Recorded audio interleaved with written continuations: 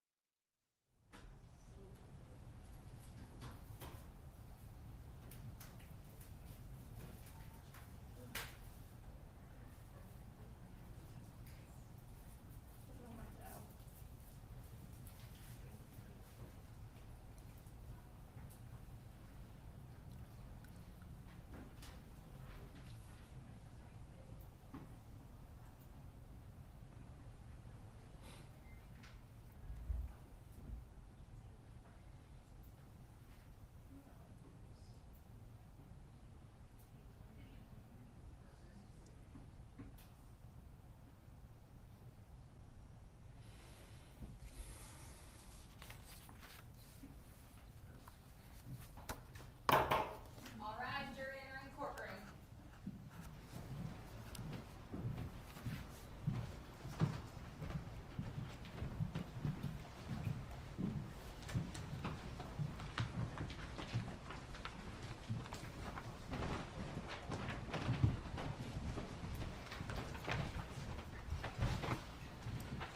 Everyone can be seated. Good morning, members of the jury. Good morning. Before we get started with the instructions on the law and the closing arguments by the attorneys, I will have a stipulation to read to you. When the parties agree that certain facts are true, that is called a stipulation of fact. You must accept stipulated facts as having been proven. However, the significance of these facts, as with all facts, is for you to decide. In this case, the stipulated fact that you must accept as true is that Patricia Byrd was not listed by the current or previous defense counsel as a potential witness in this case. Does each juror have a copy of the jury instructions in their seats? Please raise your hands. For the record, each juror has been provided with a copy of the instructions. I'm going to read these instructions out loud to you. You may follow along by reading as I read them out loud, or you may listen. The important thing is that you pay careful attention to the instruction on the law. Members of the jury, I thank you for your attention during this trial. Please pay attention to the instructions I am about to give you.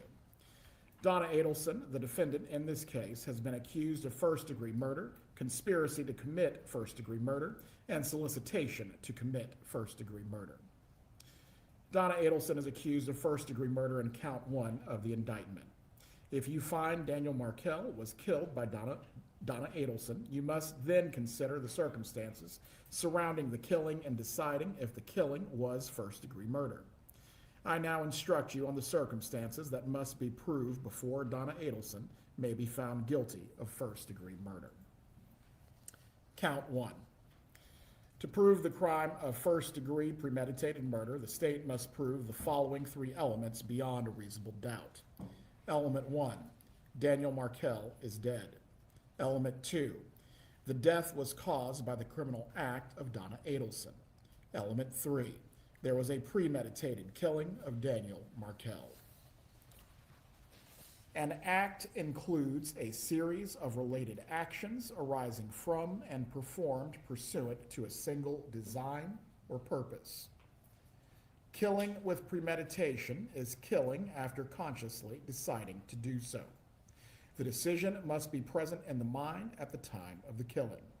The law does not fix the exact period of time that must pass between the formation of the premeditated intent to kill and the killing. The period of time must be long enough to allow reflection by the defendant. The premeditated intent to kill must be formed before the killing. The question of premeditation is a question of fact to be determined by you from the evidence. It will be sufficient proof of premeditation if the circumstances of the killing and the conduct of the accused convince you beyond a reasonable doubt of the existence of premeditation at the time of the killing. Count 2. To prove the crime of criminal conspiracy, the state must prove the following 2 elements beyond a reasonable doubt. Element 1. The intent of Donna Adelson was that the offense of first-degree murder would be committed. Element 2. In order to carry out the intent, Donna Adelson agreed, conspired, combined, or confederated with Charles Adelson or Catherine McBanois or other persons to cause first-degree murder to be committed either by them or one of them or by some other person. It is not necessary that the agreement, conspiracy, combination, or confederation to commit first-degree murder be expressed in any particular words or that words pass between the conspirators. It is not necessary that the defendant do any act in furtherance of the offense conspired. Count 3. To prove the crime of criminal solicitation, the state must prove the following 2 elements beyond a reasonable doubt. Element 1. Donna Adelson solicited Charles Adelson or Catherine McBanois or other persons to commit first-degree murder. Element 2. During the solicitation, Donna Adelson commanded, encouraged, hired, or requested Charles Adelson or Catherine McBanois or other persons to engage in specific conduct which would constitute the commission of first-degree murder. It is not necessary that the defendant do any act in furtherance of the offense solicited. The crime of first-degree murder has been previously defined in these instructions. To solicit means to ask earnestly or to try to induce another person to engage in specific conduct. If the defendant helped another person or persons commit a crime, the defendant is a principal and must be treated as if she had done all the things the other person or persons did if the state proved beyond a reasonable doubt, 1, the defendant intended the crime to occur, and 2, the defendant did some act or said something that was intended to and that did incite, cause, encourage, assist, or advise the other person or persons to actually commit the crime. To be a principal, the defendant does not have to be present when the crime is committed or attempted. For first-degree premeditated murder, the state must prove the defendant intended that the killing of Daniel Markell occur. This instruction only applies to count 1 and 3 and does not apply to count 2. If the defendant paid or promised to pay another person or persons to commit a crime, the defendant is a principal and must be treated as if she had done all of the things the person who was promised or received the money did if the state proved beyond a reasonable doubt, 1, the defendant intended the crime to occur, and 2, she made or promised the payment in exchange for the commission or promise to commit the crime or to help commit the crime, and 3, the crime was committed by the other person. To be a principal, the defendant does not have to be present when the crime is committed. This instruction only applies to count 1 and 3 and does not apply to count 2. The intent with which an act is done is an operation of the mind and therefore is not always capable of direct and positive proof. It may be established by circumstantial evidence like any other fact in a case. The defendant has entered a plea of not guilty. This means you must presume or believe the defendant is innocent. The presumption stays with the defendant as to each material allegation in the indictment through each stage of the trial, unless it has been overcome by the evidence to the exclusion of and beyond a reasonable doubt.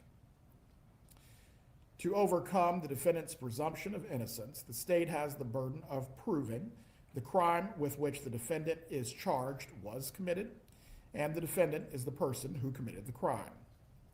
The defendant is not required to present evidence or prove anything. Whenever the words reasonable doubt are used, you must consider the following. Proof beyond a reasonable doubt does not mean proof beyond all doubt. A reasonable doubt is not a mere possible doubt, a speculative, imaginary, or forced doubt. Such a doubt must not influence you to return a verdict of not guilty if you have an abiding conviction of guilt. On the other hand, if, after carefully considering, comparing, and weighing all the evidence, there is not an abiding conviction of guilt, or if having a conviction, it is one which is not stable, but one which wavers and vacillates, then the charge is not proved beyond every reasonable doubt, and you must find the defendant not guilty because the doubt is reasonable. It is to the evidence introduced in this trial and to it alone that you are to look for that proof. A reasonable doubt as to the guilt of the defendant may arise from the evidence, conflict in the evidence, or lack of evidence. If you have a reasonable doubt, you should find the defendant not guilty. If you have no reasonable doubt, you should find the defendant guilty. It is up to you to decide what evidence is reliable. You should use your common sense in deciding which is the best evidence and which evidence should not be relied upon in considering your verdict. You may find some of the evidence not reliable or less reliable than other evidence. You should consider how the witnesses acted as well as what they said. Some things you should consider are: did the witness seem to have an opportunity to see and know the things about which the witness testified? Did the witness seem to have an accurate memory? Was the witness honest and straightforward in answering the attorney's questions? Did the witness have some interest in how the case should be decided? Does the witness's testimony agree with the other testimony and other evidence in the case? Has the witness been offered or received any money, preferred treatment, or other benefit in order to get the witness to testify? Had any pressure or threat been used against the witness that affected the truth of the witness's testimony? Did the witness at some other time make a statement that is inconsistent with the testimony he or she gave in court? Has the witness been convicted of a felony or a misdemeanor involving dishonesty? Was the witness present in the courtroom during the testimony of another witness or other witnesses? Whether the state has met its burden of proof does not depend upon the number of witnesses it has called or upon the number of exhibits it has offered, but instead upon the nature and quality of the evidence presented. The fact that a witness is employed in law enforcement does not mean that his or her testimony deserves more or less consideration than that of any other witness.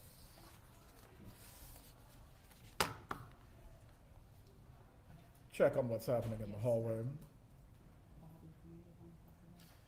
Expert witnesses are like other witnesses with one exception. The law permits an expert witness to give his or her opinion. However, an expert's opinion is reliable only when given on a subject about which you believe him or her to be an expert. Like other witnesses, you may believe or disbelieve all or any part of an expert's testimony. You must consider the testimony of some witnesses with more caution than others.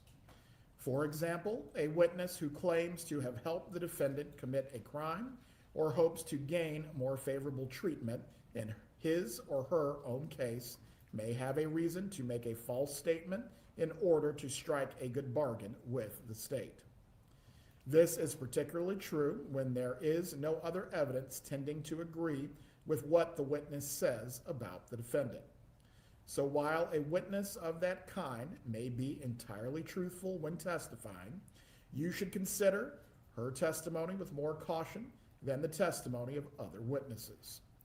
However, if the testimony of such a witness convinces you beyond a reasonable doubt of the defendant's guilt or the other evidence in the case does so, then you should find the defendant guilty.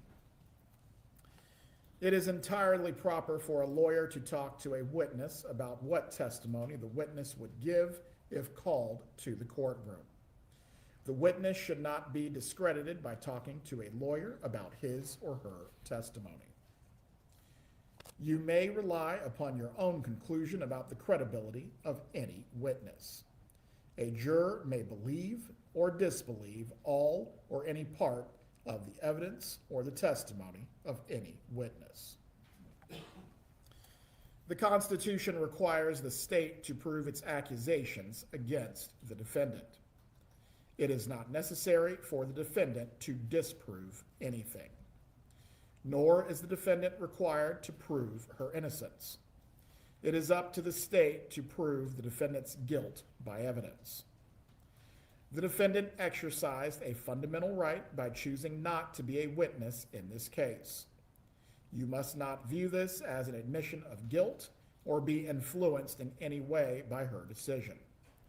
No juror should ever be concerned that the defendant did or did not take the witness stand to give testimony in the case. There are some general rules that apply to your discussion. You must follow these rules in order to return a lawful verdict. Number 1, you must follow the law as it is set out in these instructions. If you fail to follow the law, your verdict will be a miscarriage of justice. There is no reason for failing to follow the law in this case.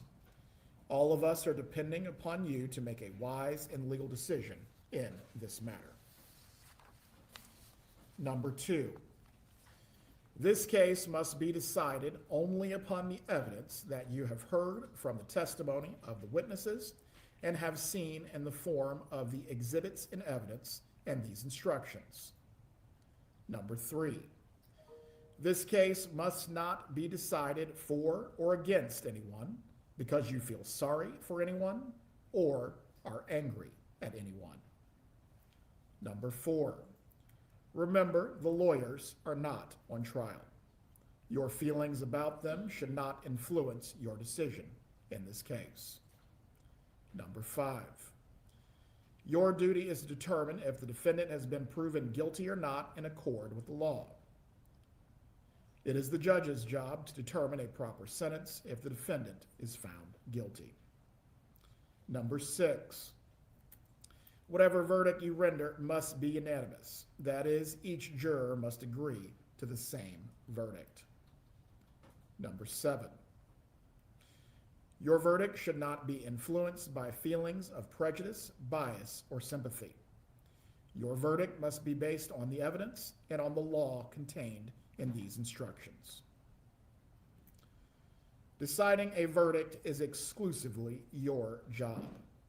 I cannot participate in that decision in any way. Please disregard anything I may have said or done that made you think I preferred one verdict over another.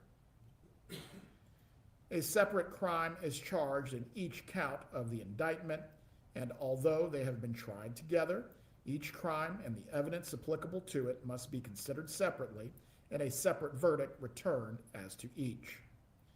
A finding of guilty or not guilty as to one crime must not affect your verdict as to the other crimes charged. You may find the defendant guilty as charged or guilty of such lesser included crimes as the evidence may justify, or not guilty. If you return a verdict of guilty, it should be for the highest offense on the verdict form that has been proven beyond a reasonable doubt. If you find that no offense has been proven beyond a reasonable doubt, then of course your verdict must be not guilty. The verdict must be unanimous, that is, all of you must agree to the same verdict. Only one verdict may be returned as to the crime charged. The verdict must be in writing, and for your convenience, the necessary verdict form has been prepared for you.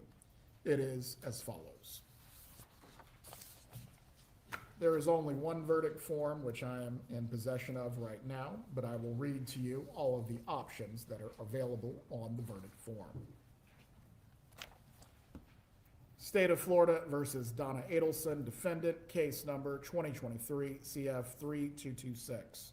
Verdict, count 1. We, the jury, find as follows as to count 1 of the indictment, first-degree murder. Check only one letter choice as to this count. Letter option A, the defendant is guilty of first-degree murder. Letter option B, the defendant is not guilty as to count 1. Count 2, we, the jury, find as follows as to count 2 of the indictment, conspiracy to commit first-degree murder. Check only one letter choice as to this count. Letter option A, the defendant is guilty of conspiracy to commit first-degree murder. Letter option B, the defendant is not guilty as to count 2. Count 3, we, the jury, find as follows as the count 3 of the indictment, solicitation to commit first-degree murder. Check only one letter choice as to this count. Letter option A, the defendant is guilty of solicitation to commit first-degree murder. Letter option B, the defendant is not guilty as to count 3. And then the verdict form is to be signed and dated by the individual who will serve as the foreperson.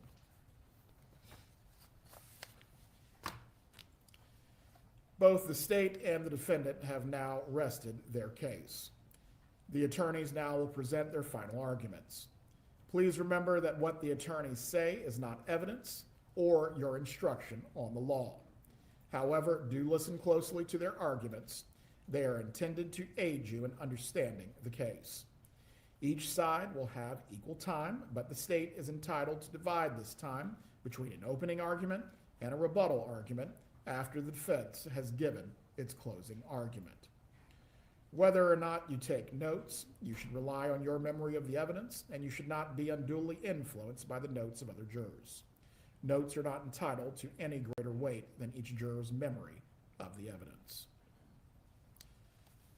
Is the state prepared to proceed with its closing argument? Yes, Your Honor. May it please the court. Counsel.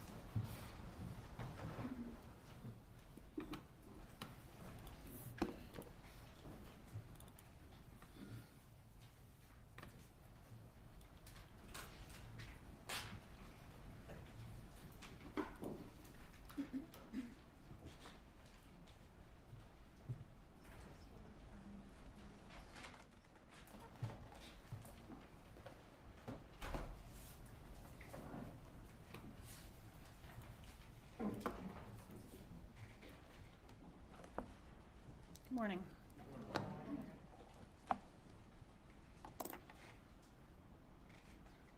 Well, this is Dan Markell. He's the victim in this case. A son, a brother, a colleague, a mentor, a professor, a friend, but most of all, a father, an Abba, a dad. A dedicated and loving father whose downfall was brought about by the fact that his number one priority was maximizing his time with those little boys in the wake of a bitter divorce from their mother. Defense called witnesses to come in here and give you an expert opinion that his divorce and the subsequent litigation was not contentious. Not contentious to whom? It was contentious to Dan Markell. It was contentious to Wendy Adelson. And it was contentious to this defendant. And then after telling you what a great guy Dan Markell was in opening statements, they called witnesses to tell you what a pain in the butt he was. And he was a pain in the butt to those people, those awful lawyers that can't even admit that divorces are emotionally charged. He was a pain in their butts. He was a pain in Wendy's butt, and he was a pain in Donna's butt. Why? Because this was his life we were talking about. Dan Markell was not a file on some lawyer's desk. He was a real person who cared passionately about every scrap of paper in that divorce file. He wasn't some bumbling idiot. He was a Harvard-educated law professor. And yeah, he was making it as difficult as possible for this defendant to get her non-negotiable, which just also happened to be Dan Markell's non-negotiable, those two little boys. You have learned about this conspiracy and how it has unraveled over the last 11 years since Dan Markell's death. The defendants in this case have all attempted to point fingers at each other. They have argued that the state's theory is right. It's right, you got it right, with everybody except for me. I didn't do it. Garcia's defense was that Charlie went directly to Rivera to arrange the hit on Dan Markell. Catherine Magbanua testified in her trial and said she had no knowledge of this murder. Charlie must have gone around her directly to Garcia. In Charlie's trial, he said Magbanua, Garcia, and Rivera all got together to kill Dan Markell without any direction from any Adelson family member. Each defendant characterized himself or herself as another victim in this case. A victim in this situation, a victim of their co-defendants, setting them up, or the appearance of evidence that seemed to implicate them but wasn't what it appeared to be. But despite their efforts to insulate themselves and to distance themselves from their co-conspirators, they made enough mistakes to get themselves caught, and held accountable for their respective roles in this conspiracy. And today is Donna Adelson's turn. Despite their efforts to play victims, Dan Markel is still the only victim in this case. And the only thing he was guilty of was fighting like hell for those little boys. And he lost. He lost everything. This is what he looked like before. This defendant conspired to hire a hitman to have him killed, and this is what he looked like after. The evidence has shown that on July 18th, 2014, this brilliant, accomplished, beloved man was gunned down in cold blood in his own garage. And this horrific death ultimately set the police down two separate paths, following the two most promising leads that they had. The first lead was to chase down that Prius that, thank God, Mr. Geiger caught a glimpse of pulling out of the driveway that morning. And the second path was to ask, as we would with any murder investigation, who had a motive to want him dead? And within 1 hour of the shooting, well before Professor Markel had even been pronounced dead, this path was already pointing to the defendant when Wendy Adelson revealed to officers that her parents had more reason to dislike her ex than anyone else. And what offense had Mr. Markel committed against Donna Adelson and her family, refusing to let his children be taken away from him? Objecting to her telling his kids that he's stupid? The evidence has shown that Donna Adelson was all about psychological warfare, and when all else failed, she was willing to do whatever it took to accomplish her non-negotiable, to get a win. In order for you to render a verdict of guilty, the state must prove to you beyond a reasonable doubt that these crimes were committed and that this defendant is the person who committed the crimes, or in this case, one of the persons who committed the crimes. It is undisputed that these crimes were committed. This was a first-degree murder. No doubt about that. But who did it? The only issue left is identification, or what we call ID. The defense told you in openings, motive doesn't really matter. Don't pay attention to all the motive. Don't pay attention to all the emails. But motive can be compelling proof of who done it. Identification. And thus, critical to your determination of the defendant as one of the persons that committed this crime. Despite some of the testimony that you heard, it is clear that the divorce between Wendy and Dan was contentious. Except the person who cared most about Wendy's divorce and relocation specifically wasn't Wendy. It was her mother. Charlie Adelson solicited Catherine McBanoa to kill Dan Markel, but why? Who solicited Charlie? Because Charlie didn't care about the Adelson family getting a win against Dan Markel. He didn't care about relocation. He didn't care about Wendy's divorce. He cared about go-karts and jet skis and pretty girls. But he also cared about getting things done for the number one woman in his life, and that was his mother. She managed Charlie's life for him, and in return, he solved problems for her. That pattern is seen throughout this case. He talks to Wendy on the defendant's behalf to get her to pull the plug on the Tallahassee house, to date Dave and invite him to Mother's Day, to pursue a medical malpractice job, even though that's not even her area of the law. And on and on and on. She micromanaged Wendy's life. Charlie knows how to manage Wendy in a way that Donna can't, or knows how to talk to her in a way that Donna can't. And Wendy needs their help, right? Because according to them, she doesn't even have enough of a brain in her head to run her own life without their help. Donna decides what's best for everyone, and if she runs into any problems making that happen, Charlie is her go-to guy to get it done. He is the problem solver. And what was the biggest problem that Donna Adelson had in 2014? Dan Markel. Wendy filed her petition for divorce on September 10th of 2012, and the defendant was right in the middle of it. In the fall of 2012, the defendant told her son, Rob Adelson, that she had been in Tallahassee for several months, renting a new place for Wendy. She used her own maiden name to do that, to disguise the identity of who was renting it, arranging for movers, moving money around, and getting things set up for Wendy to leave Dan. Then Wendy calls Dan Markell and delivers the news that she's leaving him. How does she do it? She tells him she and the boys are moving out of the marital home, and the defendant gleefully, that was Rob's word, reported to Rob, her son, that she and Wendy strategically planned to deliver that news to Mr. Markell so that he would get this bomb dropped on him right as he's about to take the stage to deliver this lecture.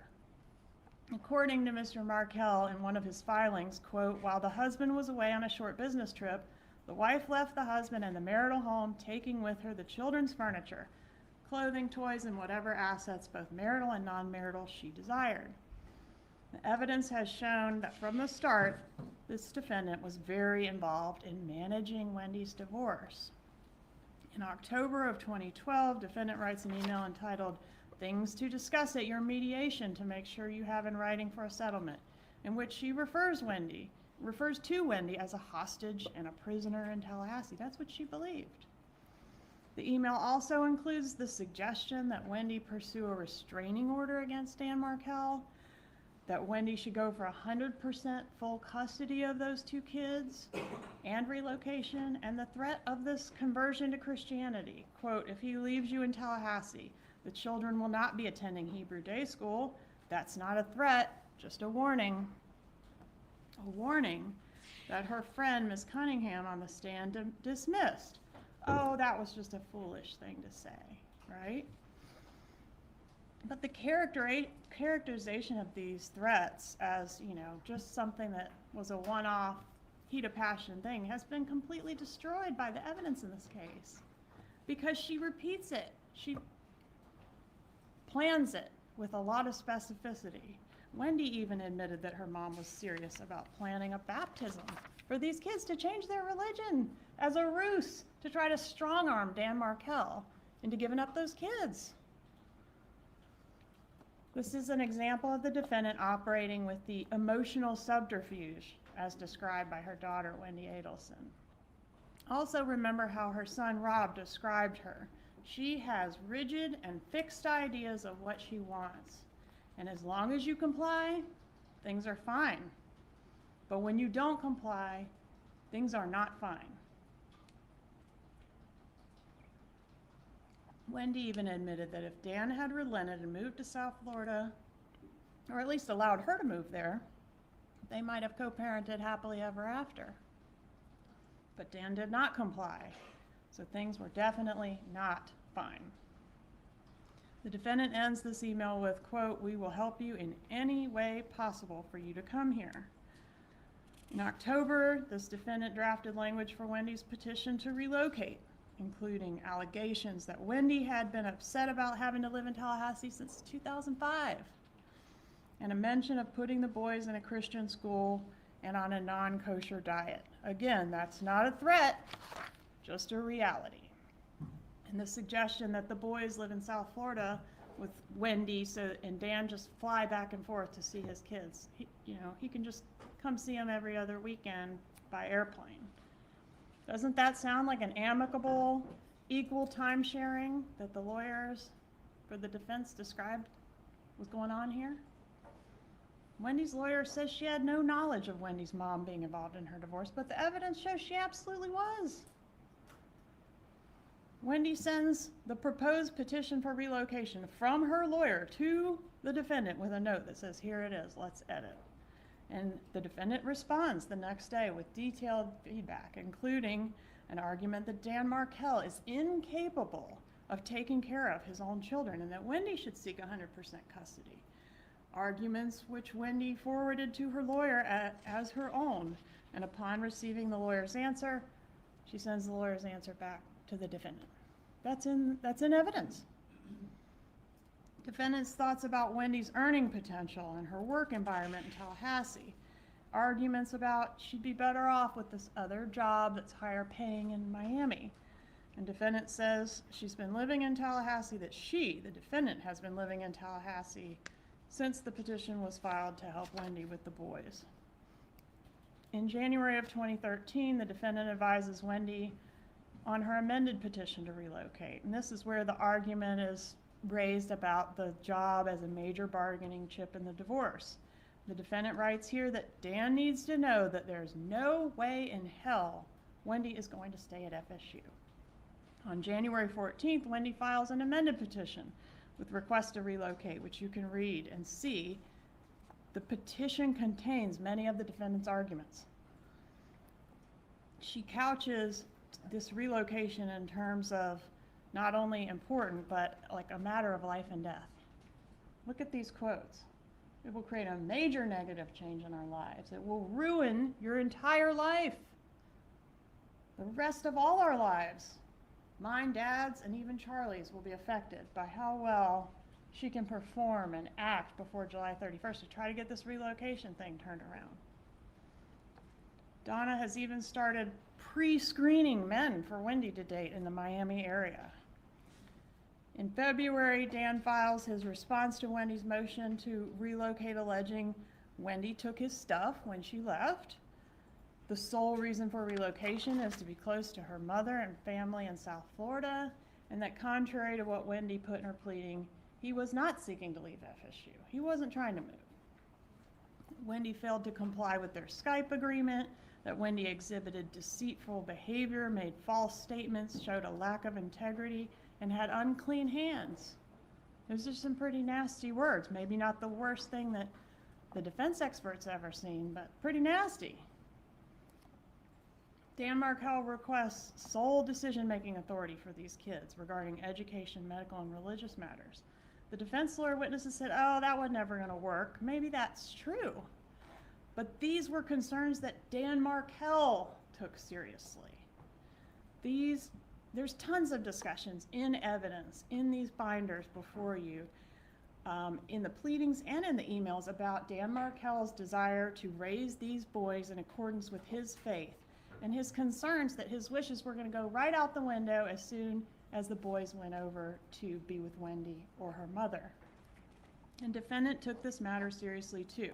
She made it crystal clear in these emails that she had no respect for these boys' fathers' wishes for them regarding religious practices. In this email, defendant says she's sitting at Wendy's kitchen table working on Wendy's response to the filing we just talked about that Dan Markel made. So much for her having no involvement in her daughter's divorce. She says in this email to a friend, all Wendy wants out of this is to relocate to South Florida where she has us and Charlie. Danny is making it very difficult.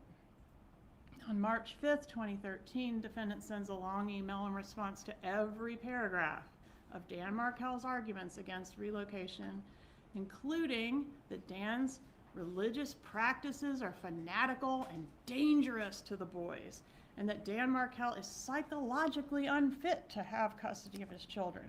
It's not sounding very amicable, is it?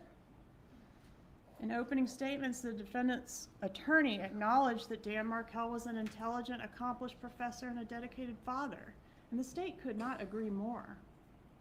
But the evidence has shown that her client didn't agree with that.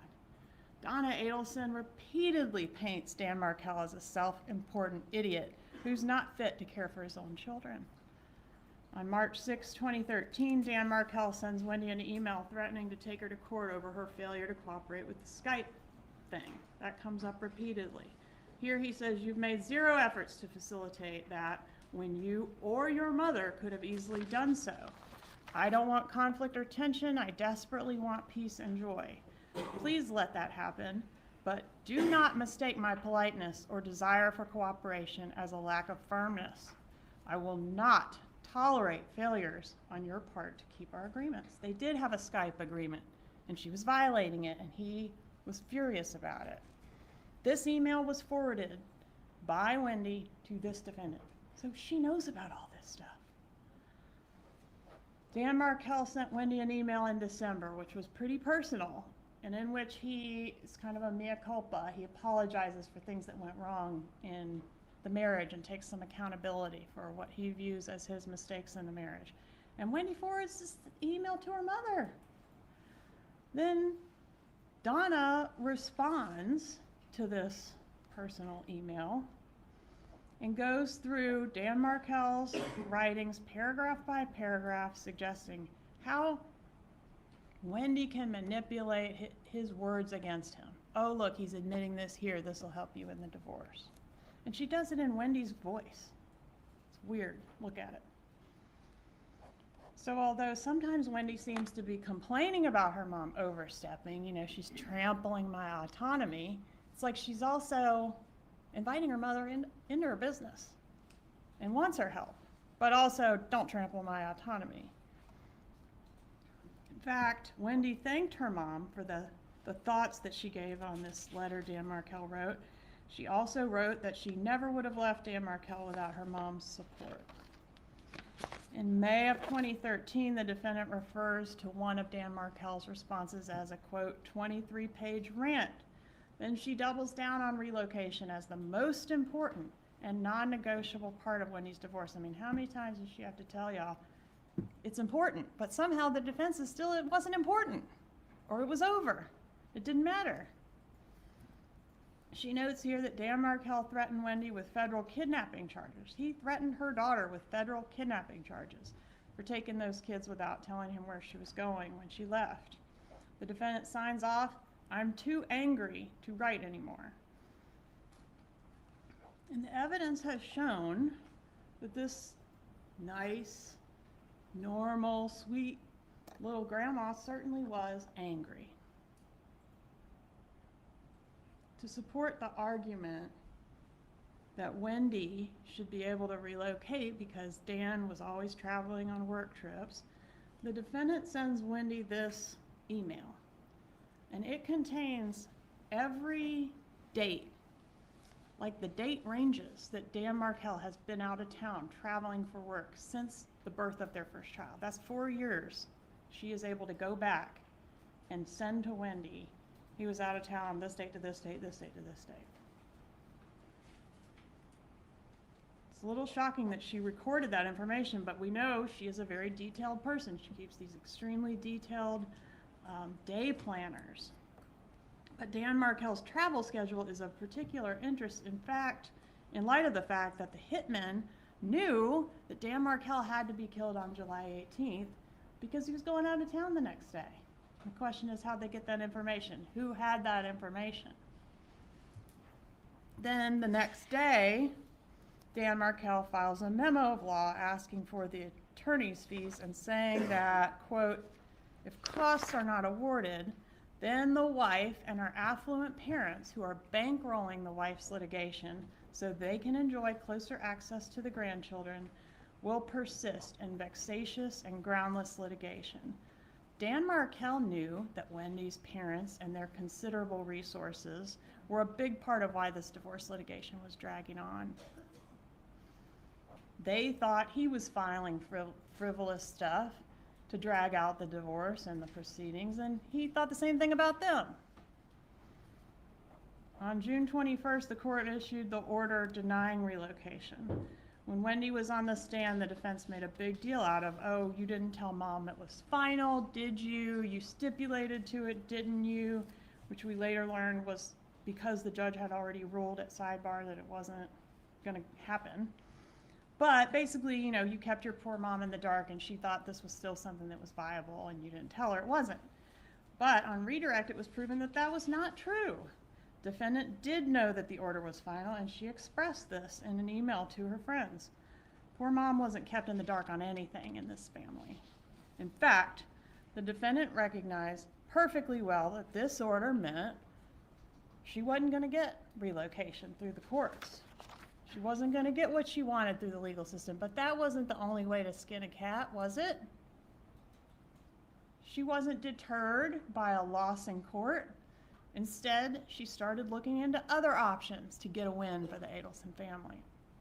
There was testimony offered that everyone knew that there was a slim chance of Wendy winning relocation.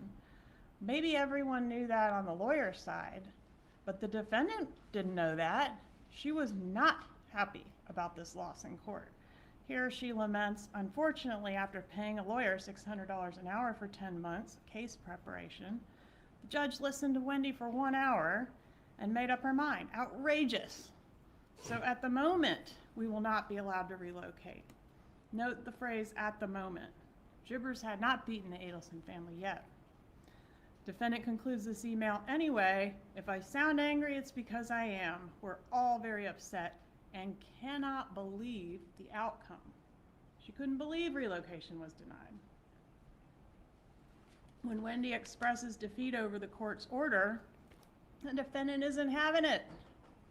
She encourages Wendy to never, never, never give up, to take control, to not let Jibbers think he's won anything by having you remain in Tallahassee, and to show this fucker what will make him absolutely miserable. How amicable.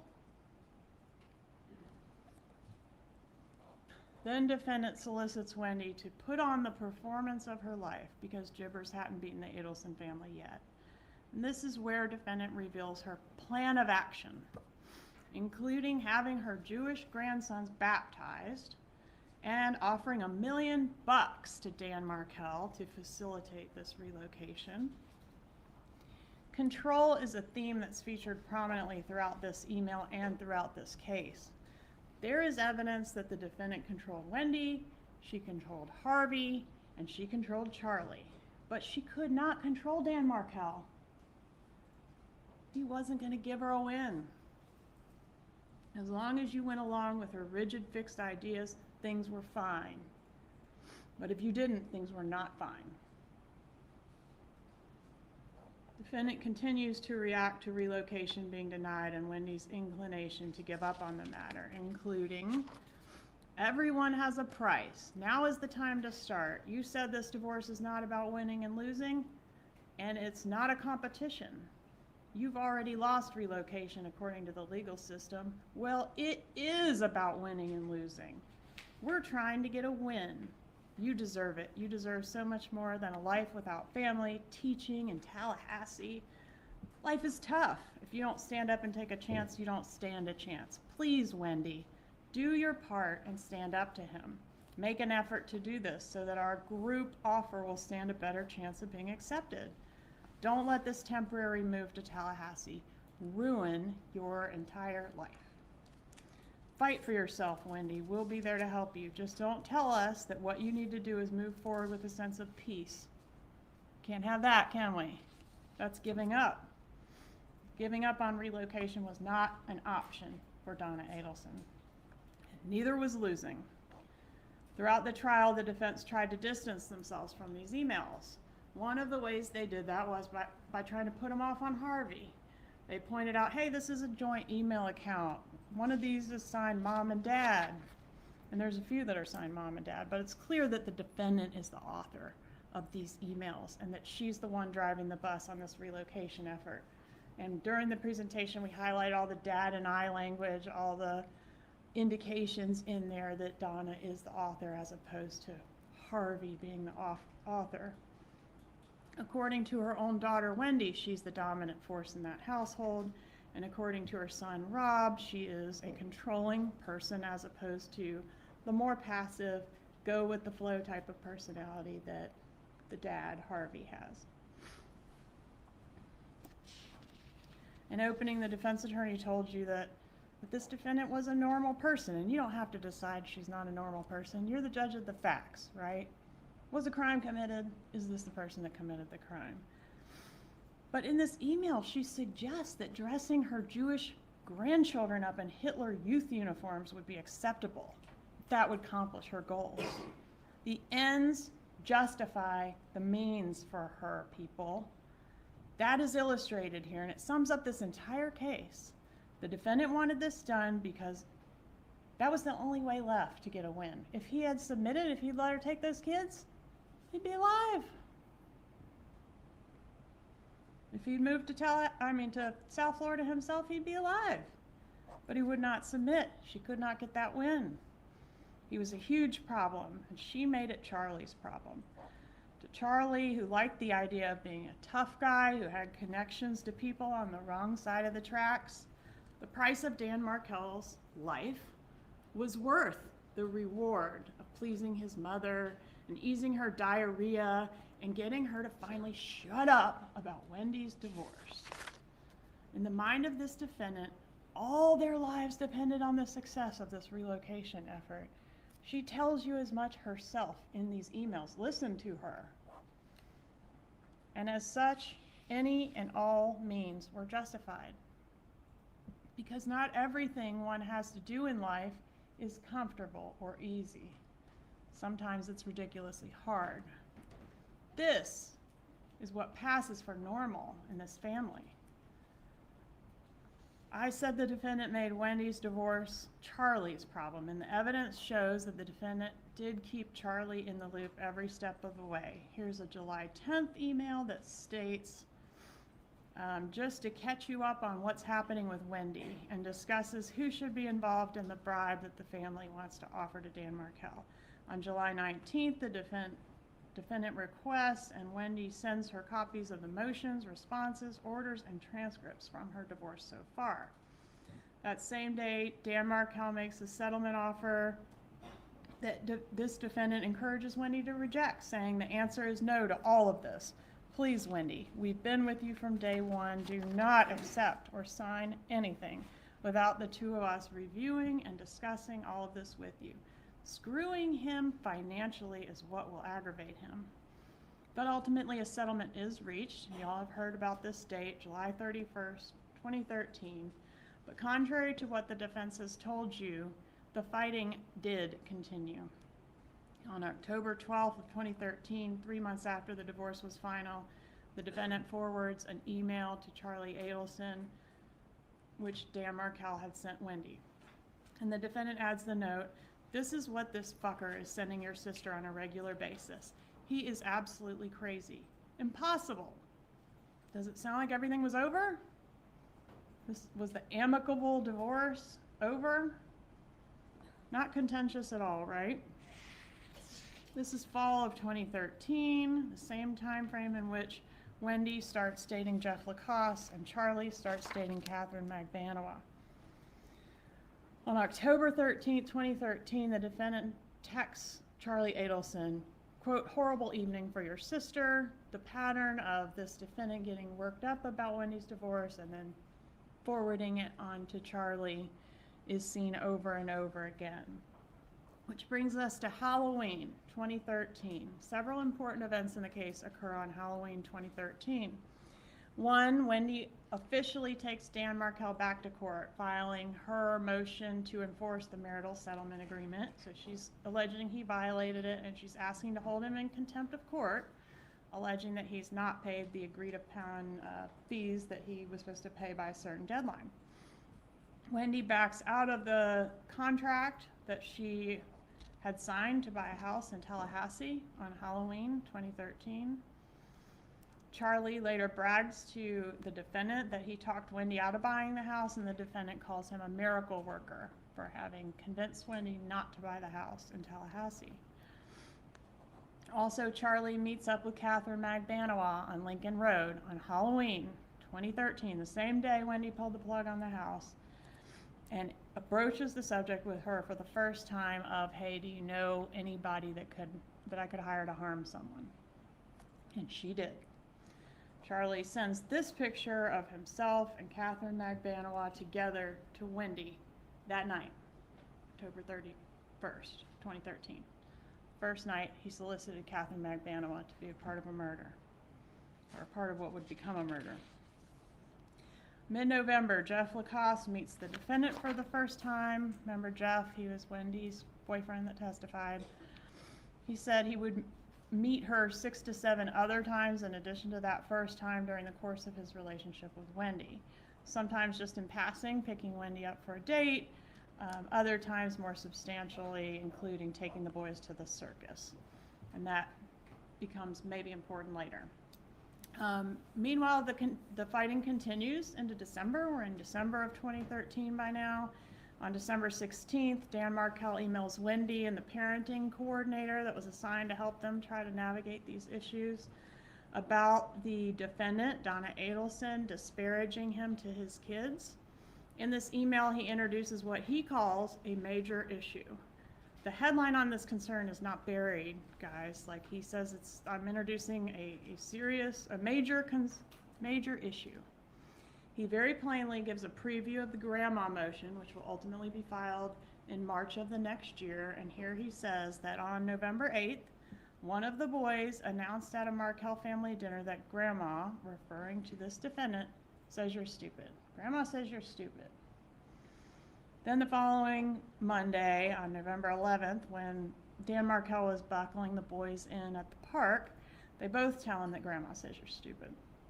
When asked why, they say because you're trying to take her sunshines away from her. When asked who are her sunshines, the boys answer they are her sunshines. Then again on November 30th, while playing with the older child, that child repeated the statements to Dan Markell, grandma says you're stupid. And again when asked why, the child repeated that the defendant said that Dan Markell was stupid because he was trying to take grandma's sunshines away from her. Markell implores Wendy to address the situation as he would like to avoid a hearing in which his kids are going to be primary witnesses against their grandmother. He assures her that he will, though, if necessary, seek judicial relief that prevents contact between the children and their grandmother. This lawyer that testified said, oh, that wasn't going to work. Well, he didn't think so. Oh, well, that's no big deal. I've seen much worse than that in my career. Well, yeah. Dan Markell hadn't seen much worse than that. Dan Markell had a big problem with grandma saying he was stupid, and he wanted to take it up and address it with the judge if necessary. Dan Markell emphasizes that this is a matter he takes very seriously and says that the defendant's actions could lead to the termination of Wendy's parental rights. Is that true or not? Doesn't matter. He thought it was true, he threatened it. And those are fighting words. I'm going to terminate your parental rights. Wendy forwards the email to the defendant the next day, December 17th. And what's the response? Wow. That's a response we see from the defendant quite a bit. She's usually more verbose, that's true. But why is the defense working so hard to say that their client didn't see this email and didn't know about these allegations? I mean, isn't it clear that Wendy is sharing all the issues relating to her divorce with her mother? Wendy communicated with her mother on all these filings, and this one pertained directly to her mother. Of course they discussed it. Are you really to conclude that nobody was fighting anymore prior to Dan Markell's murder when the evidence leads you to conclude the exact opposite? This was a pressure cooker, and it was being turned up hotter and hotter with each passing day. Not only is this a situation that's escalating between the actual parties to the litigation, but now the defendant has moved from working behind the scenes, helping Wendy with the divorce, to actually being the subject of the pleadings that are before the court. There was supposed to be a hearing on that issue. One thing Dan Markell wrote in this email is, quote, I fear that the children's best interests are not being pursued so much as what grandma wants. If he only knew how legitimate that fear really was. Those weren't just some ugly, foul words thrown around in the heat of the moment, folks. They continued well past the finalization of the divorce. Here on January 10th, 2014, so now we're into the year where Dan Markell is killed. 6 months after the divorce is final, defendant says of Dan Markell, wow, is he on drugs? Is he also going to pay $70K plus the legal fees and interest that bastard owes you?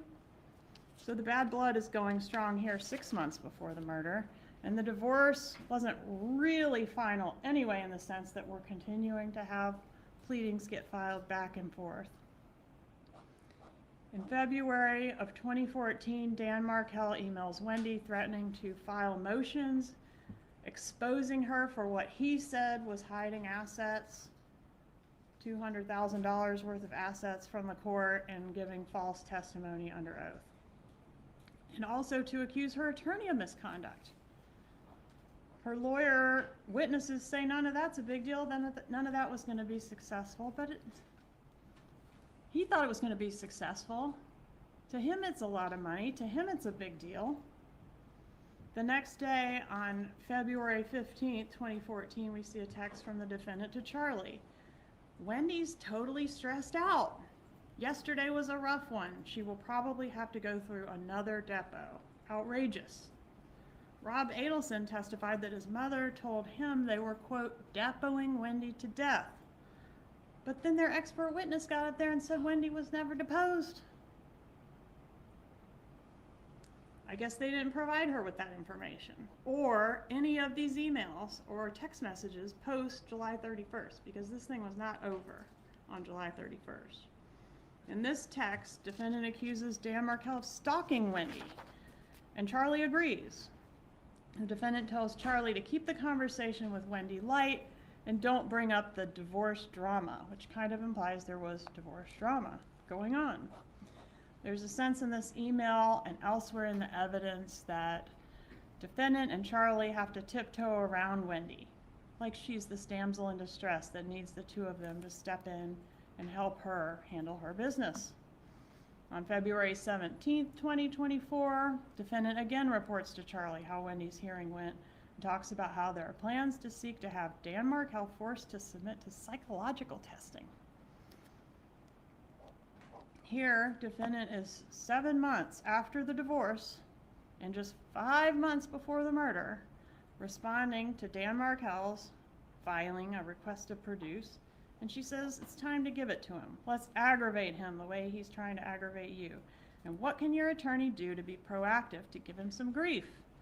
Can't you meet with her and work out a plan of attack? Something has to be done with this asshole. This is 5 months before the murder. Here, defendant texts Charlie about Wendy yet again. If you speak to Wendy today, tread lightly. Don't ask questions about the depot, her lawyer, etc. Tough time, and she's really stressed out. The asshole showed up at soccer yesterday, and she goes into a story about, he showed up at soccer and they got into it. And then she ends with such a fucker. Super amicable. Then we have this text on March 4th, switching gears. This is about the birthday gift. Defendant texts Charlie that she's going to call him from the bathroom in Gainesville where she can have some privacy. Please pick up because I will have very limited alone time today. Erase this text after you read it. Then the defendant says we'll speak privately about Dad's birthday gift. So erase after reading. You might think, well, maybe she was just trying to keep the birthday gift a surprise, but why does Charlie need to erase it? Harvey's not with Charlie, Harvey's with Donna. And according to Rob, there were no birthday gifts for Harvey unless the murder was supposed to be the birthday gift. Plus, in the text, Donna wants Charlie to delete after reading the text that doesn't mention the birthday. She doesn't say anything about deleting the one that does mention the birthday. Rob Adelson was present at the birthday party, which did take place between the two trips that the hitmen took to Tallahassee, and there were no birthday gifts, according to him. The defense suggests that the friends coming to the party was part of the surprise, but then they also suggest that Harvey sent the evite, so I don't think they can have it both ways. You can't send the invitations and be surprised by the friends. The next week, Jeff Lacoste, Wendy Adelson, Catherine Magbano, and Charlie Adelson all go out to dinner. That's the first meeting between Wendy and Jeff and Catherine Magbano. At dinner, Magbano mentions her ex having several run-ins with law enforcement. That stuck out to Mr. Lacoste. After dinner in the hot tub, Charlie bragged about having connections to people on the wrong side of the tracks. Notable in the same time frame, March 21st, 2014, the defendant signs a lease on a condo in South Beach, a condo where Wendy, after Dan's killed, would move in with her kids.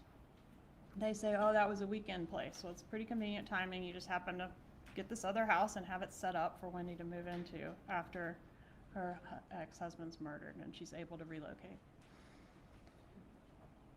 32614, this is when Dan Markel officially files the grandma motion, which takes aim at the defendant raising more allegations about failure to comply with the Skype thing, Wendy leaving the boys with her parents rather than giving him the right of first refusal. And he says by flouting the right of first refusal, the former wife creates conditions for Mr. Markel to be disparaged in the presence of the children by their maternal grandmother. Dan Markel then alleges all the same allegations about the defendant disparaging him to the kids that he outlined in that previous email in December.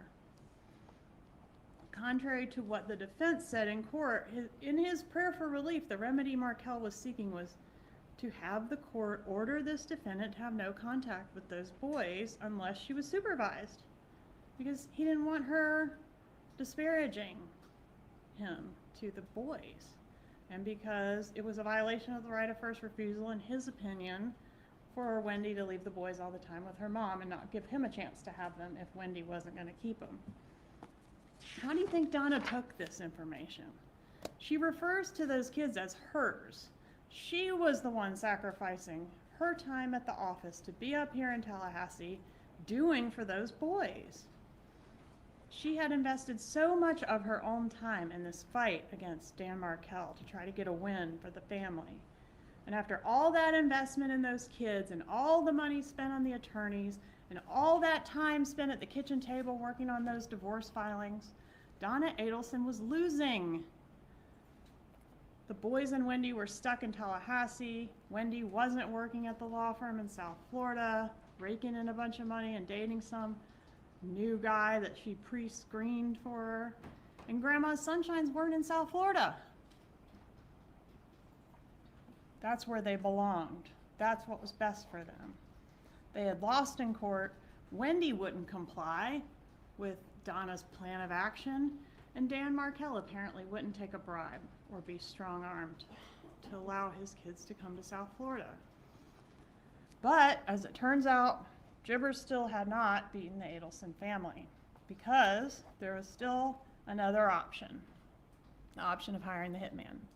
Charlie joked about hiring a hitman, but he had also been actively pursuing that option at least since Halloween of 2013. Over the last several months, Charlie had several conversations with Catherine Magbanoa about this job, which started as a request to harm and then eventually revealed itself as a murder for hire. Recall that Magbanoa said that often when she and Charlie would discuss the murder and the pressing need to get it done, he would emphasize to her that the toll that Wendy's situation was taking on his parents emotionally and physically, as they were stressed to the point of being physically ill. So he would often tell her that's the motive. That's why we need to get this done. It's like stressing out my mom. On May 16, 2014, 2 months before the murder, Wendy was added as a resident to that condo in South Florida. On May 30th, 2014, Donna sends Charlie the text, quote, "Horrible morning with Danny. Tough conversation with her." This text was sent less than 2 months before the murder. The drama is continuing. Everyone's still fighting. It's contentious.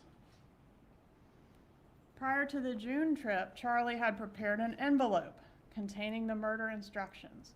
He told Catherine Magbanoa that he used gloves when handling the paperwork inside, that he printed it not on any printer that can be connected to him, and that she was not to touch the contents of what was inside. She was to deliver the envelope to Sigfredo Garcia. She followed these instructions. In early June, she came back to Charlie asking for travel expenses for the hitmen. She got a couple $100 to give them to rent a car to come up here. They came, well, let's back up just a little bit. They rented the car June 2nd, 2014. Magbanoa drops Garcia off at the rental car place, and then Magbanoa calls Charlie on the way home from the rental car place. And you saw the evidence of this in Sergeant Corbett's presentation. Charlie immediately calls Donna on the landline after hanging up with Magbanoa. How do we know that he talked to his mother and not his dad, since it was the landline? Well, because a few minutes after that call, he talks to Dad on his cell. So probably didn't talk to Dad on the landline, and then a few minutes later talked to him on the cell. Garcia and Rivera travel to Tallahassee. This is June 4th, 2014. Rivera notes that Garcia is in possession of a piece of paper. The paper has a photo on it and some information. This information allowed them to locate and follow Dan Markel's vehicle, a black Honda Accord with the tag number 534YBM. Information that the defendant had written in her 2014 planner. Wendy and Jeff Lacoste have their coffee date, at which she cancels their planned trip to California on July 11th through the 17th. She offers no real explanation for why she's canceling, except to say that she's real worried about being able to pick up the boys on the 18th. The 18th, of course, ends up being the day that Dan Markel is killed. Later that night, Jeff Lacoste goes to Wendy's, and she's a nervous wreck. She won't tell him what's wrong, but her stomach's upset, and he goes and gets her Pepto-Bismol. The killers are in town when that happens. The hitmen spend a day and a half following Dan Markel around Tallahassee. Here they are near the park there by his residence. They scope out his residence, and although Rivera had already purchased the murder weapon, a revolver that he got on the streets for the express purpose of killing Dan Markel, they lost him, or he was with the kids, or for whatever reason they did not get the job completed on the June trip. After the hitmen fail to get the job done, Charlie tells Donna on June 7th of 2014 that he's still working on Dad's birthday present, and she says, "I know you'll come through." Sometime around June 11th, Jeff Lacoste went over to Wendy's residence and observed her living room TV to have some impact damage. This was the same TV that Charlie got Wendy as a divorce present because it was cheaper than hiring a hitman. The location and damage to the set did not appear consistent with something the kids could have caused, at least to Jeff. Note that this is over a month before the murder that Jeff observes this damage, so it was hung out there for a while. June 13th, the defendant has a note in her calendar to consider canceling Harvey's birthday party if that's what he wants to do. Now this is between the June and July trips, that there's a note to herself to talk to Harvey about whether or not he wants to cancel the party. Rob Adelson testified that there was no illness or anything going on in the family that he knew of that would potentially result in the canceling of Dad's party. This note may be contemplating that if the murder had happened on the June trip, that Harvey might decide it's not appropriate to go through with the party and we need to cancel these invitations. Wendy took a photo with Catherine Magbanowa on the beach 2 days after that note to self in the planner. Here she is in front of the South Beach condo, pictured with Catherine Magbanowa. That photo was taken June 15th of 2014. Wendy sends Rob a text with a picture of her and Jeff Lacoste. This is June 28th of 2014. She includes a request to her brother Rob not to tell her parents about her relationship with Jeff. This suggestion of a secret boyfriend later prompted Rob to suggest Jeff as a potential suspect to the FBI, a secret boyfriend. This was also a little odd that she sent this because Wendy never talked to Rob about her boyfriends, and also because Jeff had already met her parents several times. June 30th of 2014, the defendant comes and gets Wendy and the boys from Tallahassee to take them down to Miami. Remember how she doesn't let Wendy drive with the boys to Miami. She rents a car and comes here and picks them up and drives them to Miami herself. And I think Harvey comes with her. Wendy was to be in South Florida for 2 weeks.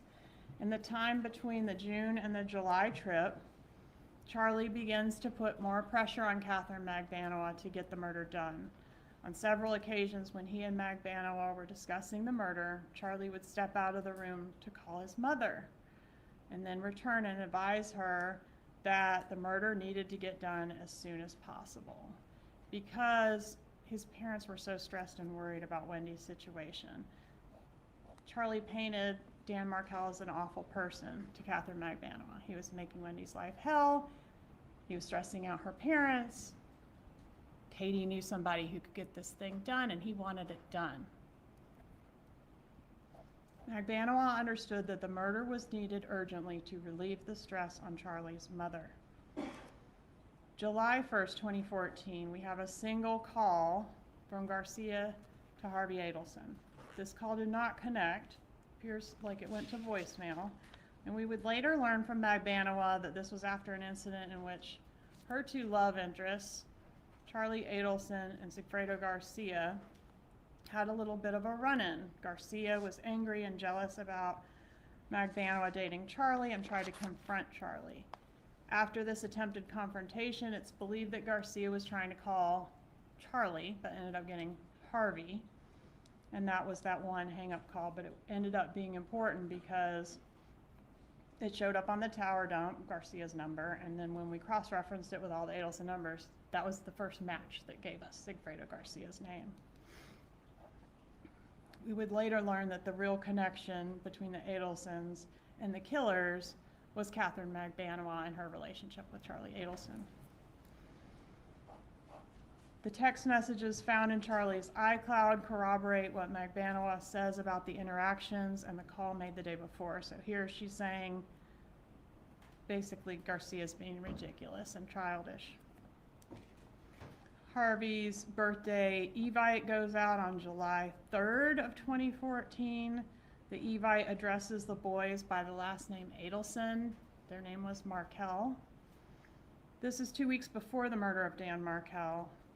Even though the evite says hosted by Donna and the party was for Harvey, the defense has suggested that it was Harvey and not Donna that sent the evites. The evidence showed otherwise, and Corbett told you there was some follow-up from Donna with the evite people. She sent that email. A text is sent from Wendy's phone to Dan Markel on July 6th of 2014. At the time this text was sent, this phone was present at the South Beach condo where the defendant lived. Dan Markel confirms, yes, I'm gonna be in town to get murdered, not specifically, but he's asked, are you gonna be in town July 14th or the 18th? Those are the dates the killers were here. And this, despite the fact that the schedule for that week had already been decided way before this text. And Wendy was already scheduled to have the boys on that Wednesday, which is what she's asking about. She doesn't ask about the whole week that he's got the kids. She only asks about the 14th through the 18th. And I think the killers ended up going to Tallahassee on the 15th through the 18th. Obviously, Dan Markel was killed on the 18th. July 11th, 2014, the defendant comes back to Tallahassee to bring Wendy and the boys home. Okay, so bringing her home from the Harvey birthday party. That same day, both Harvey Adelson and the defendant separately, 8 minutes apart, email Wendy Adelson about her TV repair appointment that's going to happen on the day of the murder. July 13th, Wendy and Lacasse meet at Wendy's house, and she's an emotional wreck again for no apparent reason. Lacasse impeached her regarding some statements that she made during a discussion of their relationship that evening in the context of, you know, you got to get past this moving to Miami thing. I mean, you're not going to be able to move to Miami. And she says, you know, yeah, it's not an issue unless something happens to Dan. And she says, can I tell you something in confidence? And she makes the chilling statement at that time that her brother, besides joking about hiring a hitman because it was buying a TV because it was cheaper than hiring a hitman, he also, in fact, had looked into hiring a hitman to kill Dan Markel. This conversation occurred just 5 days before the murder. July 15th, the Prius is rented. July 16th, Rivera and Garcia traveled to Tallahassee. July 17th, Rivera and Garcia follow Dan Markel around Tallahassee. July 18th, murder day. You guys okay? Anybody need a break? Okay. July 18th, 11 a.m., the defendant texts Wendy about the TV repair appointment.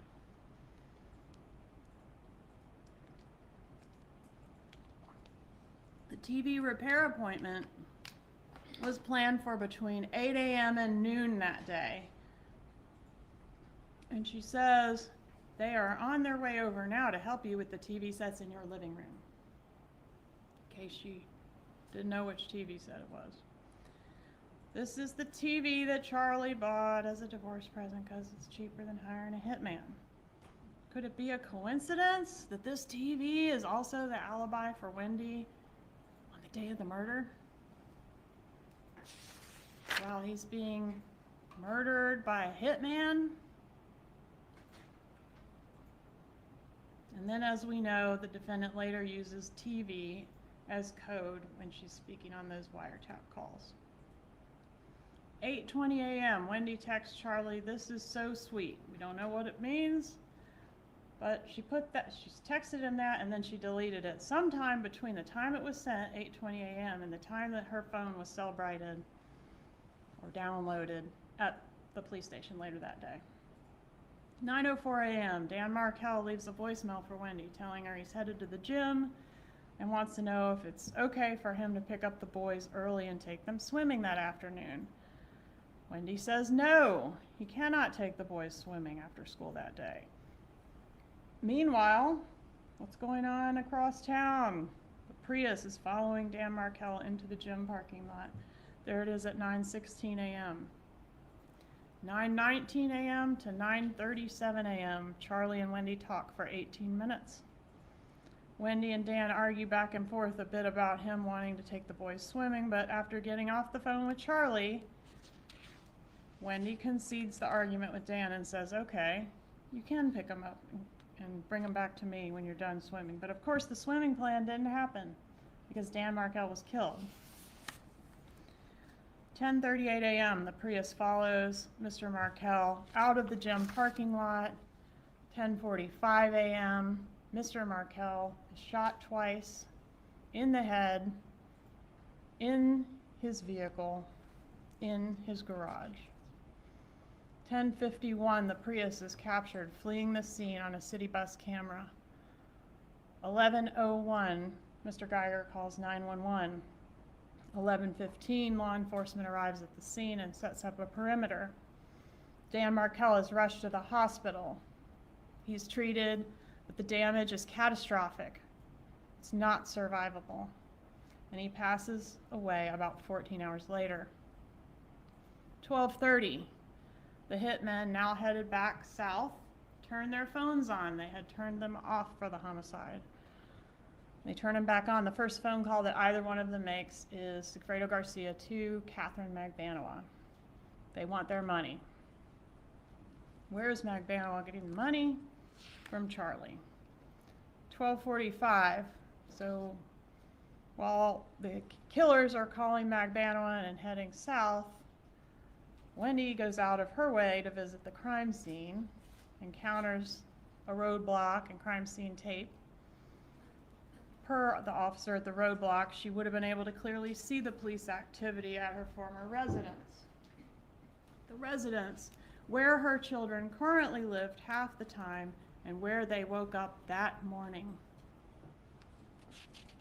Yet she abruptly turns around and leaves. She does not make contact with the officer to ask what's going on. She does not call the police to inquire. She does not call Dan Markel to say, are you okay? There's a bunch of cops at the house. She does not call the daycare to make sure her children arrive that morning and are okay. Instead, she proceeds to the ABC Liquors, purchases her bullet bourbon at 12:49. She's later approached by law enforcement at lunch and gives a law enforcement interview in which she says, my parents have more reason to dislike Danny than almost anyone else. This echoes Rob Adelson's testimony that his mother hated Dan Markel at the time of his murder. And even from the periphery, it was known to Ryan Fitzpatrick as Charlie's friend that his mother did not like Dan Markel. In her law enforcement interview, Wendy suggests her mother as someone who is very angry at Dan Markel. She suggests Charlie when asked if someone might do this on her behalf. She calls her mom, and the defense has put that call into evidence. 7:04 p.m., she tells her mom that there's been a shooting, and afterwards, Wendy expresses relief that they sounded surprised. 8:59, defendant arrives at Charlie's with the murder money.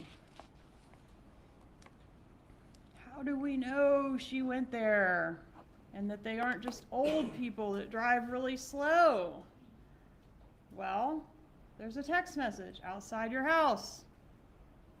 I guess we're gonna find out what that means, but I guess it's not gonna be outside your house. And he says 10 men. Guess we're gonna find out what that means, but apparently it doesn't mean I'll be there in 10 minutes and meet you there and get the money. About 10 o'clock, Catherine Magbanowa joins Charlie at the house. Here they are making plans for that meeting. Next slide, please. Charlie answers the door with a gun in his hand. He's extremely amped up. He tells Magbanowa, my parents just left. They both end up taking Xanax and sleeping over there for the night. The next morning, July 19th, 2014. So this is early morning hours, 1:25 a.m. I think we need the next slide.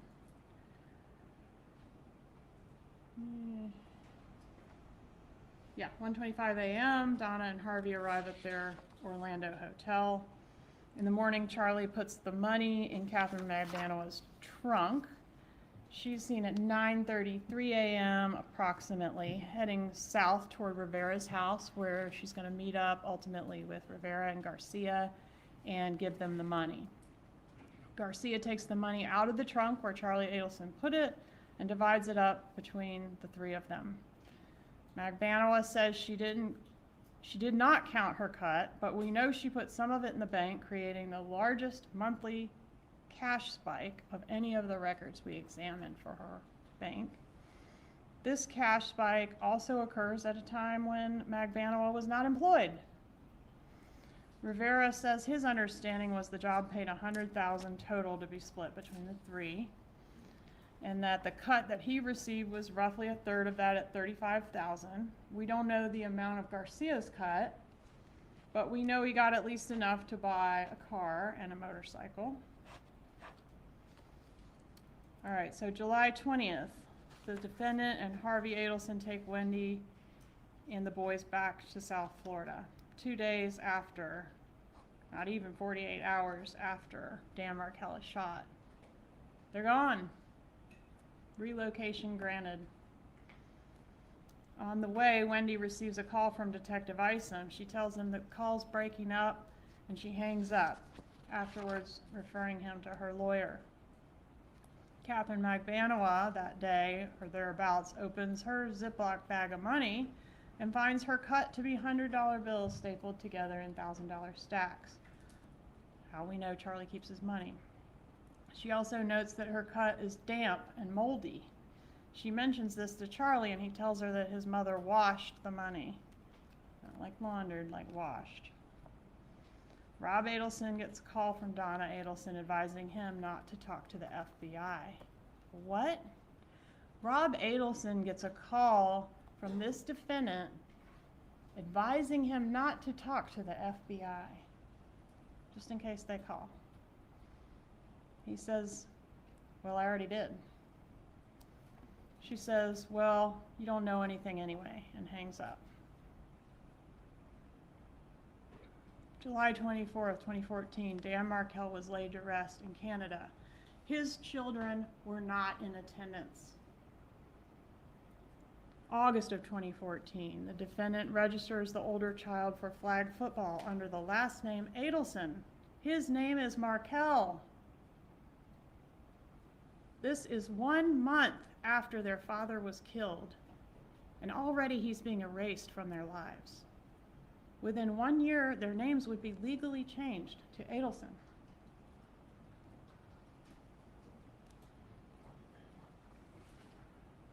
9/12 of 14.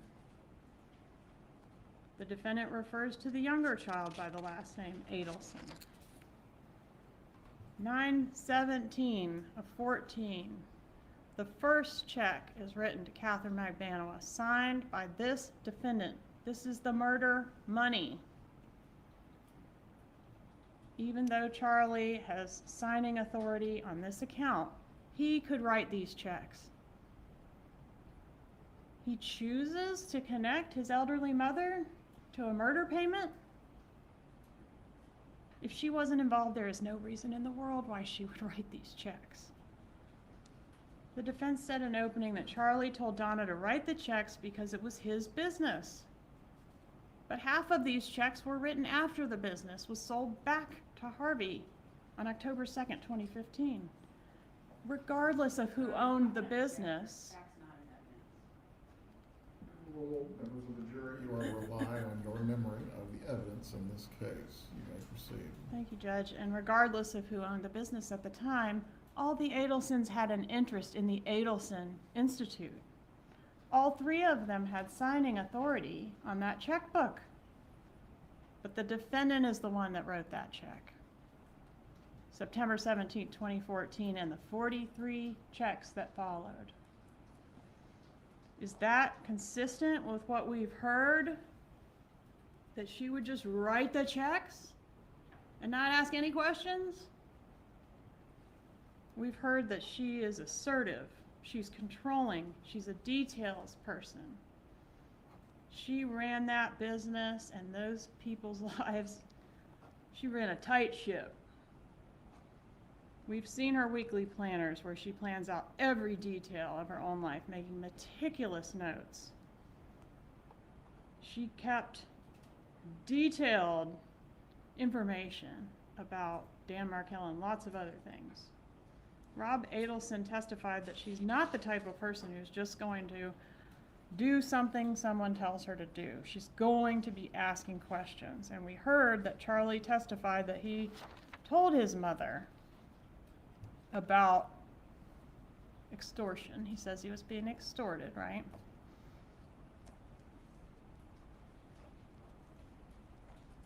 All right, let's fast forward to October of 2015. Charlie's had a couple girlfriends since the murder and is now dating June Mchinda. Remember her? June, one of Charlie's girlfriends that testified, she said they were enjoying a fairy tale relationship in October of 15. During her relationship with Charlie, June observes that Charlie packages his money in an unusual way. $100 bills stapled into $1,000 stacks.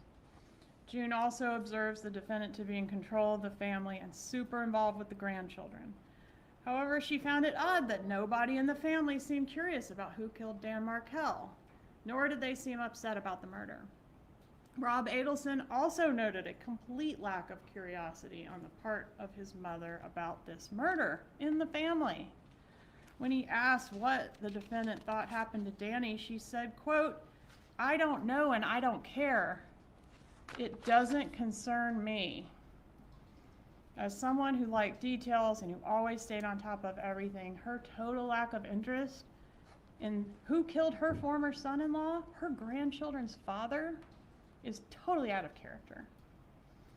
From July of 14 to April of 16, Donna Adelson got everything she wanted. Wendy and the kids were in South Florida where she could drop them off and pick them up, manage their schoolwork, their tennis, their piano lessons, and have her sunshines with her every day.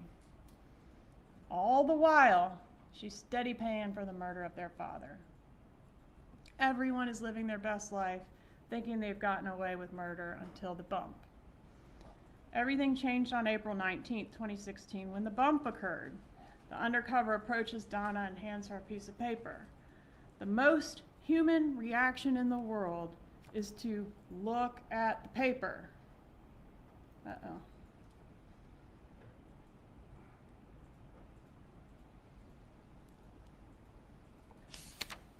I think we got one more. There we go. The defense told you in opening that this defendant is a normal person just like you and me. There is nothing normal about the way she conducts herself in the minutes, hours, and days after the undercover approaches her with that paper. The bump and the wire were designed to expose the co-conspirators and their roles in this conspiracy, and it did. Here, we're just 10 minutes later. There's only one thing a normal person would do if approached on the street by a stranger who appears to be threatening harm to them in some way. A normal, or maybe I should say an innocent person would, 1, look at the paper. She didn't do that. 2, get to safety. Get help, contact law enforcement or your husband or somebody that's going to come help you. Get somewhere safe. What you would not do is lead the bad guy right to the grandchildren. The last thing a normal, innocent person would do is go get her little grandchildren and walk right back down the same block with them where this stranger just approached her. But that is exactly what she does. Then she gets on the phone with Charlie and says absolutely nothing about Dan Markell. There's pictures on the paper. What she does say on the wire, which by the way is direct evidence, I know y'all like that, some direct evidence. When Charlie asked Donna on State's 99 call A,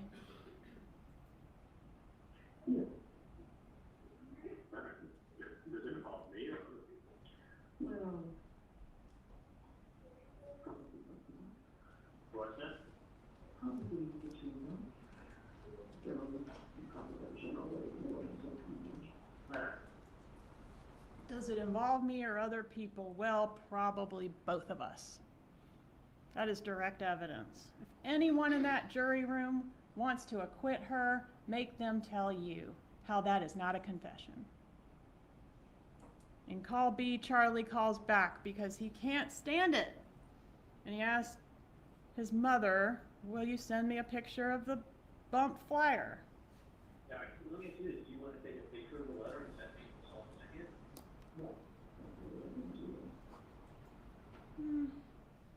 No, I don't want to do that. Well, why not?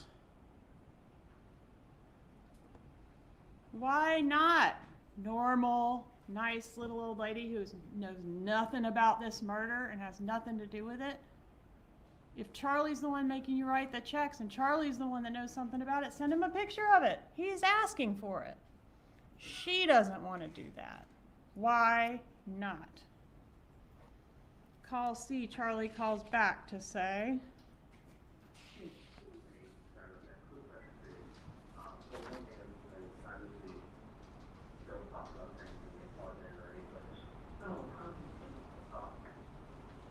don't talk about things in the apartment. Oh, obviously. Obviously, we can't talk about things in the apartment. What's obvious? Is it obvious to you? What is kind of exactly what they asked for? The TV is probably not fine. This TV was probably about 5. She's the original code talker. This TV,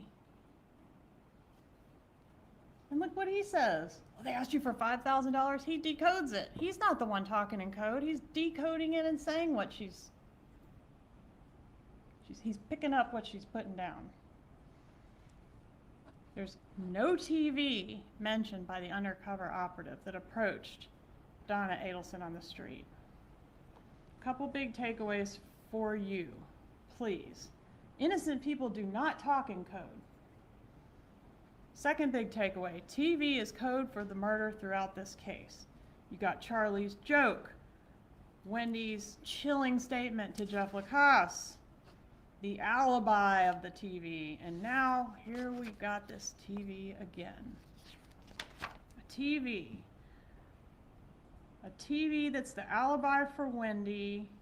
It sat broken for over a month so that a repairman could come out to be her alibi on the morning of the murder an appointment that her parents set up for her, which was pointless because the TV was smashed and of course could not be repaired.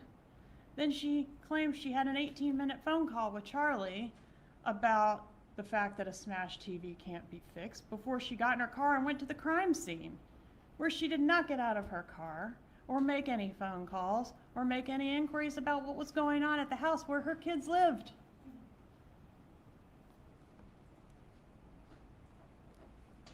Then Donna says that the undercover mentioned an ex-girlfriend. Yeah.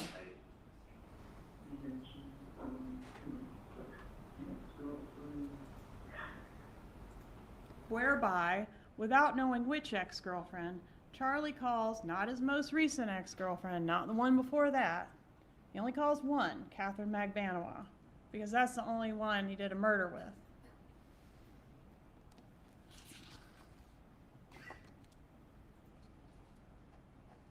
Because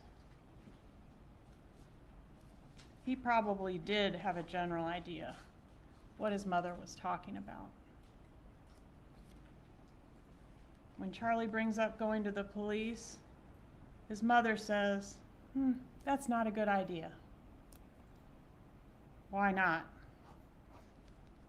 Then instead of notifying the police, Charlie and the defendant leave the safety of her very secure building and meet at a marina just 300 yards from where she was approached by the undercover. They were observed speaking very intensely to each other in low tones. After that meeting, Charlie goes to Dolce Vita. This is the restaurant where he meets up with Catherine Magbanowa, and we are able to capture some of that conversation that was had there. In that recording, we hear Charlie make statements that are not only incriminating, but that also are totally inconsistent with the defense that he would later offer at trial. Pause on the wiretap here for a moment just to go to what his defense was and what we've learned about that defense. I told you earlier that he said that Magbanowa, Garcia, and Rivera acted alone. They just came to Tallahassee and killed Dan Markel, kind of in the hopes that they would get paid. There are several pieces of evidence that Charlie had to explain, and he designed a defense that he thought would do that. First, he had to explain that he's got this close connection between his girlfriend and the hitman. So the obvious defense there is, she heard me griping about Markel and she thought she was doing me a favor, so she did it on her own. Well, the problem with that is, normally you're not going to have your extortionist spend the night with you. You're not going to have the woman that has murdered your former brother-in-law spend the night with you. You're not going to inquire about her plans to go to the pool the next morning if she's, just murdered your ex-brother-in-law. So to explain these messages, he testified that he did not believe she was a part of it. She wasn't one of the extortionists. I was extorted by the killers. I had nothing to do with it. No one in my family had anything to do with it. But I thought that Magbanowa was just a victim of the hitmen too. She was a go-between for them. She was protecting him from them. All the money he and his mom were paying her, cash and checks, were going to the hitmen, not for the benefit of Catherine Magbanowa. Even the checks that were being deposited into her bank account, he said he believed she was taking out and giving the money to the killers. It was just funneling through her account so she could get insurance for her kids. So Charlie testified that he had previously mentioned to Magbanowa the $1 million offer that his family was going to give Dan Markel, and from that she deduced, he's got a bunch of money. So she ran her mouth to her associates, and her associates took it upon themselves somehow to figure out who Dan Markel is and where he was and kill him on their own. Per Charlie, it was Katie alone that came to him on the night of the murder and demanded money on behalf of the hitmen, with the threat that if he didn't pay, they would kill him or other members of his family. Since he didn't have that much money, Magbanowa then negotiated a layaway plan with the hitmen for him to pay her monthly go toward this amount of money that the hitmen were demanding. He agreed. He opened up his safe, not at gunpoint or anything, and gave her all the money that was in there. And because she needed to show proof of employment to get insurance, that's why that money was funneling through her account. It was all for the extortionist. The problem for Charlie with that was that he had already agreed to put Magbanua on the payroll between the two trips. You see here in June, he hadn't done it yet, but he says no problem. Okay, so he'd already agreed to do it before she allegedly extorted him. Even though he had signing authority, it's this defendant that wrote those 44 checks. So if he's being extorted, why doesn't he write the checks? It's this extortion theory that we're saying that the defendant adopted when she heard Charlie's testimony and texted everyone she knew that what he just said on the witness stand was the truth. There's a concept in the law known as adoptive admissions. That's when one party makes a statement and the statement is adopted as the truth by another person. So when Charlie says in those first couple wire calls, if there's a threat, you go to the police, it's of interest that Donna doesn't say, what do you mean if there's a threat? We've been extorted for 2 years. There's been a threat for 2 years. Charlie did tell his best friend Ryan Fitzpatrick about the bump. So what I want to highlight here is the difference between their conduct during this alleged extortion that was going on for 2 years versus the way they act after the bump, which we know was a ruse, but was supposed to be like a blackmail effort. So Charlie tells Ryan Fitzpatrick about the bump. He also tells him about the confrontation with Garcia in the roadway on July 1st, 2014, but he never previously confided in Ryan Fitzpatrick about, even though it's his best friend, about being extorted for 2 years by this girlfriend of his or her associates. Ryan also noted a major change in Charlie's demeanor around the time of the bump. He was displaying a level of stress and anxiety that was not present before the bump, evidencing that his story about being extorted the whole time is false. June Mchinda noticed these changes in Charlie's behavior as well, but she also noted a major change in this defendant's demeanor after the bump. Although she didn't know about the bump, around this time she observed the defendant to be a mess. She had a swollen face, was crying, and said she was on painkillers for stress. On the balcony of the Icon, which I'm not sure this is the right balcony, but some high-rise, the defendant told June Mchinda she felt Danny was haunting her from the grave. Why would she make that statement unless she felt guilty about having wronged Dan Markell? So keeping that all in mind, let's see if the other evidence in the case makes sense with this Charlie version of events that this defendant has adopted. Starting with his statements to Catherine Magbanua at the Dolce Vita restaurant. Charlie says to Catherine Magbanua, if they had evidence, we'd have already gone to the airport. Even if they bug your phone, you're still not talking about any of this. Like his mother, Charlie emphasizes that the co-conspirators should not talk about what they know on the phone. The cops would only bug your phone to get information about the murder, right? I mean, why are we not talking on the phone if we had nothing to do with it? Why are we not talking on the phone if we're being extorted and we're the victims here? Why are we not reporting it to the police if we're being extorted and we're the victims here? If the cops are listening, we're not reporting it to the cops because we're afraid they'll come kill us if we do that. Well, talk about it on the phone.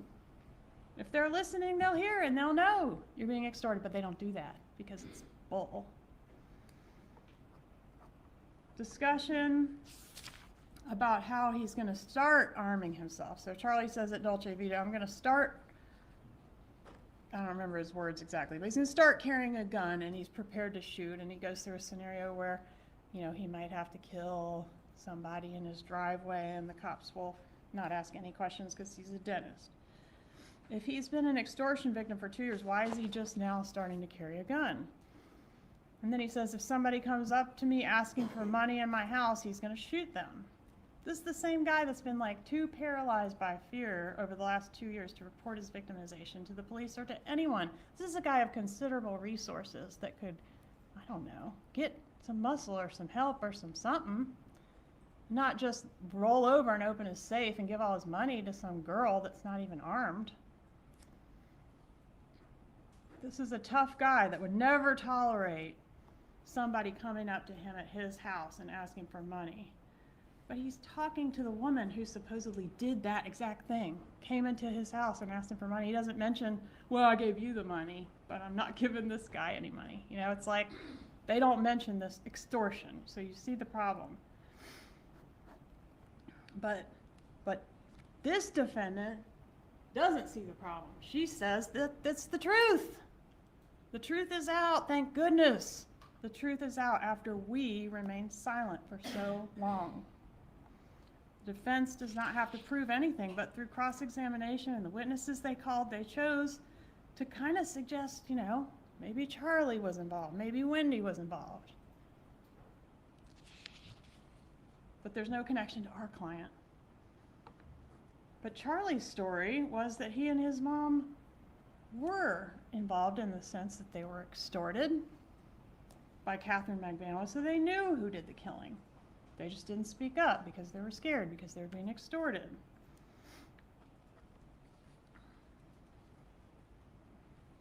Donna Adelson calls Charlie's story the truth when it suits her to support her son and proclaim his innocence during his trial, but now she kind of wants to distance herself from that because it's a ridiculous story. It's not the truth. The truth wasn't out. Don't let her distance herself. She adopted that statement as the truth. She stuck with it. Please approach.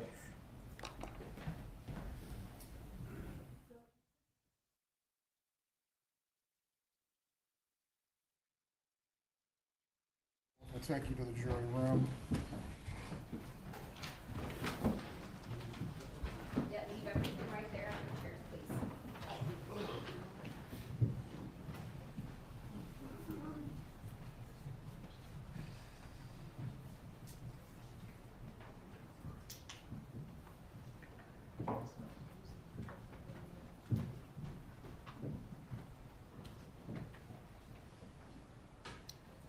Everyone can be seated.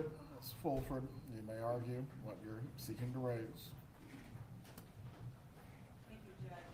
The comments being made in the closing argument of the state, and I don't like to interrupt closing, so I apologize for that. But there have been several comments that have been made that are burden shifting and commenting on my client's right to remain silent. She's stood before this jury and said that the defense has some other version. She said this in a text, but now they're saying something different. We don't have an obligation to answer any of this. She's insinuating to the jury that we're going to come up there and provide her version of events. She chose not to testify. Ms. Kappelman, any argument concerning this? Ms. Adelson has made adoptive admissions and has suggested other alternative theories that have been developed through cross-examination. I'm entitled to comment on those theories. Concerning this, Ms. Fulford, as I've heard the closing argument and the evidence, my recall of it and my notes as well as to what occurred during the trial, there were adoptive admissions as it relates to statements that occurred during Charlie Adelson's trial.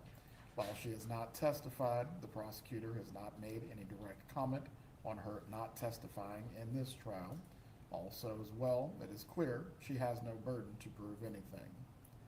The state is entitled to argue reasonable inferences from the evidence in the record. We will take a break at this time. If the defendant needs to use the restroom, bailiffs, please take her. If anyone else needs to, please stretch your legs or use the restroom at this point as well. Ms. Kappelman, on my clock, you have 35 minutes remaining.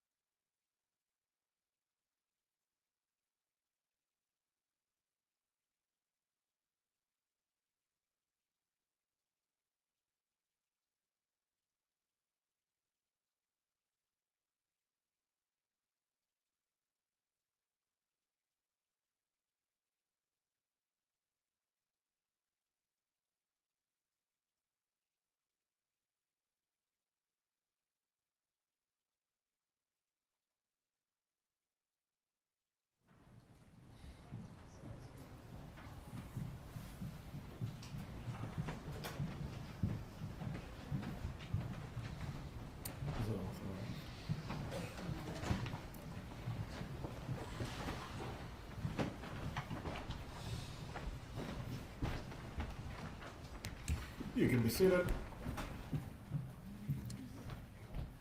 The objection is overruled. Ms. Kappelman, you may continue with your argument.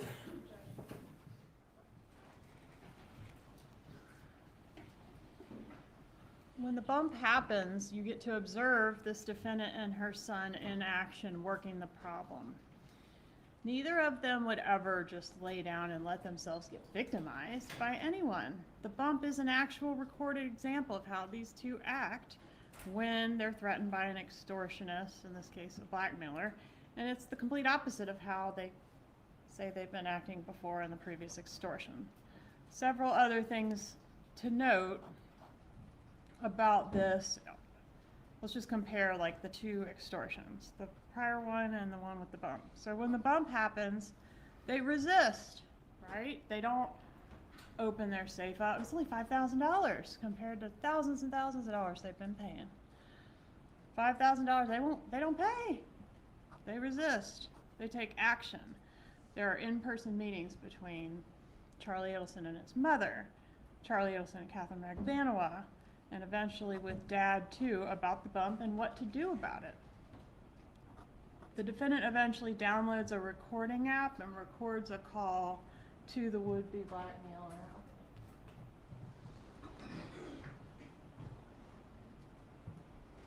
So she records this call, an action that wasn't taken in the 2 years that they were being extorted previously.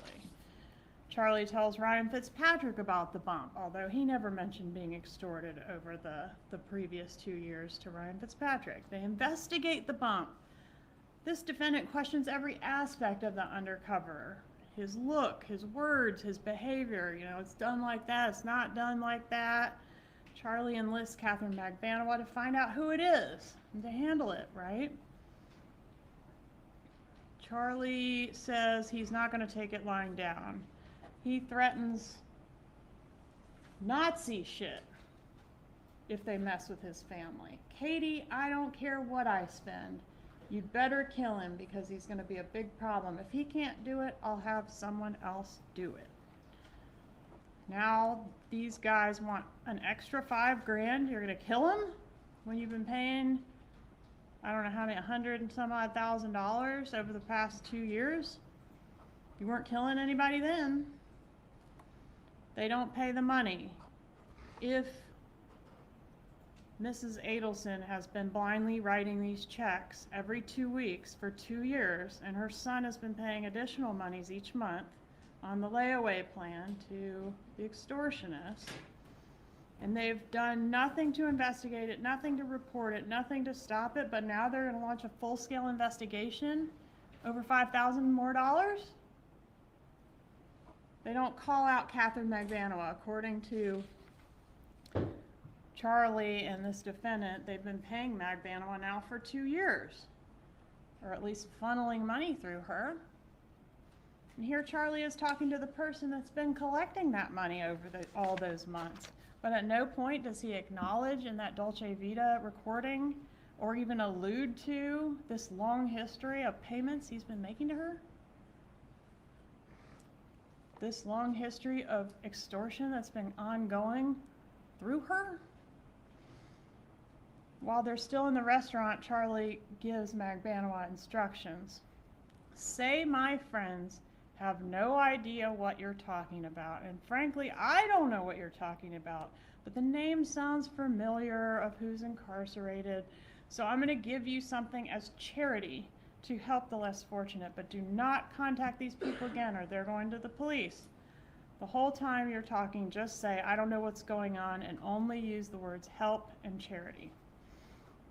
Charlie proceeds to give Magbanua a whole lecture on blackmail, which is pretty ironic in light of the fact that his defense is she was blackmailing me or extorting him. And these are just a selection of the incriminating quotes from the Dolce Vita recording that you all heard. After the meeting with Magbanua at Dolce Vita, Charlie calls the defendant in call F and tells her he had coffee with a friend and gave her some good relationship advice. Well, at this time, Catherine Magbanua is living with Sigfredo Garcia. Relationship advice. This means he talked to Katie and she's going to talk to Garcia and they're going to handle it and deal with the problem. Donna seems to understand this from the use of the term relationship advice. In call G, she's less sure than Charlie that this is the police. That's his theory. She's worried it might not be accurate. She says she has a different theory. He assures her repeatedly it's being handled, there's nothing to worry about, don't freak out. Magbanua does not want to make that phone call though, and neither does Garcia. And you hear him pretty emphatic on that wire that he's not making that phone call. But everybody starts lying to each other about having called it because everybody wants to reassure the co-conspirator up the chain that it's all good, I'm handling it, it's not going to come back on us. Charlie expresses concern that if they pay the money, they'll create a monster that will demand more and more and more money. And the defendant replies to that exactly. So these calls go up and down the train cars, back and forth and back and forth and back and forth. Donna to Charlie to Katie to Garcia and back, over and over again. In call R, Charlie is telling Magbanua that he has a very nice gift for Garcia's birthday. So if we think about his defense, the defense that this guy is extorting him after he, on his own, went and killed the ex-brother-in-law, he's gonna buy a birthday gift for the guy? The man that he knows killed Dan Markel? And Donna says this is the truth. The truth is out. Once Charlie and the defendant finally decide for sure that the bump is an undercover as opposed to a real gang member, bad guy, you have never seen two people so happy to be under investigation for first-degree murder in your whole entire life. They convince themselves that they're untouchable. It's just the FBI fishing. They don't have anything on us. If they had anything on us, we'd already be at the airport. They're thrilled about it. Even on the call that the defendant staged and recorded to the undercover where she's proclaiming her innocence, it's pretty interesting the words that she chooses. For example, she says, "I'm out of the loop." How odd is that statement? It implies she knows there's a loop and she's not in it. The evidence has shown that the co-conspirators in this case were all on a need-to-know basis for their own protection. That's why Catherine Magbanua wasn't shown the murder instructions. That's why no Adelson had any contact with the hitmen, and that's why the defendant didn't attend the murder meetings with Charlie Adelson and his mother. They were insulating each other. She was out of the loop on the stuff that the undercover was talking about. You know, my brother in Broward, Luis Rivera, she didn't know anything about Luis Rivera. She was out of the loop on that. But she was in the loop on Catherine Magbanua. She knew an ex-girlfriend met Catherine Magbanua. She knew that Catherine Magbanua needed to give relationship advice to deal with the problem with her baby daddy. She was in the loop on paying for this murder, and she was in the loop with Charlie to get a win for the Adelson family. In May of 2016, after the bump, the defendant stops writing checks. The bad guy comes up to you and wants more money, so what do? You stop writing the checks you've been writing for 2 years under some threat? She's still not going to the police, but apparently she's not scared anymore. She's going to stand up to him and stop writing the checks, okay? Why? Isn't it because she's gotten spooked, because she's figured out this is law enforcement, and they're getting close? In May and June of 2016, Garcia and Rivera are arrested. The news of this makes it all the way to Rob Adelson's operating room. When Rob next speaks to his mother, he says, "Hey, they got the guys. They arrested the guy that shot Danny." Getting no response, he brings up the matter again, like, "Did you hear they got the guys that killed Danny?" And she responds, "I've got to go," and she hangs up. That is the last time that Rob Adelson has talked to his mother. because he knew, and she knew he knew. A couple other problems for the defense that I want to point out as far as this whole Charlie story goes. These are kind of mind benders, so bear with me. In 2016, after the arrest of Garcia and Rivera, but before the arrest of Magbanowa, there's a text indicating, this is Charlie to Donna. Charlie says, basically that his lawyer was meeting with Garcia's lawyer. If Garcia acted alone and then extorted Charlie, why is Charlie's lawyer meeting with Garcia's lawyer? This is your extortionist. In fact, regardless of whatever the defense is, why are the two of them meeting? Unless they have common interests. And while Charlie's lawyer is at this meeting, he runs into Magbanowa. Magbanowa hasn't been arrested yet. She's up there seeing Garcia's lawyer. Well, why is she doing that? According to Charlie's story that this defendant adopted, Magbanowa is not in on it. She's a victim too of Garcia, her baby daddy, who's a bad dude. Why is she up at his lawyer's office? And when they learn that Magbanowa was up there, Charlie says, oh, my lawyer ran into Magbanowa while he was up there. He said she's nice and pretty, and Donna says, just like all your girlfriends. Well, why isn't she saying, what do you mean? Why is she up there? I thought she was a victim of Garcia, just like us.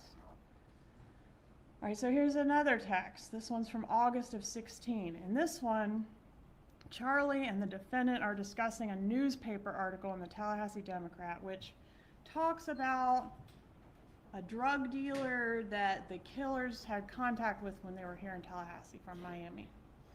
And somehow Charlie deduces this drug dealer is going to be the state's star witness, and they're basically spitballing alternative defenses. This is August of 2016. They've known, supposedly, who the killer was. The truth came out that the killer was Garcia and that they knew about it since the time of the killing. But here they are saying, well, maybe a drug dealer killed Danny and a drug deal gone bad. And this is because the extortion thing hadn't been invented yet. The extortion thing didn't get invented until right before Charlie's trial in 2023, when he's trying to think of what he's going to say from that witness stand to explain all the evidence against him. Rivera gives a proffer. That's on September 30th of 2016. Magbanowa gets arrested October 1st, 2016. You would think that if Charlie's story was the truth, he would be sleeping well for the first time in a long time, knowing that these folks that were taking his money and taking his mother's checks were off the streets and behind bars. But to the contrary, you've heard evidence that he started freaking out around that time, and so did the defendant, right? His behavior became erratic. He became angry, paranoid, stressed. Per June, he got a second phone. He started sleeping with a bag of clothes by the bed. He started communicating with her via WhatsApp. In April of 2022, Charlie gets arrested. In that Dolce Vita restaurant recording, he repeatedly refers to the bump as a blackmail attempt. He uses the word blackmail on the Dolce Vita recording. But in trial, he switches that up to extortion, claiming that he and his mom have been extorted by the hitmen. That was going on since 2014. But interestingly, in October 16th of 2023, so just 7 days before Charlie's trial started, this defendant, Donna Adelson, Googled the difference between blackmail and extortion. And the difference is that blackmail is the threat to expose some dirt on somebody. I know something about you, and if you don't pay up, I'm going to expose the dirt. Whereas extortion is the threat to harm somebody. You don't pay up, I'm going to harm you. Obviously, when they developed this defense in preparation for Charlie's trial, they realized the term blackmail was not a good word for them because it indicates they were somehow involved. You got to have some dirt. Okay? It needs to be extortion, threat of harm. We're totally innocent. They did this on their own. They came to us. They extorted us. the defendant doubles down on this. So yeah, she said the truth is out, the truth is out. What does that really mean? Well, she doubles down on it when she writes that script for the witness, Donna Bernhardt, who she solicited to come in here and perjure herself to you all. What does she write in the script? Extort, underlined. This script is Charlie's story. She's again adopting it by writing it out for her witness that she's trying to recruit to come in and deliver it to y'all, which of course backfires. And according to the defense investigator who interviewed Bird, her first story involved the word extort. It's pretty unusual. Regardless of what you think of Drina and Bird, it's clear what the defendant was trying to do with them. I mean, when Donna Bernhardt had that script, and it read exactly like Charlie's whole story, with the exception of the part where he told his mom,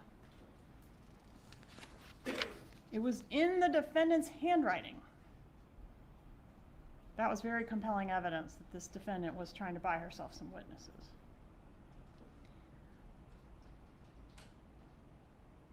I do want to talk about one more piece that has to be dealt with regarding this whole story of the extortion. And that's that Wendy wasn't in on it. Okay, there's a text November 1st of 2023. So this is after the truth comes out. This defendant texts Wendy Adelson, her daughter, and acknowledges that Wendy doesn't know anything about all this extortion stuff. And like, sorry, we had to keep it from you for so long kind of thing. If Charlie's defense was the truth, and Charlie and this defendant knew there was a threat to Wendy and her kids from the people that killed Dan, it's a little shocking that they failed to mention it to her. Instead, they let her and the boys move to Miami, where the bad guys were, and, you know, walk up and down the street without any extra protection or even knowing that the killers knew who they were and had threatened their lives and lived there in Miami. The defendant also acknowledges in this November 1st text, at the bottom there, next one, previous one maybe.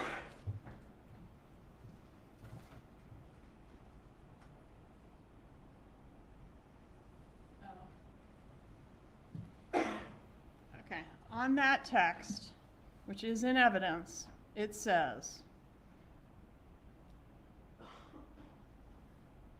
get the quote, "You know I'm next." This is the defendant to Wendy Adelson. "You know I'm next, but that won't happen. I'll take care of that." An important insight into her state of mind when you're considering this evidence about her flight to Vietnam. All right, 11/6/23, Charlie's jury is deliberating. The defendant gets angry about Wendy sending prayer hands. I guess, you know, your brother's on trial for his life and you're sending prayer hands, an emoji. She says, protected his sister for years. Protected her? Protected her from what? Would he need to protect her from the knowledge that they were being extorted? Or does it make more sense that the protection that's referred to is the murder, and the fact that this defendant is a little angry that Wendy doesn't seem to appreciate what she views as a huge sacrifice that her brother has made for her and her benefit. Wendy's not charged. This was all for her. 11/6/2023, Charlie is convicted. Nothing about the extortion defense adds up for Charlie, and it doesn't add up for Donna Adelson either. It's true that she did not pull the trigger. She's guilty of first degree murder as a principle, which we talked about at jury selection, about how a party who assists in the murder can be charged and convicted the same as the person that pulled the trigger, even if they're not physically present when the trigger's pulled, which is not disputed that she was not. And you all agreed to follow that law, even if you ended up not liking it, right? I don't know if anyone admitted to not liking it, but you don't really know if you're going to like it or not until you have to make a decision. If you don't like it, you still must apply it. I know that I can trust you to do that. We talked in jury selection about the difference between direct and circumstantial evidence. And it's true that this is largely a circumstantial case. You might recall my powdered donuts example. Had direct evidence that it was the kid not covered in powdered donuts, but we agreed that being covered in the powdered donuts was pretty good evidence that that's the child that ate the donuts. This case is not entirely circumstantial. I mean, she's covered in powdered donuts, don't get me wrong. But there is direct evidence as well, and I want to go over those. To Rob, when told that he'd already spoken to the police, she says, "Will, you don't know anything anyway." That's direct evidence. You can consider that as direct evidence. To Charlie, after being handed an article about Dan Markel's murder, it involves both of us. It involves the two of us. Number 3, 44 checks to the killer, signed by Donna Adelson. Catherine Magbanua admits she was in a plot to kill Dan Markel. And she got 44 checks, and they were all signed by this woman. Next, that license plate number.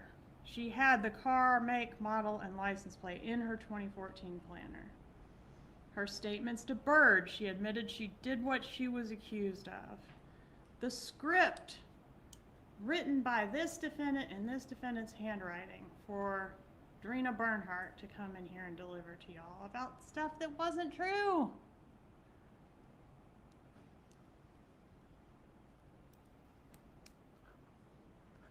She also speaks in code. Innocent people do not speak in code, ladies and gentlemen. And consider the things she didn't do. She didn't want to talk on the phone. She didn't want to talk in the apartment. She did not want to send a picture of the bump flyer to Charlie. She didn't say the name of Dan Markel. Anywhere on that wire, she did not say his name. Dan, Danny, Gibbers, that asshole, nothing. Why not? And she didn't go to the police. Nice, normal, Jewish grandmother approached on the street about a murder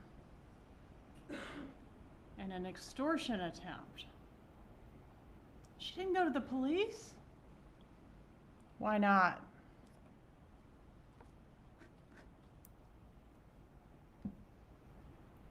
After Charlie's found guilty, the defendant sends this text to Wendy Adelson. Your brother protected you for years. Now you are not guilty. Your lawyer took very good care of you. You can bury me in the dress that I bought for Lincoln's bar mitzvah. Does not sound at that moment as if she's totally committed to attending the bar mitzvah. You heard that open line call where she's making plans to either flee or kill herself. She is distraught over the verdict. And she's distraught over the knowledge that she's next. The defense has tried to sell you that her emergency fast-track visa and one-way ticket to a non-extradition country was a vacation.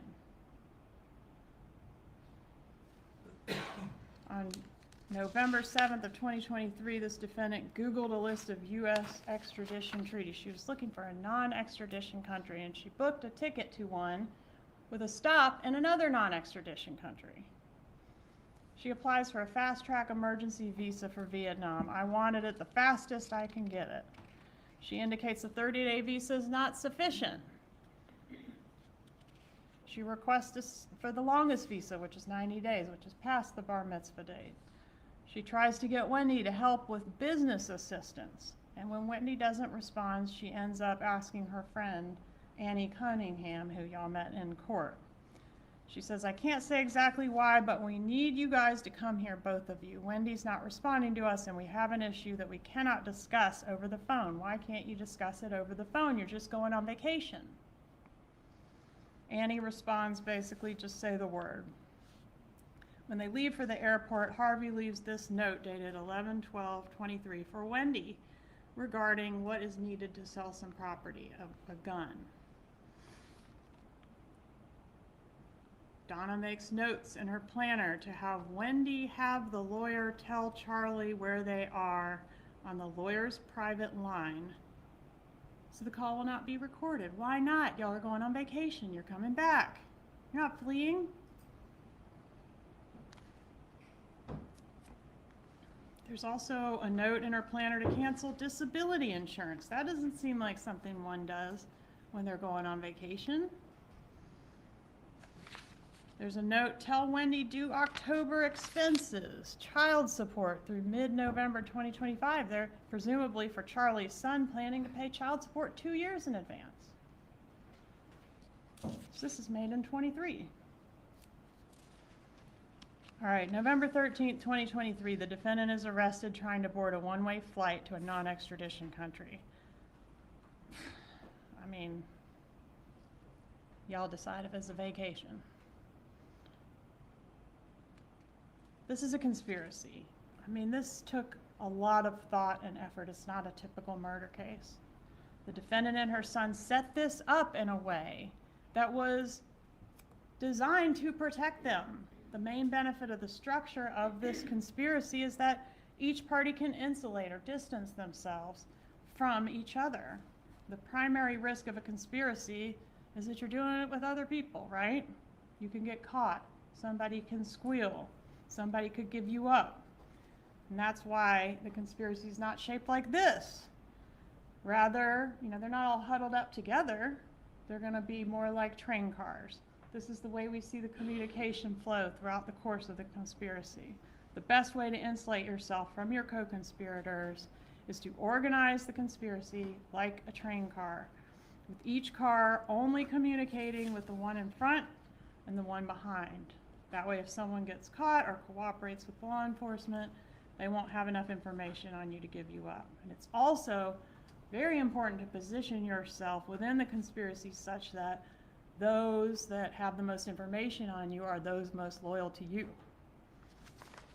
And that is exactly what Donna Adelson did. To be guilty of conspiracy, it's not necessary for the defendant to say any particular word or do any particular act. But in this case, she did do that. We have all those words and acts that we went over that directly tie her. They are direct evidence tying her to this conspiracy, plus all the powdered sugar dust. Don't let the way she thought she was going to get away with this be the way she gets away with it. Render a verdict that does justice. Find her guilty. Thank you. Members of the jury, at this time, we are going to take our lunch break. The bailiff will take you into the jury room. Lunch will be provided for you.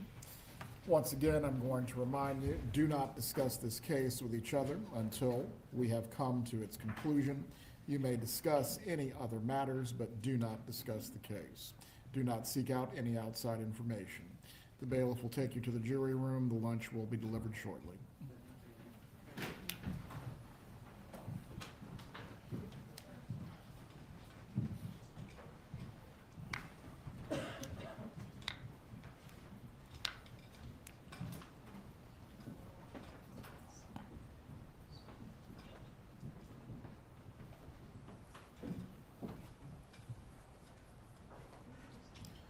Everyone can be seated. If the defense can go ahead and move forward with setting up the room in the manner in which you'll need to do. We will come back at 1:45. The defense will give its closing. The state will give any rebuttal that it has. 7 minutes and 6 seconds. Ms. Keppelman. You may request additional time if needed.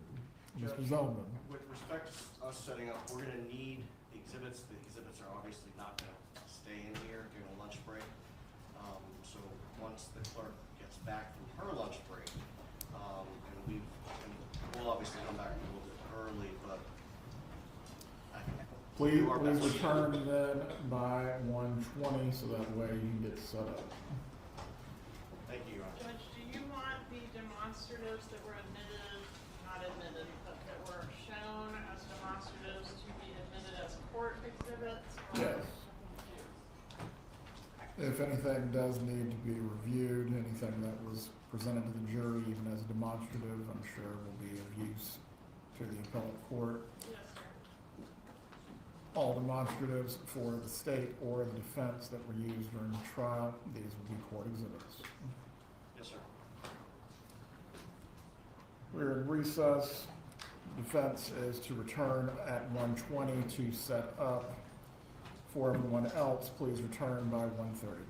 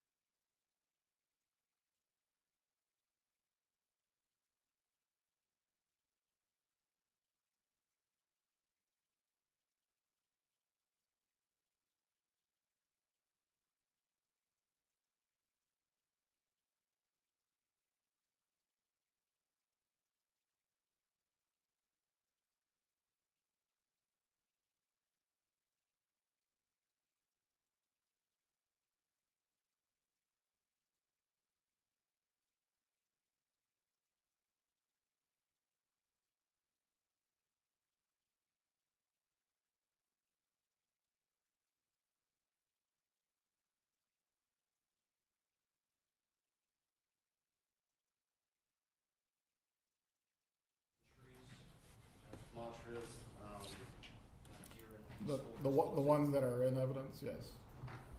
It's not in evidence. It's not just the ones that are in evidence, Your Honors. It's also the other ones that we had requested to be put in evidence and submitted as court exhibits. Well, these are items that are not in evidence. I believe the state's demonstrative specifically dealt with items that were in evidence as a part of its closing presentation. I don't dispute that, Your Honor. Or anything that is not admitted at this time, it cannot be presented to the jury at this point as evidence for consideration or argument for consideration. The pages of the two calendars that are in evidence, you certainly can use. You can use the physical books themselves as demonstratives if you want to show the jury. Beyond that, getting into pages that have not been admitted and are not a part of evidence, what would be the proper basis of doing those? Again, Your Honor, the way in which it's been presented is misleading. My client has, even if it's not a specific basis for admission of the rules of evidence, the Constitution allows my client to present evidence in support of her defense. And just based on, as I said, the way that the state has misrepresented items in the calendar, we would like to be able to present that as an argument to the jury. Again, at this stage, for items that are not in evidence, I do not find that these are specifically exculpatory. You can make any reasonable argument or inference as it relates to the admitted evidence, but items that were never admitted at this point are not to be presented to the jury. Yes, sir.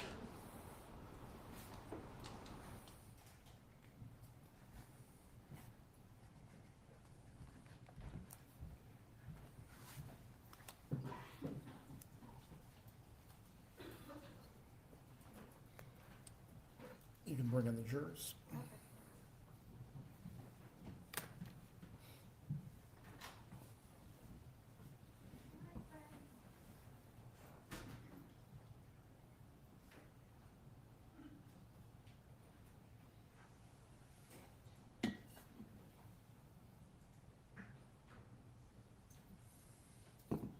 Your Honor, since we don't have a beautiful presentation as a state, while Ms. Fulfer is giving the closing, I will be assisting by putting the items on display. That's fine.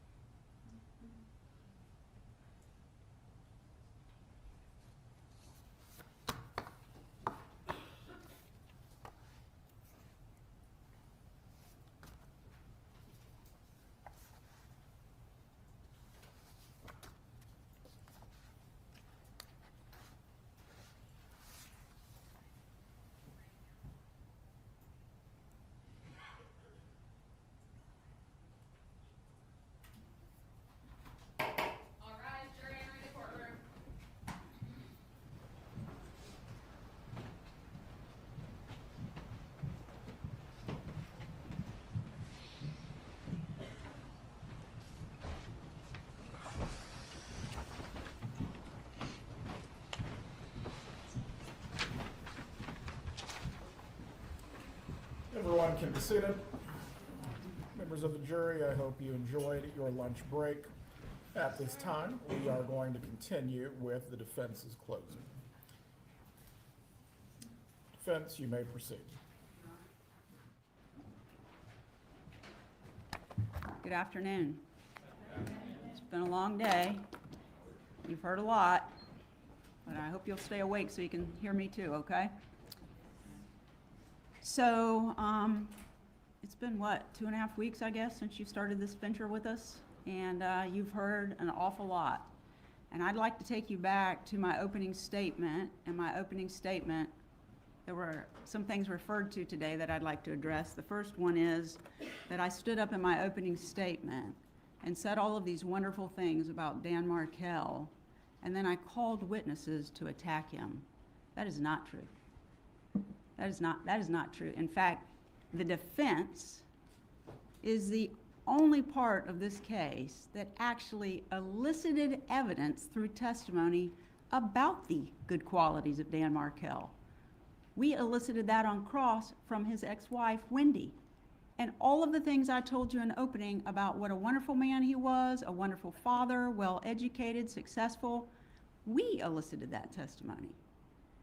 And criticized today for having 2 witnesses who came and testified on the stand about the dissolution case and things that had been filed in it. That was not to attack Danny Markell. We didn't put that evidence on. The state is the one that made it an issue. They put those documents into evidence, the things that Mr. Markell had filed. So we're the defense, and we represent Donna Adelson, and we're just supposed to say, okay, well, they put it in, let's just let it sit there. We have an obligation to represent our client, and what happened in that divorce, whether it was contentious or not, was an issue the state brought up. They've been calling this a bitter custody battle for years. And they started this case by saying the same thing. So to have the people who were actually involved in the case point out that there never was a bitter custody battle is important, because there never was one. There was never a time when they were fighting over somebody having access to the children. In those pleadings, nobody says, you can't have them, I've got them. You can't have them, I've got them. When they filed their initial pleadings, they did what everybody, according to the lawyer who was on the case for Mrs. Adelson, meaning Wendy, on the case for Wendy, they all filed their typical pleadings. And in the beginning, you ask for certain stuff, and she asked for 5149, maybe for a tax purpose. But there was never one single time, and you can't be convinced that relocation was the issue where they were going to take Danny Markell's kids away from them. If you believe that, you are ignoring the evidence that the state of Florida put on against Donna Adelson. And when I told you in opening that this was all about theory and belief of what a motive was, and there was no evidence that a crime was committed by my client, Donna Adelson, that is exactly what has happened in this courtroom. The state is ignoring the evidence that came in through their witnesses that support our defense, and instead they stand before you with calls and text messages, and they tell you what they mean. That's not evidence. Their argument about what a conversation means is not evidence. You decide what it means. You've got it in front of you, and you have to consider it in the context of all of the evidence that's presented. Not just what the state puts in, but what the defense puts in. And I know at some point when we were putting on evidence, you all were looking probably at me like, what are you doing? Who cares? Some of those little things matter, and I'm going to cover those in the defense, and you'll see why we put those things in that didn't seem like that I had a hoot to do with anything, because they actually did. Now, I think the state, near the beginning of the case, and I don't recall who the witness was, but near the beginning of the case, the state, through a law enforcement officer, elicited testimony about how this event transpired, this brutal killing of Danny Markell, how it transpired, and how they were able to break the case. And what did they tell you?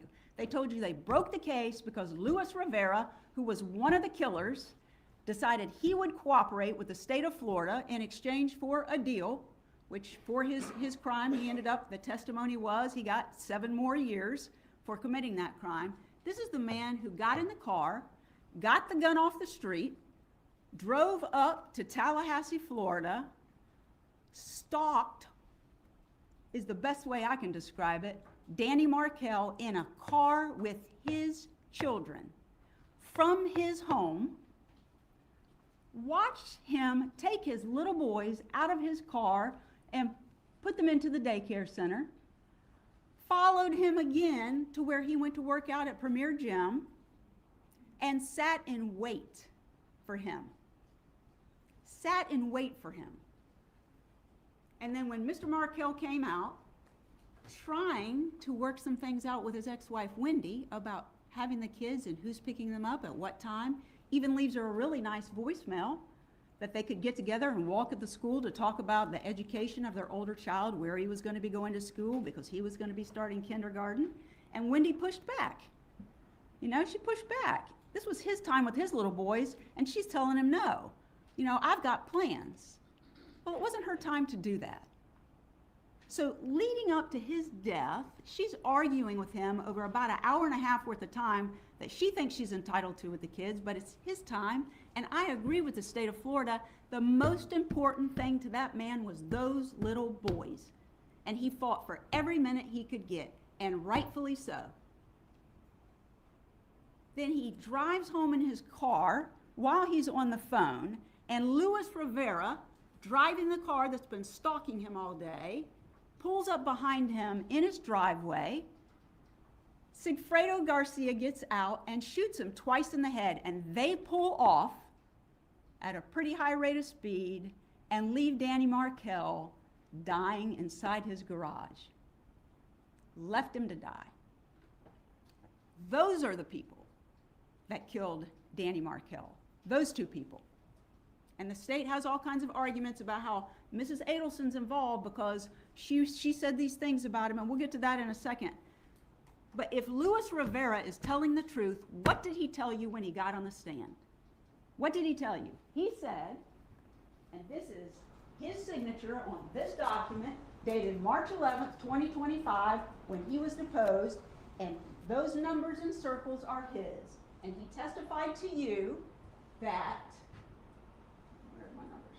That Catherine Magbanawa, that's right, Catherine Magbanawa is the person that elicited Sigfredo Garcia to kill Danny Markel.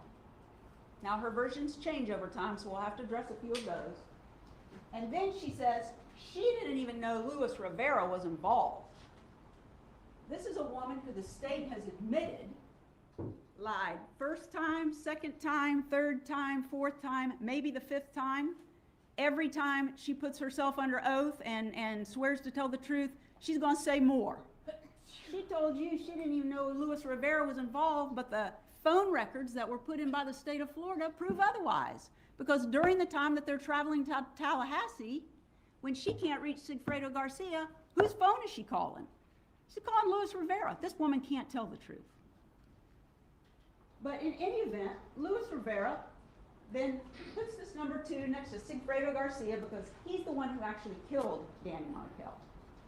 Number 3 next to himself because he's the one who got the gun and drove the car to kill Danny Markel and then away from the scene. This is the man that he says they killed. Who else on this document do you recognize? On this exhibit? Who else? Who else was involved in this? Well, all the players that the state claims are involved are pictured on this document, and he says, Wendy Adelson, she's the lady who wanted to get her kids back. This is why we were committing the crime. Wendy Adelson. And Doctor, the dentist, he called him, which is Charlie Adelson, who he identified, was the one with Katie. This one and this one are the reasons that they're coming to Tallahassee to kill Dan Markel. And I said, well, what about Donna Adelson or Harvey Adelson? No, they weren't involved. I said, would you put an X next to them if they weren't involved? And he did.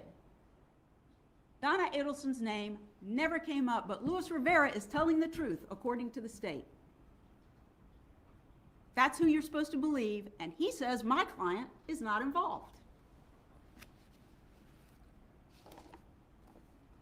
There's some issues that I might address further, but I want to go through some of the things that the state stood up and told you. Relocation, relocation, relocation, that's the issue. That is the reason that my client had Danny Markell killed, because relocation was lost. Danny Markell was killed July the 18th of 2014. Relocation was done for over a year. That's the motive?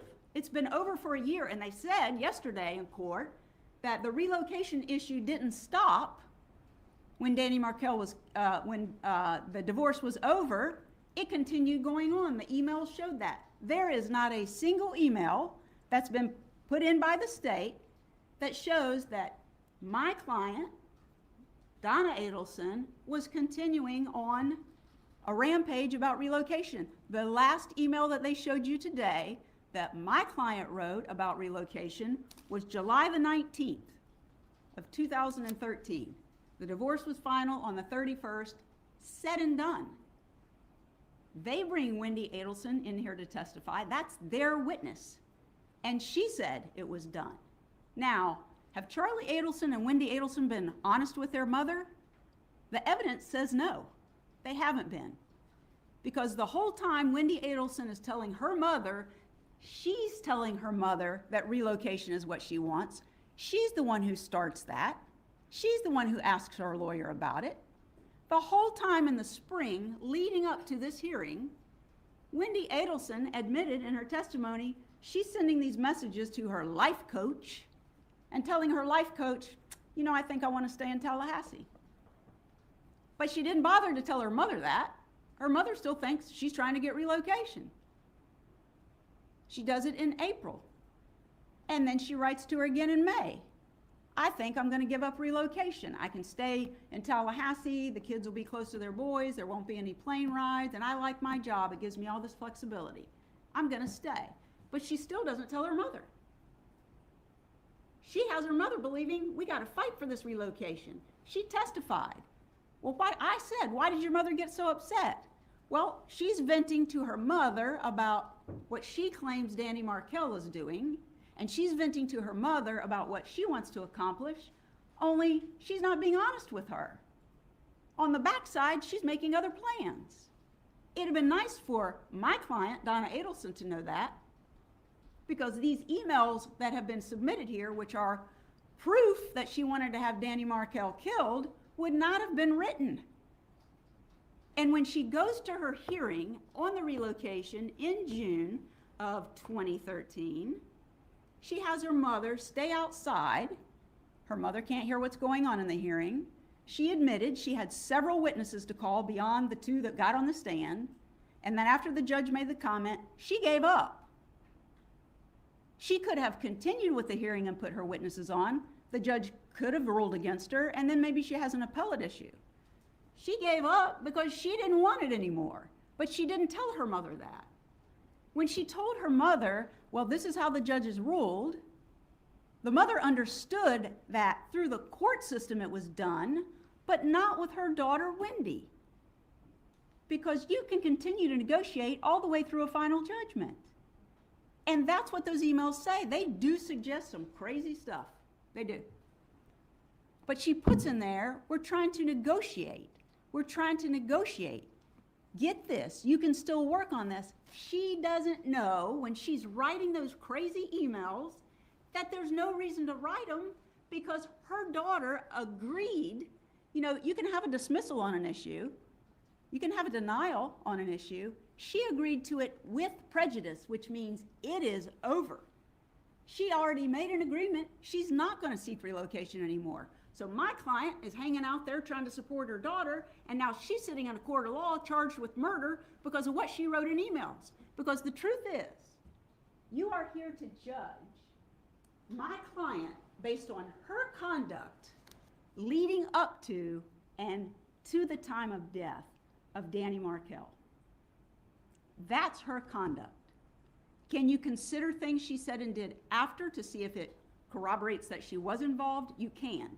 But her conduct leading up to the day that Danny was murdered is in this book that the state has entered with emails. It's separated between where you can see it, where they lead up to the divorce, and then after the divorce until the time of the homicide. Now, my client did say ugly things about Danny Markell. During the divorce, she did, and the state has put them in. This is State's Exhibit 64.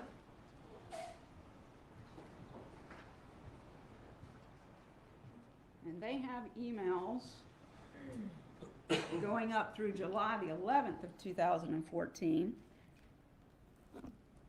These are the bad names that my client called Danny Markell. During the course of a divorce where her daughter is constantly venting to her about what she says Danny is doing, she said some really bad names, and I'm going to say them, although you shouldn't say bad words in court. She called him some ugly stuff. The first one that they wanted to put in was from 2011. He was killed in 2014. They introduced this email from March the 28th of 2011 at 64A, and inside that email, they claim, shows the hatred for Danny Markell. And you want to know why? According to their exhibit list here, because Mrs. Adelson referred to Danny's parents as, quote, the royal couple. And she and Wendy were bantering back and forth about some issues with Mr. Markell's parents.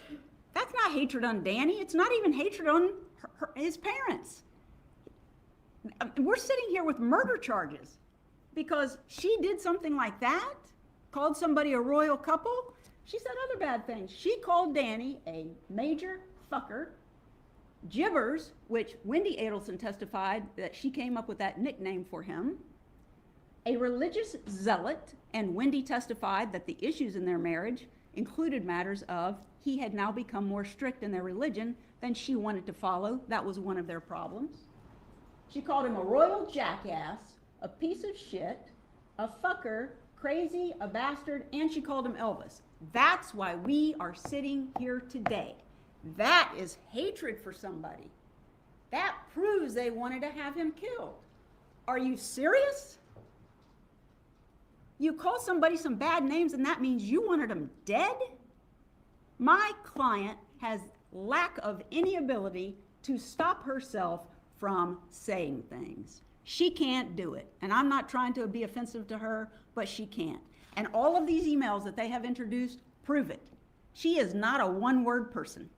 She goes on and on and on and on. And they believe that she had Danny Markell murdered because she said some bad words.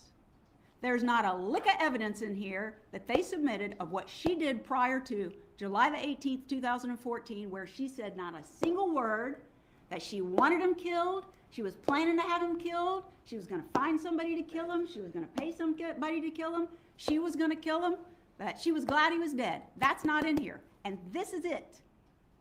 This is it. Before he was killed. You're judging her conduct before he died, up to his death. And that's all you've got. And I told you that in the opening statement. They have a lot of theories, and they like to spin evidence a certain way to make her look bad because she said ugly things. That is not proof of somebody having somebody killed. And that's it.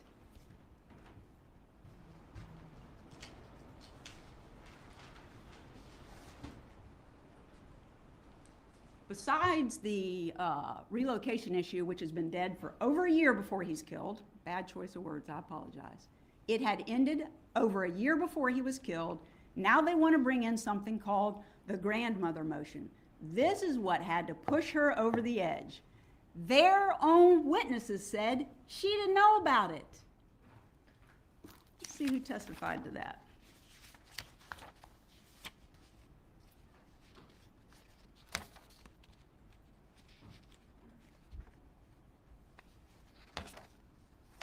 Wendy testified, her daughter, that she never showed it to her and she never talked to her about it. But then there were two more witnesses for the state, and they were Craig Isom and Jason Newland. And when they testified on cross, they admitted that there was no evidence that that motion had ever been forwarded to my client. Not a single piece of evidence. What if she had gotten it? Do you want to know what it accuses her of? That a 3- and 4-year-old said that they called Abba, that she had called Abba stupid. Stupid. And that drove her over the edge? One, she didn't know about it, but two, somebody claiming you said the word stupid, that's what brings us to murder charges? It's unbelievable. But that's their spin that they want to put on it, because they've got this theory that she's the mastermind. And then they stand up here in their closing and they say, everybody who's been charged in this case, so they want to point at the other one, and point at the other one, and point at the other one. No, no, no, no, no. Who is pointing at these people? The state of Florida. The state of Florida is doing the pointing. They're the ones getting the warrants. They're the ones doing the investigation. They're the ones charging people, deciding who they're going to give deals to and not. That's them pointing the finger. That's not my client. There's no evidence of that. They bring the charges. They prosecute. They get the convictions. They get people sent off to prison. Not us. What, we're pointing the blame at the killers for killing them? They proved that those are the people who killed them. That's not us pointing the finger. They actually did it, and it's been proven. And we're distancing ourselves from Charlie Adelson? Let me tell you something. They elicited the testimony about Charlie Adelson over our objection, if you happen to remember that. It came in. Charlie Adelson is not on trial. You may be sitting in that jury room thinking, well, Charlie did it, and it sure looks like Wendy did it. That doesn't have an ounce to do with Donna Adelson doing a thing. Not a single thing. If you think he did it, he's been convicted. He admitted in his testimony that he is the person, although he claims he was extorted, he is the person that took $138,000 out of his refrigerator-size safe that he has at his house, with the money exactly like he says he kept it, stapling $100 bills together in stacks of 1,000, staple, staple, staple, staple, staple. He said he took that money out of his safe and he gave it to Catherine Magbanowa that night. Whether that's his girlfriend and they're still fooling around on the side, that's between the two of them. That's got nothing to do with my client. He did it, but now they want to say Donna Adelson did it. Pick one. You don't like our theory? That's what they say. You don't like our theory? Oh, well, you know, you like our theory on everybody else. Pick one. If you have prosecuted Charlie Adelson for paying the $138,000 stapled just like their other witnesses in this case said, why are they now saying Donna Adelson provided the money? Oh, wait. Oh, because Catherine Magbanowa, who's been sentenced to life and is telling her sixth story now, has decided she'd like to see her kids someday. So now she's going to come in and provide information that will help the state prosecute an innocent woman so she can go home to her children. That's what that's about. So she claims that this all goes down. Charlie puts the money, Charlie, not Donna, Charlie puts the money stapled just like she knows he does into her trunk. She drives it the next day to Sigfredo Garcia, her baby daddy. He takes it out of the trunk, and a day or two later, she gets hers back. And she says he puts it in her closet, and to this day, she wants you to believe that that money sat in her closet and she spent it along the way. The records that Ms. Hull testified to, showing all her cash deposits, she clearly was doing something with it, right? But to this day, she wants you to believe she has absolutely no idea how much money she had. Never counted it. Really? She must have think y'all was born yesterday. But here's something. She's got this new thing she wants to testify to. That the money was wet, and Charlie told her that Donna had washed it. Her money's wet, that she hasn't touched, that's been somewhere else for these number of days. Well, what did Luis Rivera testify to about his money that he got? He said it was weird. Well, how was it weird? Well, it was stapled in $100 bills, stacks of 1,000. Not a single word about wet, and he got his money before she did. He got it straight from Sigfredo. This washing money wet thing is nonsense, and they've already proven that it was Charlie Adelson's money that was paid through Katie Magbanowa to those two killers. Whoops, it's gone. But now it's her fault. And I'm not sure what this is all about. The state standing up saying that the defense has suggested that Harvey is the one that did the Evite. We haven't said a single word, presented any evidence, or made any argument that Harvey Adelson is the one who created the Evite. Their witness that they called, Wendy Adelson, sat up there and said, what did she say? She probably did it because her mom doesn't know how. And then their other witness, Chris Corbett, Sergeant Corbett, who does all the media and cell phone tower stuff, he sat up there and he said it was clear to him from his research and investigation that my client, Donna Adelson, didn't have a clue how to work that. But she's responsible for sending out an Evite that Wendy says she did, where the names come up with guests who are going to be there that are Wendy Adelson, because she kept that name, and her two sons. So it's Wendy, the name of her two sons, and then Adelson at the end. If that's how it appears, Wendy did it, not my client. And there's more proof of that real quick to come.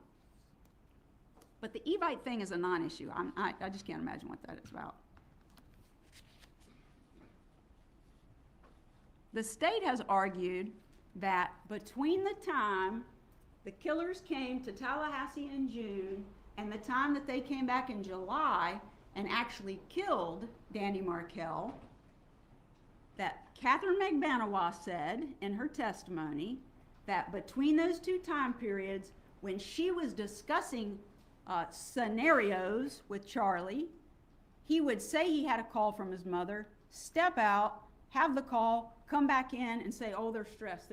Catherine McBanawa, not one single time testified to when that occurred, number one. Number two, if you've heard evidence in this case and paid attention, Charlie Adelson is not a one-woman man. He's got lots of girls. She doesn't know if that was really the mother on the phone. She doesn't know who he was talking to or what they were talking about. But she wants to get out of prison. So she's got information she's willing to share now.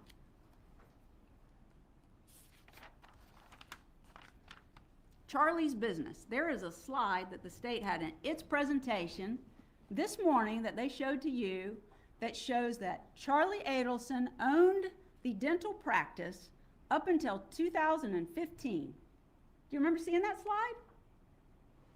Well, here they are again, ignoring the real evidence. They got a theory and they got to spin it some way, but the evidence from their expert witness, Mary Hall, financial investigator, forensic investigator, Mary Hall, she's up here testifying for them, and she says that Charlie Adelson was the owner of the Adelson Institute until 2020. And yet their slide says, oh, he sold it back to his father in 2015. That's not what the evidence is from their own witness.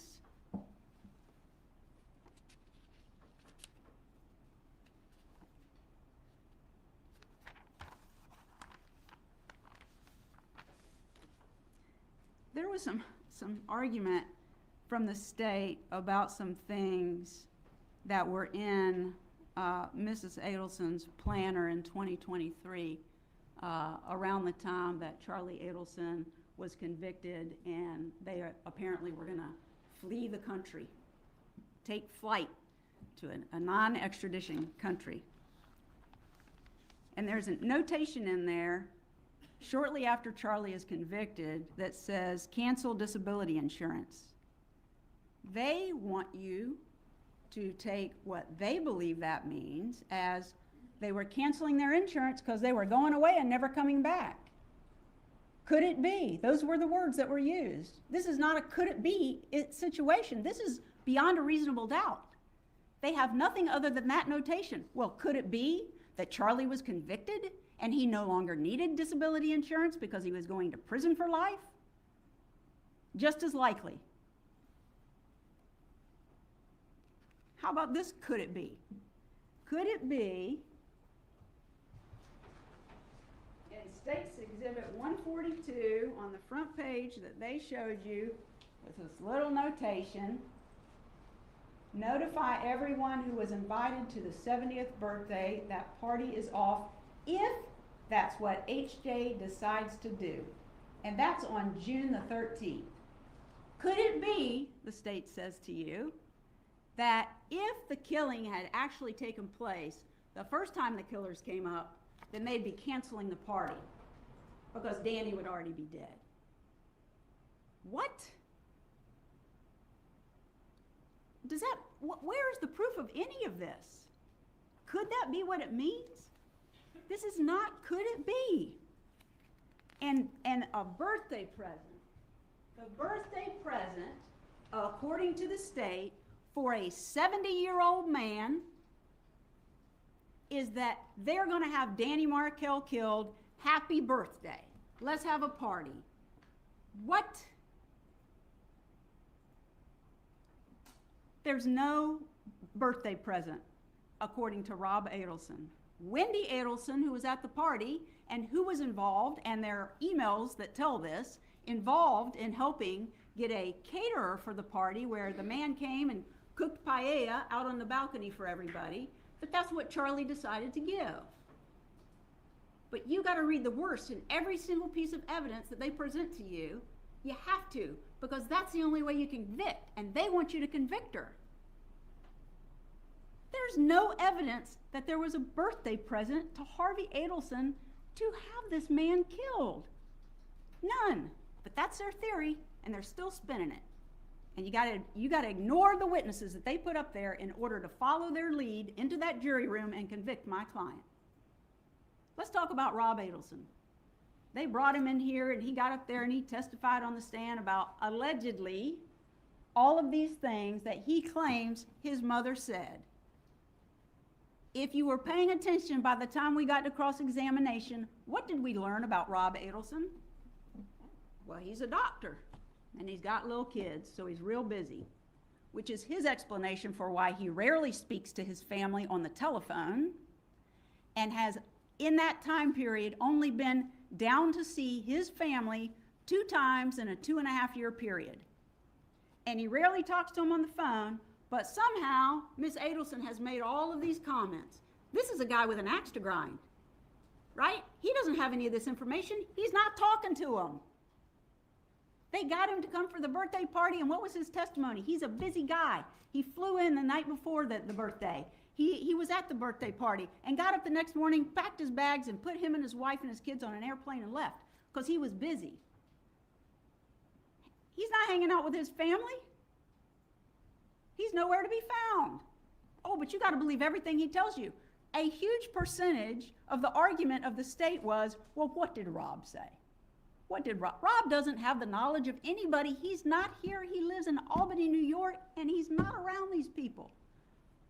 But let's use her son, who's clearly estranged from the family, to try and bury her.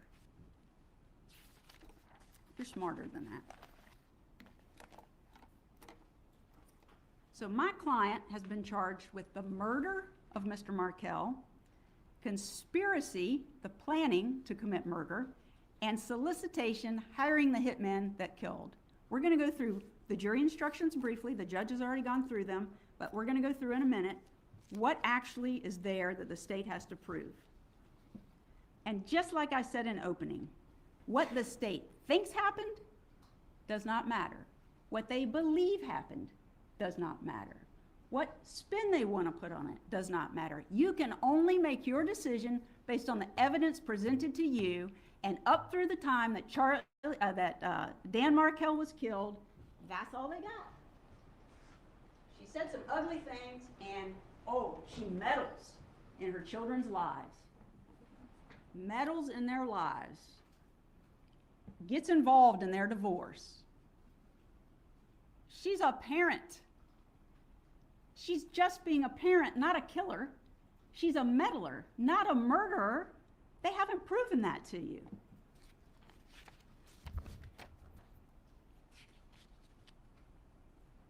Just like I told you in opening, what they were going to be able to prove, and that what you were going to hear a lot of evidence about, lots of introduction of exhibits was going to come in.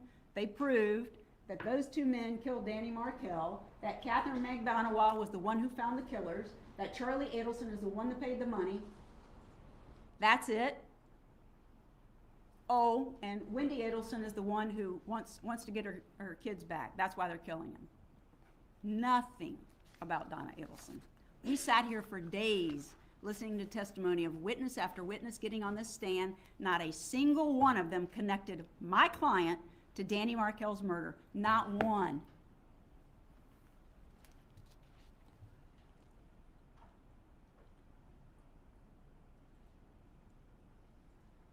I think the state introduced a couple of exhibits. They would be 64C and F.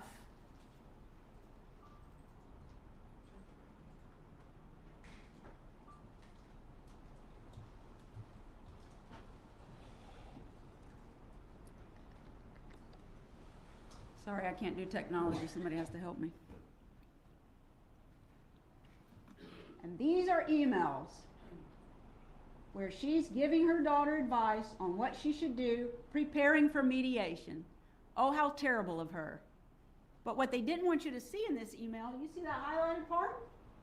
If she thinks she's going to have him killed, why is she telling her daughter in mediation, make sure in the final order that he has to pay half of this expense and half of that expense and extracurricular activities and tennis lesson and baseball teams and travel? Well, who cares if they're going to kill him? Why is she writing that? Negotiate. Negotiate. Shame on her getting involved in her daughter's divorce. Negotiate. Let him know that you want him to see his children. And they talk a lot about this bribe. Bribe. This man, they were considering giving him $1 million to relocate because he had already lived in Miami with Wendy. Relocate back to Miami. He taught, according to Wendy, 2 days a week. He could commute by airplane. They were willing to pay for plane tickets, give him money to buy a house, expose his children to a more strict Jewish environment where they had Jewish schools and all kinds of activities and be around more kids, kosher like Danny. Relocation was never about taking those kids away from him. It was, how can we make it happen? You can live in the same city, we can co-parent separately, but be together, be around each other, and all have family support. Shame on them for wanting to help him like that. They act like they were doing something illegal. That's not illegal. You heard the woman testify. It happens a lot in divorces. People offer money to get certain things that they want, or they concede something they're entitled to. But if Mrs. Adelson does it, she must be up to no good. This grandmother motion, I want to point out something to you for just a second. That would be 60JJ.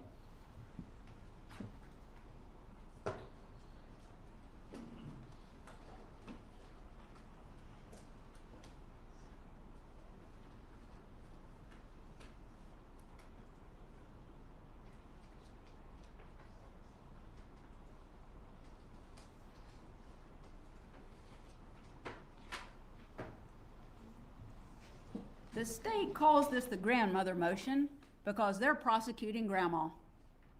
Sounds kind of cool, right? There's this terrible motion, this grandmother motion that was filed against my client, Mrs. Adelson. This pleading is actually entitled, let's see here, Former Husband's Counter Motion for Enforcement of MSA, which is Marriage Settlement Agreement, on Parenting Issues and Motion for Contempt and Sanctions.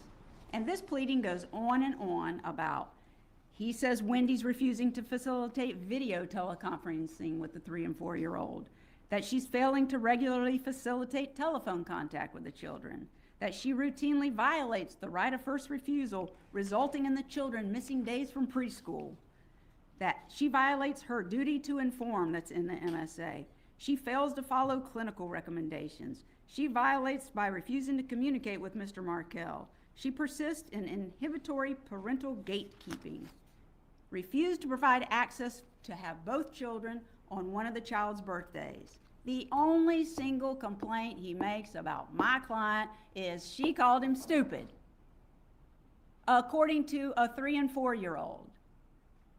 And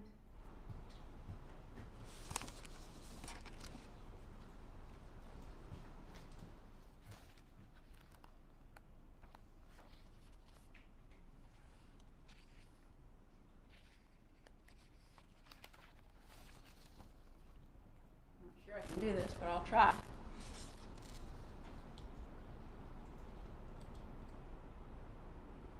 Number 6, this is the section. You can write a motion and put all your complaints in it, your legal argument, and then you ask for what is the relief that you want. He wants all kind of relief related to Wendy. And this is what they say. The state says that he's saying that the grandmother cannot have any unsupervised contact with the children. That's not what it says at all. It says consistent with the right of first refusal. And safeguard the children so she doesn't call him stupid anymore. This does not mean she can't have unsupervised contact. It means consistent with the right of first refusal. If grandma's in town and she's going to watch the children, according to their marriage settlement agreement, he has to be given the opportunity first if he wants to take care of the kids. That's what was agreed to in the divorce. That doesn't say no more unsupervised contact with grandma. Now, besides her not knowing about it, what is the evidence? I don't want to mess this up.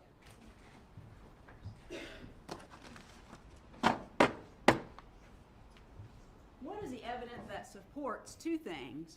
One, that my client did not know it had been filed, and two, that Danny Markell was not trying to keep my client from having unsupervised contact with him. Well, the proof is, from Wendy's testimony, that he continued himself because during the course of the marriage and separation and divorce, my client, Mrs. Adelson, didn't just continue to assist Wendy when Wendy needed help with the kids. She continued to assist Danny.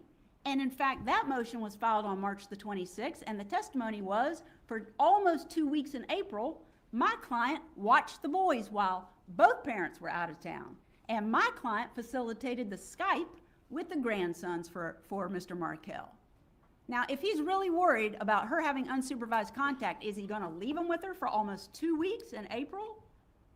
And he does it again and again. And the last time that he does it is on July the 11th. That's according to Wendy. He comes home and he needs help. She's going to go do something, and then now it's his time to have the children.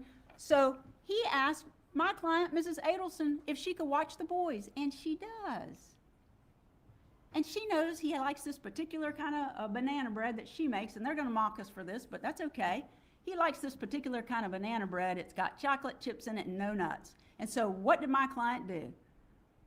Before he came to pick up the boys the next morning, the evening before, she makes him a loaf.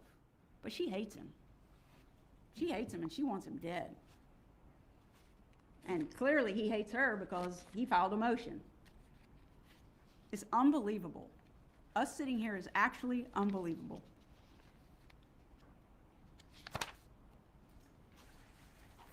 Now, I want to talk about the day that Danny was killed with respect to my client. We're not going to go through all the details again, but what is the evidence about my client? The state has said that my client tried to set up an alibi for her daughter. I don't know how it could have ever been considered an alibi because the man was going to get there at 8 o'clock in the morning, and the evidence is he got killed around 11 o'clock. But State's Exhibit 64FF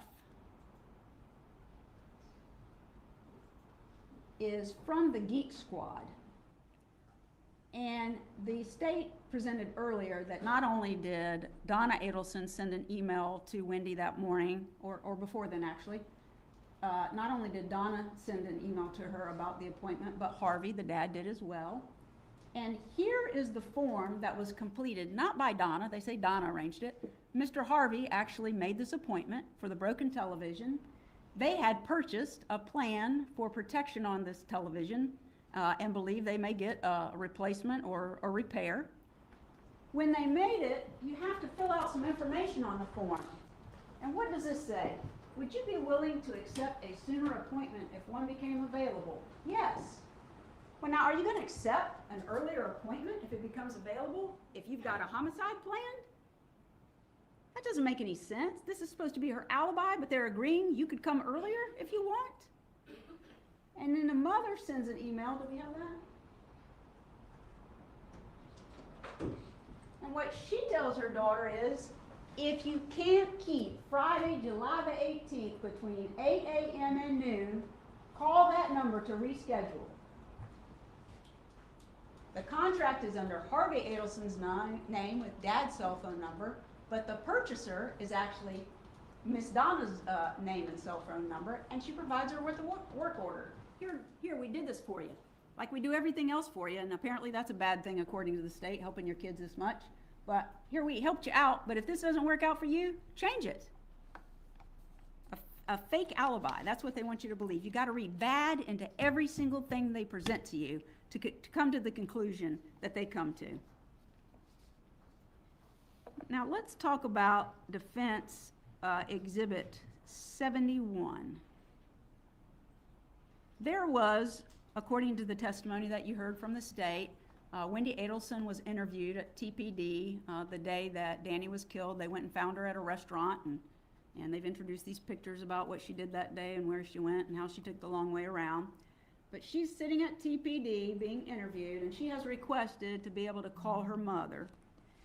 And unlike other exhibits where the state hired someone to enhance it so you could hear the call better, they didn't do that in this case.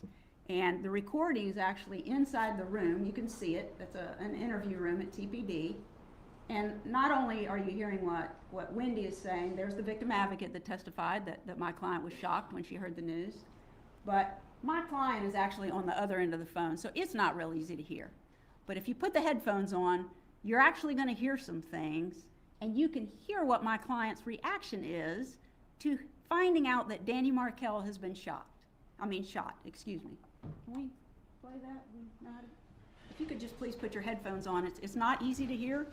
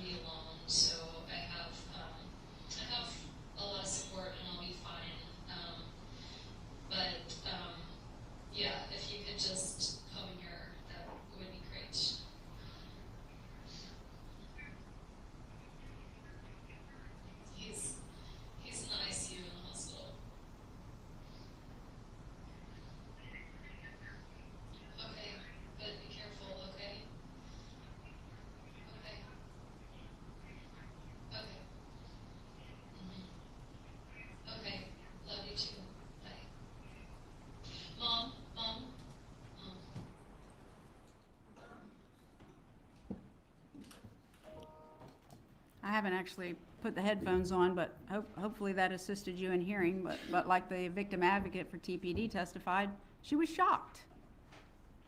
She's not sitting home waiting for a phone call, let us know that it's done. It's 7 o'clock at night, and Wendy's calling from TPD to tell her mother that Danny has been shot. She has to tell her to calm down before she gets on the road, and you can clearly hear her elevated voice. She's asking about Danny. How did it happen? Where was it at? Well, where's he at now? He's at the hospital. This is not somebody who's planned for him to be killed.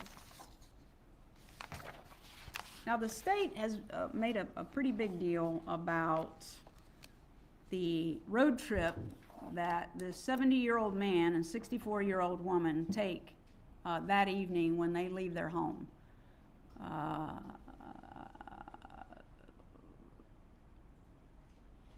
It's 11 years into this case.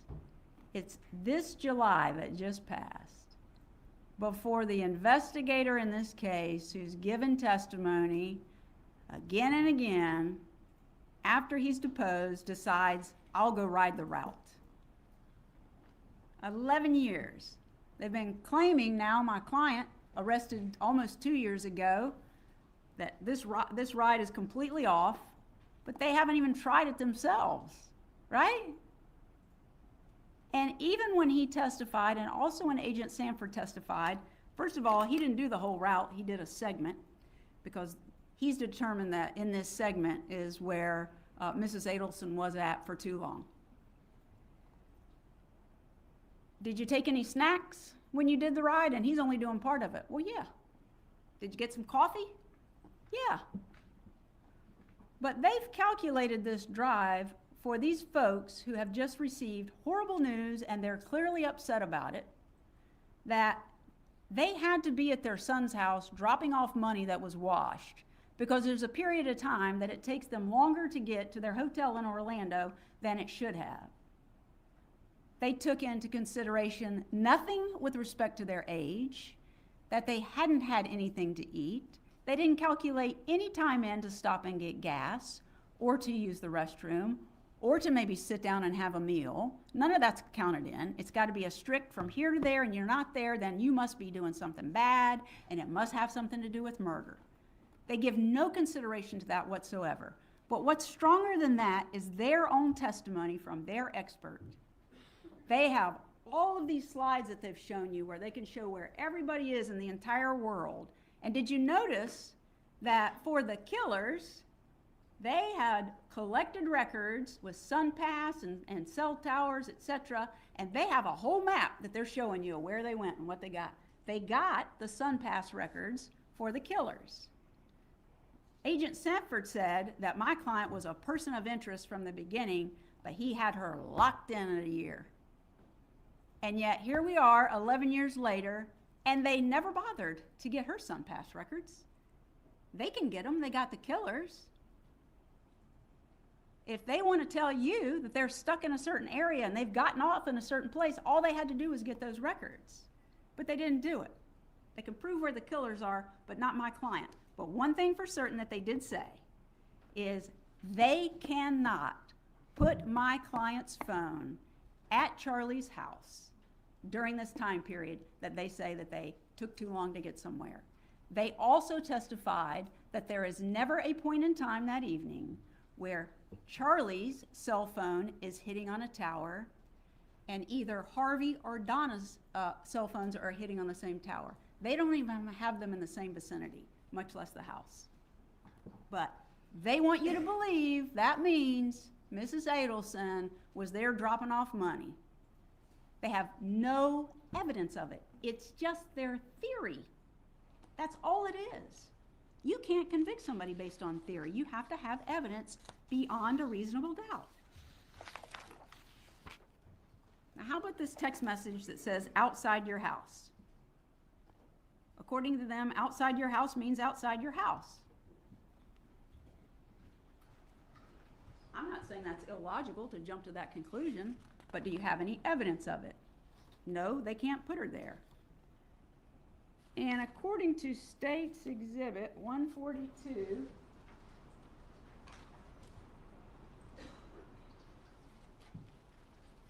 Mrs. Adelson was at Charlie's house, what in the world is she doing hanging outside for over 30 minutes before he gets there? She's got the garage door code to get in, but she's outside the house? They introduced this. She had talked to him, according to their records. She had been on the phone with Charlie. She talked to Charlie. And then later on, they send this text message, and it could mean many different things. But it would have been 30 minutes while they were waiting there for him to get there. And there's no reason for them to be outside the house because they know he's not there. It took him 10 minutes to send, or 20 minutes to send a message back saying he was 10 minutes away. And then he had to travel there. They don't have proof that she went there. They want you to envision it and imagine it and believe it because that's their narrative. That's what they tell.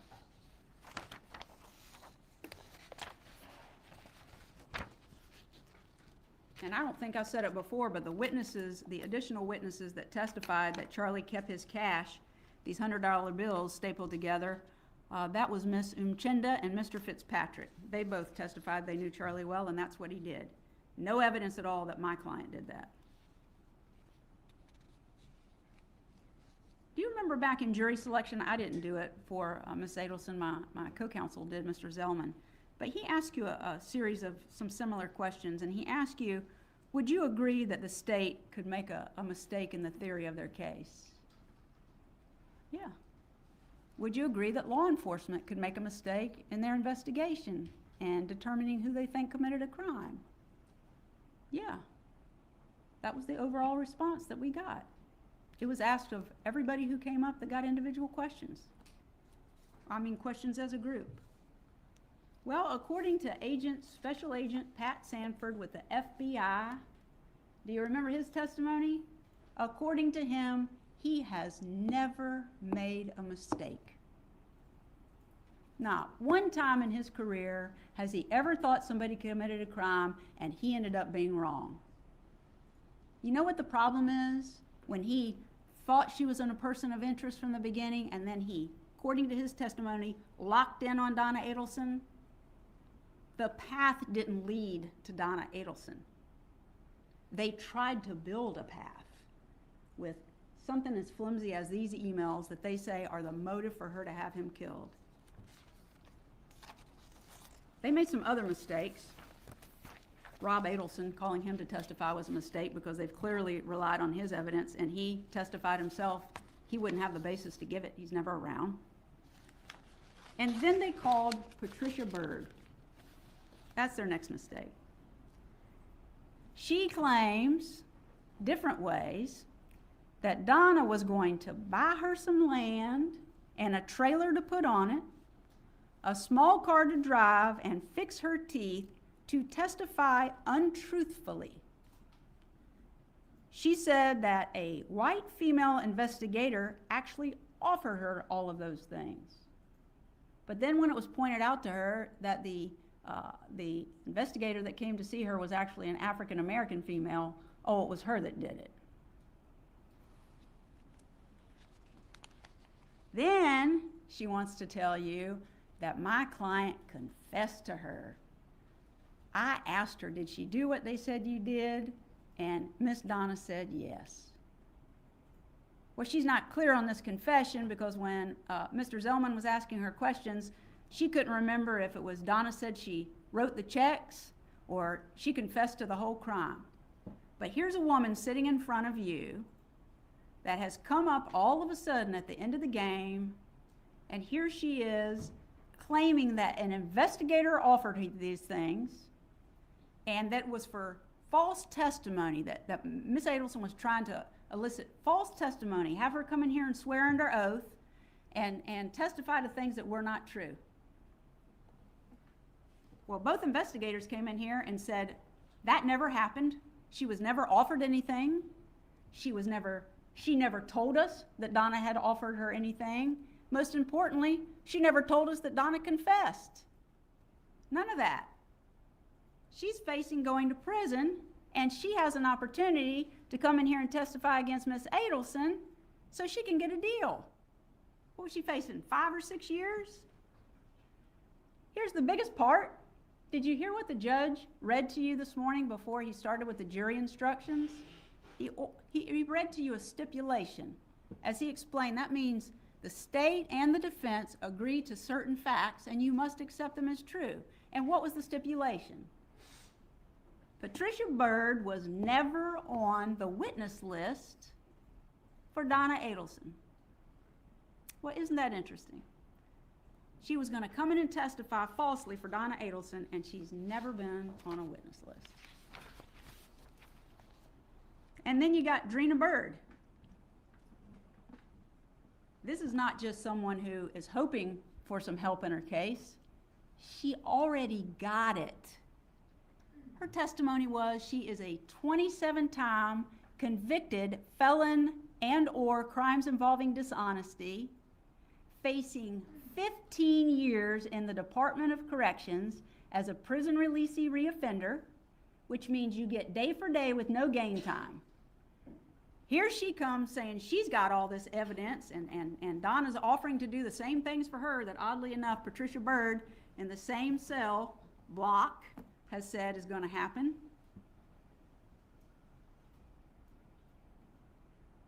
What does she do? We tried really hard not to bore you by playing the whole tape, but there's an exhibit that we put in, and it's the video of where Donna and Miss Bernhardt are sitting at a table. Oddly enough, Miss Byrd wasn't there, and she told you that she was with Donna Adelson day and night talking about her case. She wasn't anywhere around when they're sitting at this table, but you can watch that video again. I would just like you to recall this. Who shows up to that table first? Drina Bernhardt does. Who shows up with paper and a writing instrument? Drina Bernhardt does. And while they're sitting at the table, is Donna sitting there just telling her? No, they're having a conversation. How does the writing start? Miss Bernhardt gets out her little hot pink folder, paper, whatever it's called, notebook, plops it open, shoves it towards Donna Adelson, and starts tapping on it. Let's get busy writing. You don't hear those words, but that's what she's doing. Here, write. And allegedly, she's going to do the same thing, give false testimony, and her name is not on a witness list.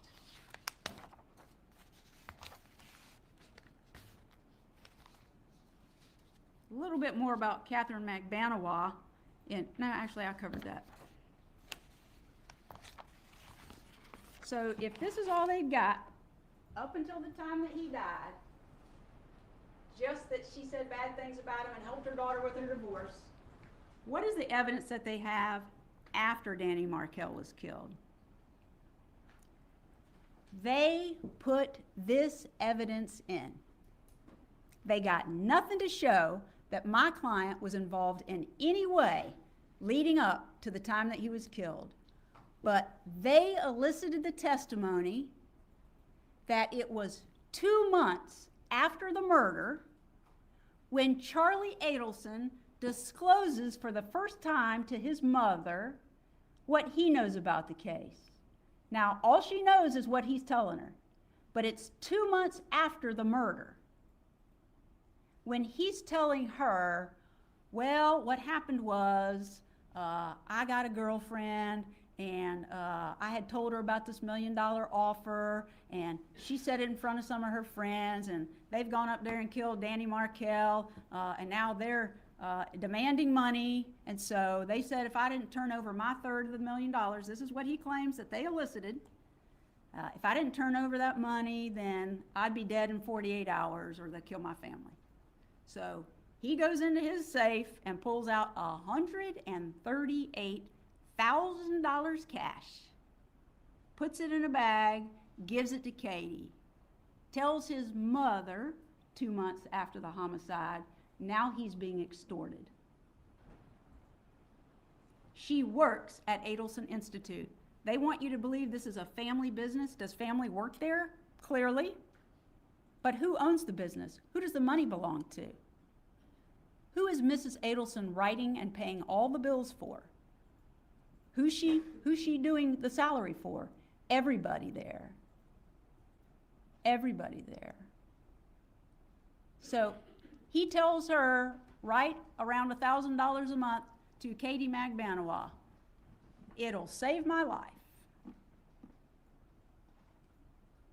They had this forensic investigator, and they didn't present anything to you, not a single check ever, that Charlie Adelson signed for his business, because he had his mother paying the bills, doing salary and other things at the dental office. That's him paying these people. She's doing her job because he says it'll save his life. She believed it was the truth, so she did what he told her to do. Was there pushback or not? We don't know. They didn't present any evidence about that. They claim she would have pushed back. Maybe she did. We don't know. But what we do know is it's 2 months after the murder before she knows what has gone down. That's their evidence. But she conspired with people to have him killed. She got the hitman to have him killed, and she wanted him killed, and he ended up dead. She doesn't even know about this going on. And the only version she knows is what her son has told her. Did she say, oh, the truth's coming out, the truth's coming out, the truth's coming out? She did, because that's what Charlie had told her the truth was. And that's her son. And she believed him. And she didn't want her son to die. She wrote paychecks at Charlie's instruction. That's not her giving cash and paying off murderers. That's a paycheck to Katie. That's it. That's all she did. So we're bumping along, and now we're in 2016, and it's a bump. Law enforcement testified to you that they created this scenario where they could try and get information to further investigate this homicide. So they've locked in on Mrs. Adelson, so they're going to set her up. Funny thing is, Mr. Sanford testified to what probable cause is that you have to get a wiretap on somebody's phone, and you have to have proof that a crime has been committed, and this is likely the person who committed the crime. It's not proof beyond a reasonable doubt. It's the same that you have to get a warrant to arrest someone. But when they do this bump in April of 2016 to June, who do they get wiretaps on? Charlie Adelson and Catherine Magbanawa. Not Donna Adelson. But they're just sure she's the mastermind behind this. So what do? They follow her. They watch her daily. Mr. Markel's children to and from school. And they decide that's where they're going to do this bump. This is State's Exhibit 113 of the bump on the street that took place on April the 19th of 2016.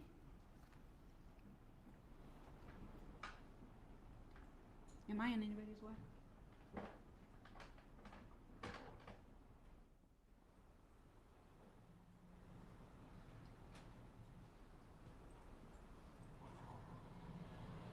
Black George, what is it? Yeah. Okay, that.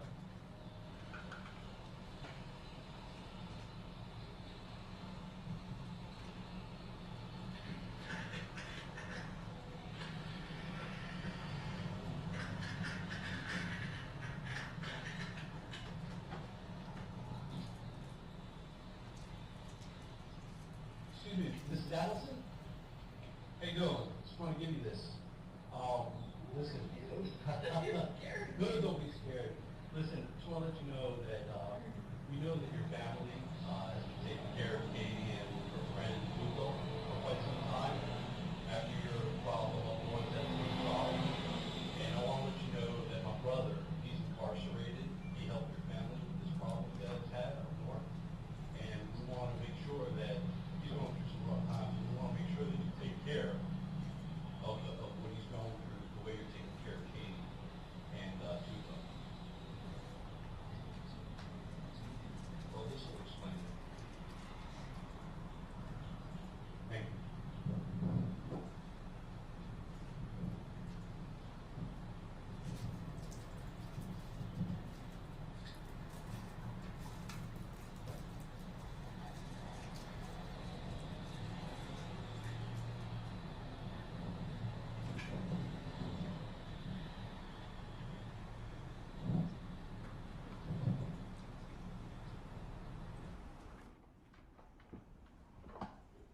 What did she say?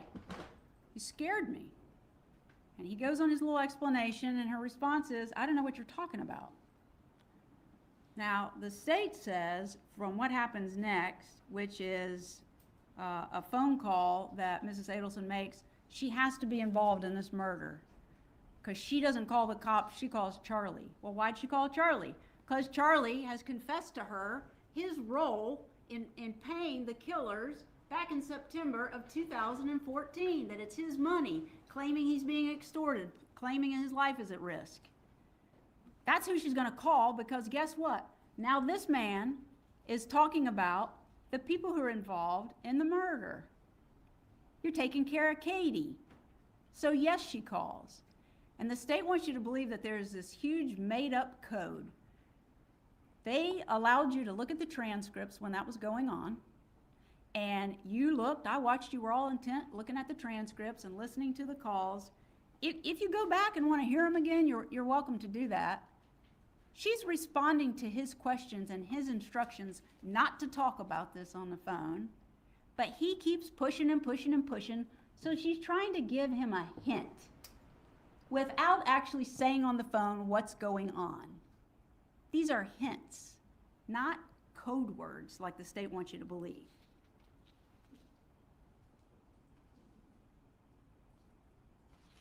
Could I have just 1 second, please?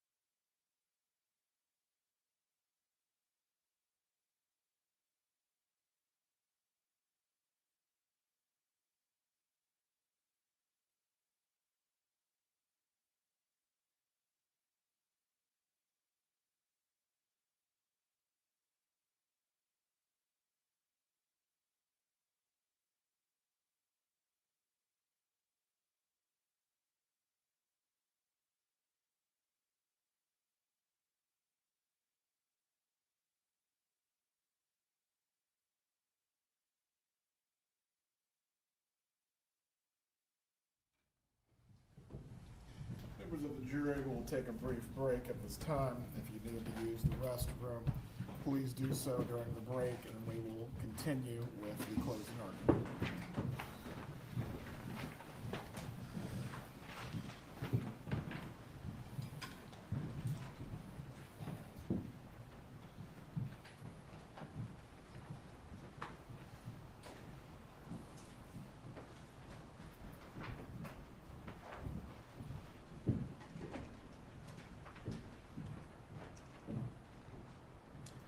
Everyone can be seated. If you need to use the restroom or stretch your legs, this is your opportunity. Or something to keep yourself from passing out. This is your opportunity now. 5 minutes.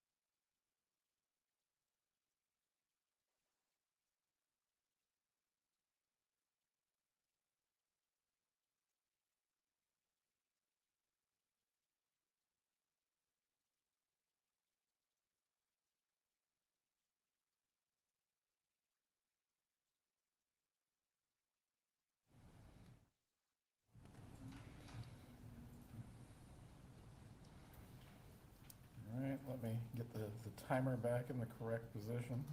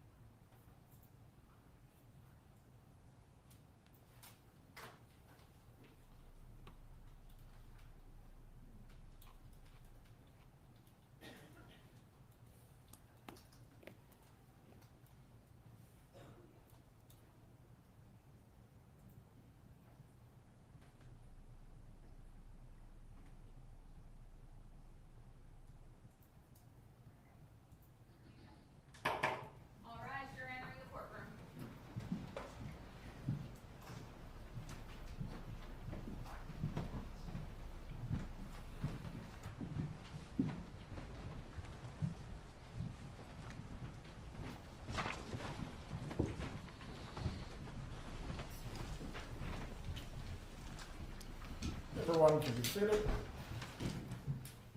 Fulford, you may continue with the defense closing argument.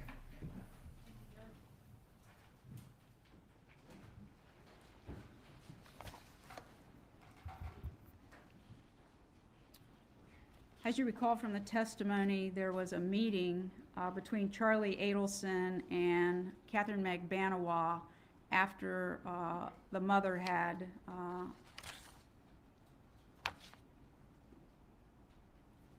after the bump, right? Do you have that? There's a transcript of that.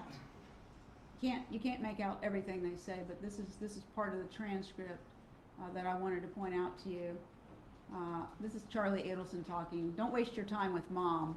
They need to talk to someone who's first person. Wouldn't it make sense that they make a connection to my family, to me, to my family, not my mom? And then he says to Katie, "You're the office help. Checks are on me. That's just because they found out you come in and work on the weekends. Trust me, I'll keep you on full time, so you're gonna get your checks." That's Charlie Adelson agreeing that he's keeping her on payroll, and the checks from him will keep coming.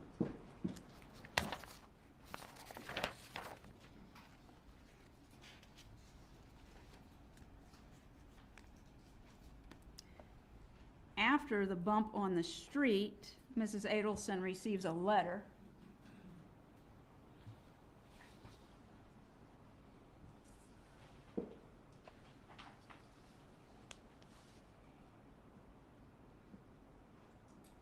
And the statement from, or the evidence that came from the state's witness, you recall that he said that his instructions on when he met her on the street was to be polite.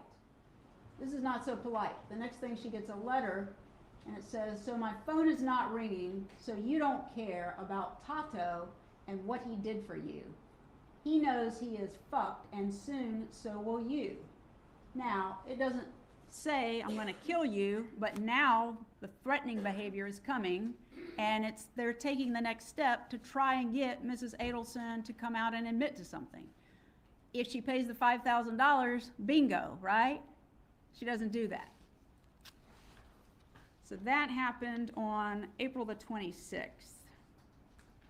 Then she does nothing still. She's scared, and you recall from the phone calls, she's scared. She thinks it's someone related to the killer. She's worried about her safety. She thinks something bad is gonna happen to her, but Charlie just keeps saying, "Mom, everything's okay. You have nothing to worry about." Then on May the 4th at 2:09 in the morning, the undercover sends her a text message, 2:09 in the morning. "So you don't take me serious. You think I'm playing. You have some puta call me to see if I'm for real? If you think what Katie baby daddy did for you can't come back, you're fucking crazy. I want the now, or I'm going after the 100K. So, threatening. "I'm gonna go to the police. This is not going away. Don't think that I'm gone. We're still here, and you're gonna do something about it." That happens on May the 4th. As you recall from going through the wire summary with the state, other calls take place in between. And then on May the 6th, finally, Donna calls the undercover at the number that he had provided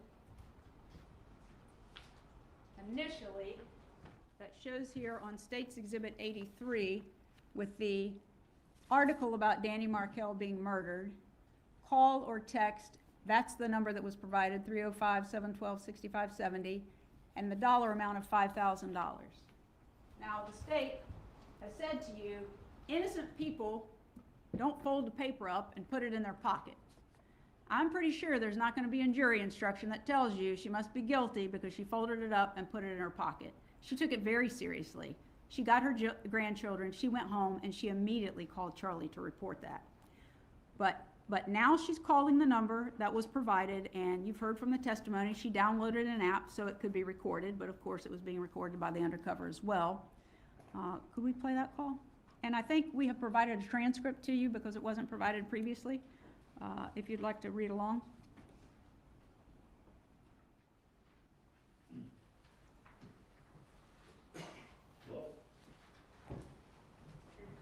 This is Mrs. Adelson. this, Sammy? Sammy. Okay, my grandchildren had my phone before, so, I And you're Adelson? I'm Mrs. Adelson. My- Yes, yes. My grandchildren Yes. had my phone before, so that's, and I just saw that you called. Oh, okay. You left a message on my voicemail. Right, I did. Yes. This is my problem.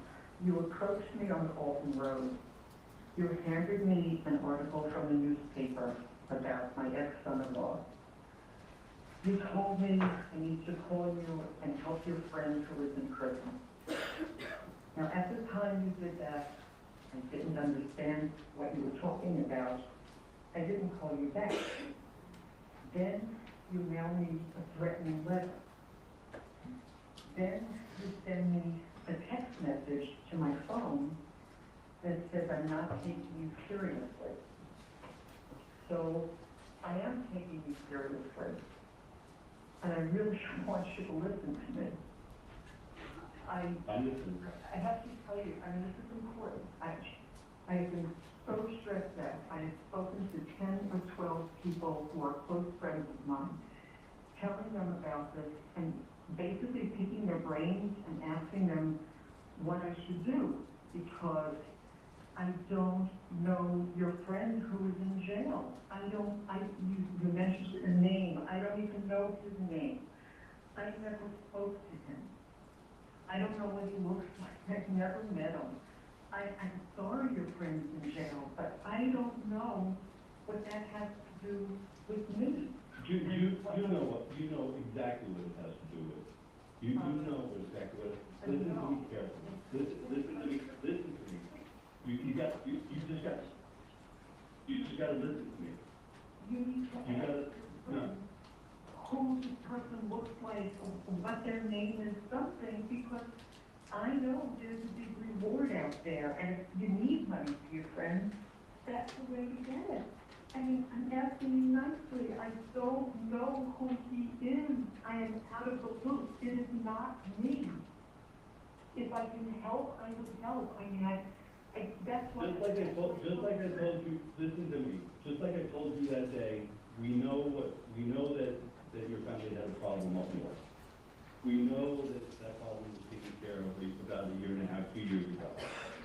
And we know that Katie has been taken care of and has been taken care of.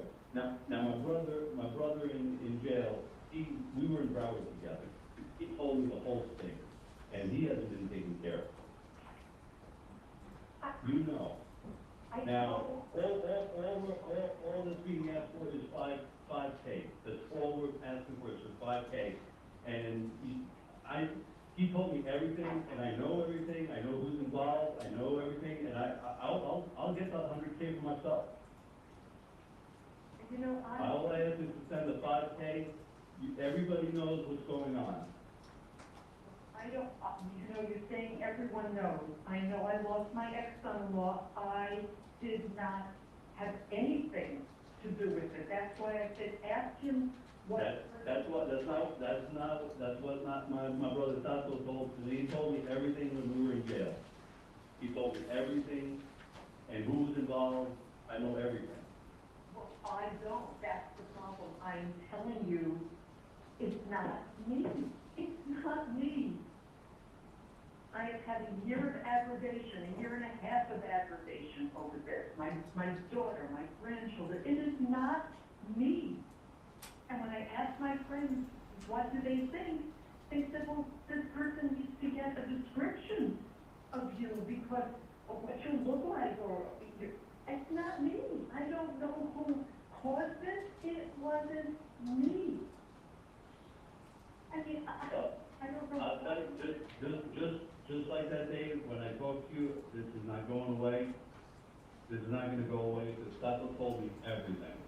He wasn't being taken care of. He needed the $5K. Spend $5K. That's all we were asking for. If you don't do that, I don't know who Tasso is. You don't understand. we know you don't know who Tasso is, but you know who Katie is, and you know the contacts Katie has, and she has. Listen to me. Let's stop fucking around. Let's stop fucking fucking around. Okay? You know who Katie is. And you know that Katie has somebody that knows stuff. And they took care of a problem for you people. That's just the bottom line. The bottom line is you know who the fuck Katie is. Look, I don't. I'm not fucking around with it. You know who Katie is. You know that they took care of Katie and her people.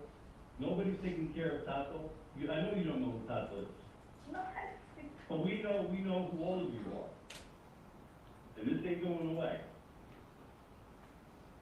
you know what?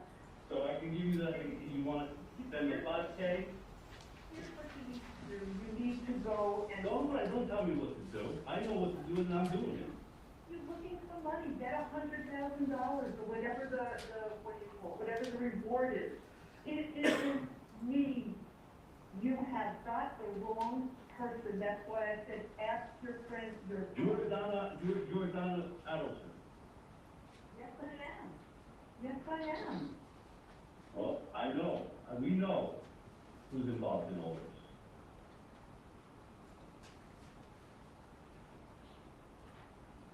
Yes, this is not making sense. I mean, if you want the money, you should get it from the police. They can give you a whole lot more than you're asking me for money for someone. I can't do this. I have had too much stress and too much aggravation from this, and I don't know what you are talking about.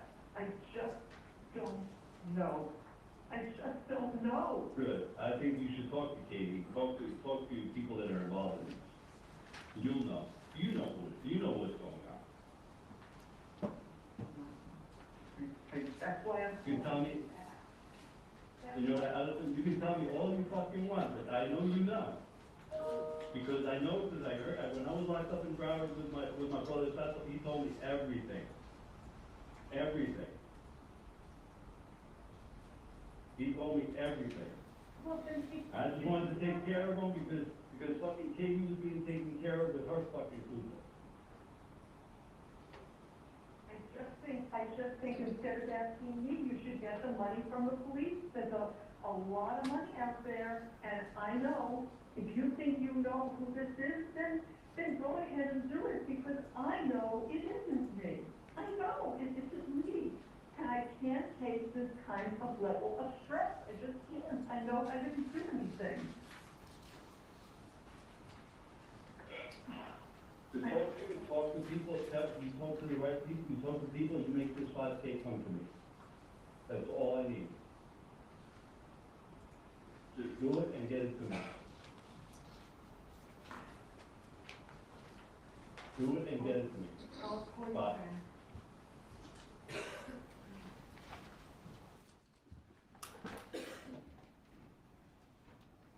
They tried 5 different times. I'm sorry. Did you want a particular position? Yeah. Sorry, Judge. 5 times they tried. They tried to get her to pay the money. They tried to get her to admit that she was involved in this, and 5 times it failed because Mrs. Adelson tells them in this call, he keeps telling her, I know everything, I know everybody, I know what happened, and she tells him in this call, if you know, go to the police. Go to the police and get the reward. Why in the world, if she's guilty of committing these crimes, is she telling somebody who apparently knows everything to go to the police? If you're guilty, you're not sending anybody to the police. That's why they think they can get her with the 5K. But she didn't do it. And still consistently, Charlie is saying, nothing to worry about. Don't worry. You can hear the fear and worry in her voice on that call. Now, the state talks about coding and code words, and one of the things they say is that in one of the discussions with Charlie, Mrs. Adelson says, it's about the 2 of us. It couldn't be more clear what that means. Her son told her in September of 2014 that he got extorted, he has to pay this money, he has paid the money, and he's going to keep paying the money so he doesn't get killed, right? Now somebody has walked up to her on the street about the exact same subject, Mr. Markell being killed, and demanding $5,000 from her. So now he's brought her into this. It is the two of them. They're not knocking on his door. They're coming up to her on the street. They're sending her text messages. They're sending letters. They're calling. They won't stop. But she didn't do anything. If her son did, that's on him, not her. There's no evidence that if Charlie Adelson had not told her in September of 2014 what he told her, there's no evidence that she would know anything at all about what happened. That's her single source. And he brought it to her. Bring cash. That's one of the things she says. Bring cash. Without telling him what has happened on the street, she's telling him they want cash. That's not code. That's hint, hint, hint. You don't want to talk on the phone, but you won't stop asking me, so I'm going to hint to you what this is about. There's nothing code about that. The state is interpreting what they think these things mean. It's not their interpretation that matters. It's the evidence that's presented.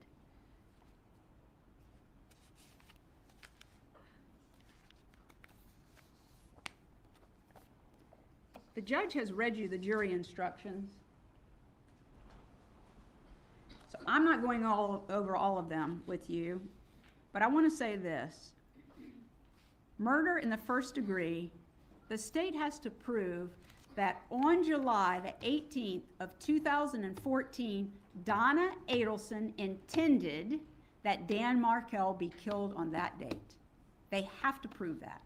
There's no evidence of it. First degree murder is killing with premeditation. Is killing after consciously deciding to do so. The decision must be present in the mind at the time of the killing. The premeditated intent to kill must be formed before the killing.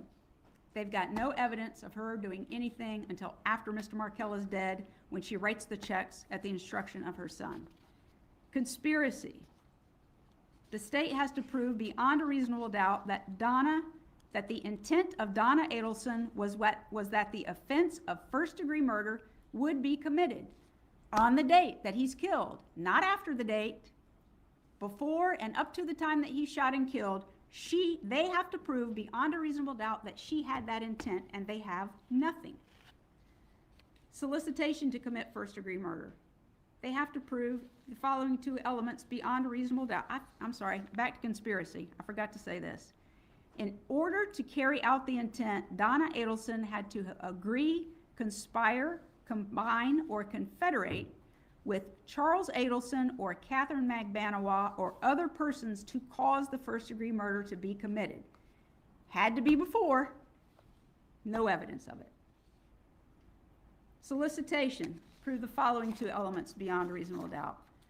Donna Adelson solicited Charles Adelson or Catherine Magbanawa or other persons to commit first-degree murder. During the solicitation, Donna Adelson commanded, encouraged, hired, or requested Charles Adelson or Catherine Magbanawa or other persons to engage in specific conduct which would constitute the commission of first-degree murder. What does solicit mean? It means to ask earnestly or to try to induce another person to engage in specific conduct. We know that the state has not presented evidence of Mrs. Adelson actually shooting and killing Dan Markell. They are asking that you find her to be a principal, that these other people did the killing, but she's a principal. And to prove that she's a principal, you have to show that she helped another person or persons commit the crime.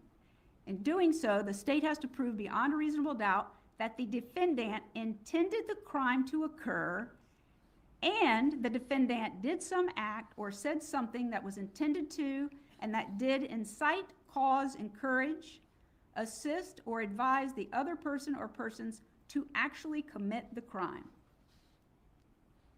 For first-degree premeditated murder, the state must prove the defendant intended that the killing of Daniel Markell occur. Then you heard the instruction of a principal when active participant is hired by the defendant.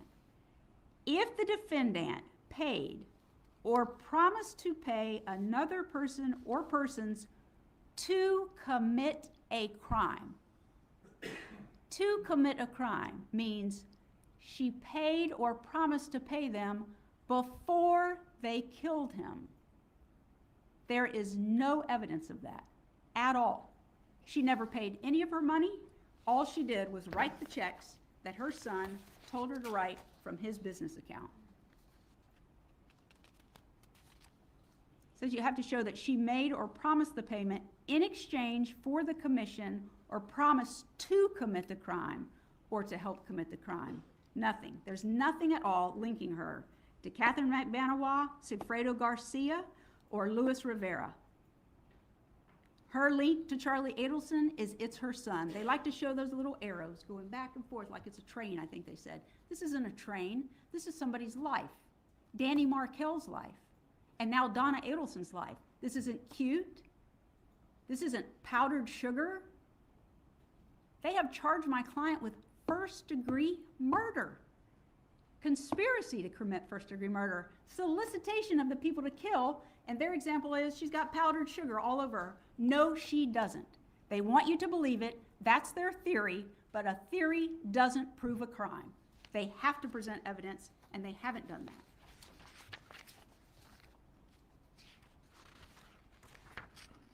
Let's talk about Vietnam and the evidence that the state has introduced. Their exhibits 129 and 130 are the visas for Donna Adelson and Harvey Adelson. That one's Harvey's. Could you put Donna? Now, there's something very important about these.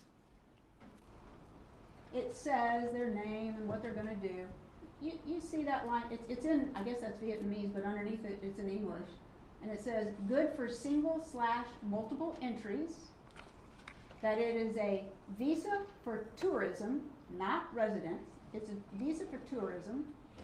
They can come and go as they please, and that it is good until, where's that date?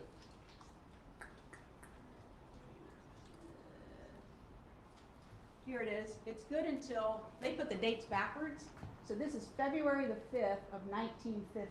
And the state says, oh, well, she was going to be gone past the date of the bar mitzvah. This visa allows them to come home, and if they want to go back, go back. Now, here's something really important. The state said that we're trying to tell you she was going on vacation. That's not true. Her prior attorney testified that before there was a conviction, she was very upset and said she wanted to kill herself if her son was convicted. And her husband was concerned about her doing that, so he wanted to get her away, to clear her head so that she wouldn't take such a drastic step. That's not a vacation. She's beyond herself. And then he gets convicted, and it's worse. And here's the thing, the state has been saying, since this woman was arrested, that she was going to flee this country to avoid prosecution. Flee. She's going away. She is not coming back. She's going somewhere where we could never get her and bring her back. They took almost nothing with them. They took a few credit cards, some cash, 2 pieces of luggage, and 1 carry-on.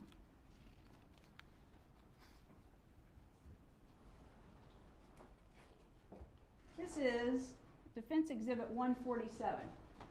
When the search warrant was executed, after Mrs. Adelson was taken into custody, here's the luggage in plain view with the tags on it to go to one stop and then to Vietnam.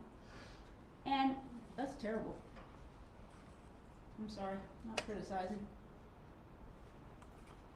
I think you gotta hold it. In any event, there's the luggage. It's there when the search warrant is executed, and the gentleman from Miami, what did he tell you about that when they executed the search warrant? They didn't even look in the luggage to see what they had. Not even look in the luggage. More important than that is they conducted, according to him, a thorough search.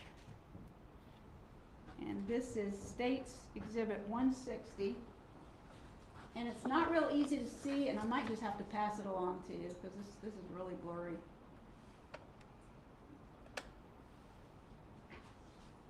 You see that? You see that little light down there underneath the white shirt? See that? That's the size of Mrs. Adelson's safe, sitting there on that little shelf. They never even bothered to open it and look in it to see if there's any stapled cash. That little bitty safe on that shelf, is that where she allegedly got $138,000 in cash and washed it and stapled it after she got this phone call and took it up to Charlie? Never happened, couldn't happen, wasn't gonna happen. And the investigator was so concerned about it, he never even touched it.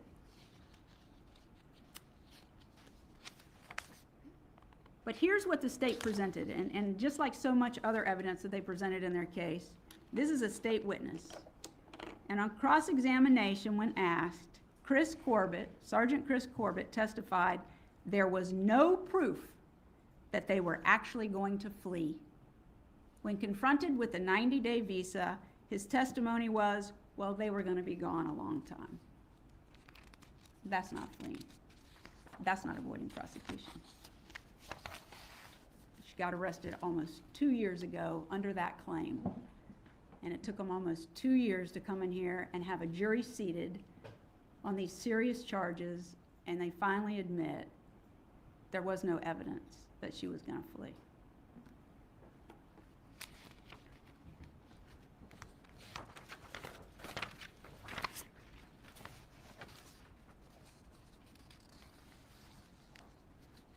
Danny Markill was killed on July the 18th of 2014, and Mrs. Adelson, according to Agent Sanford, was a person of interest, but she was not arrested in 2014. They immediately started, according to him, gathering bank account information, emails, phone records of Donna Adelson. 2015, she was not arrested. In 2016, they conducted the bump operation against Donna Adelson, and we've just gone through that entire bump operation. And still, even though others were arrested, Donna Adelson was not arrested. She was not arrested in 2017. She was not arrested in 2018. She was not arrested in 2019 or 20 or 21 or 22.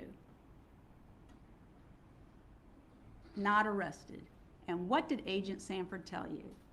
That they had listened in on this call or heard the recorded call where Mrs. Adelson thinks she's gotten cut off from her son, and she's talking about going away, getting airline tickets, and she wants to kill herself. She talks about it on there. She wants her and Harvey to do it together. And he wants to get her out of town and away from the media and clear her head. And Agent Sanford said, here's how invested he is, they think they might get a warrant for her on the day that she's arrested. They're not sure if they're going to try or not.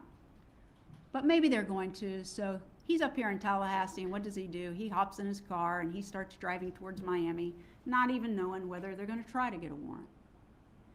When Mrs. Adelson got her visa, there was not a warrant. She was doing nothing wrong. When she booked the ticket, or Rick Sugarin helped book the ticket, there was no warrant. She was not doing anything wrong. She got advice of her legal counsel that there was no warrant. There was no promise with Mrs. Kappelman, but her lawyer told her of the possibility if they got a warrant, she could self-surrender and turn herself in. She packed her bags, no warrant. She gets in her car to drive to the airport, no warrant.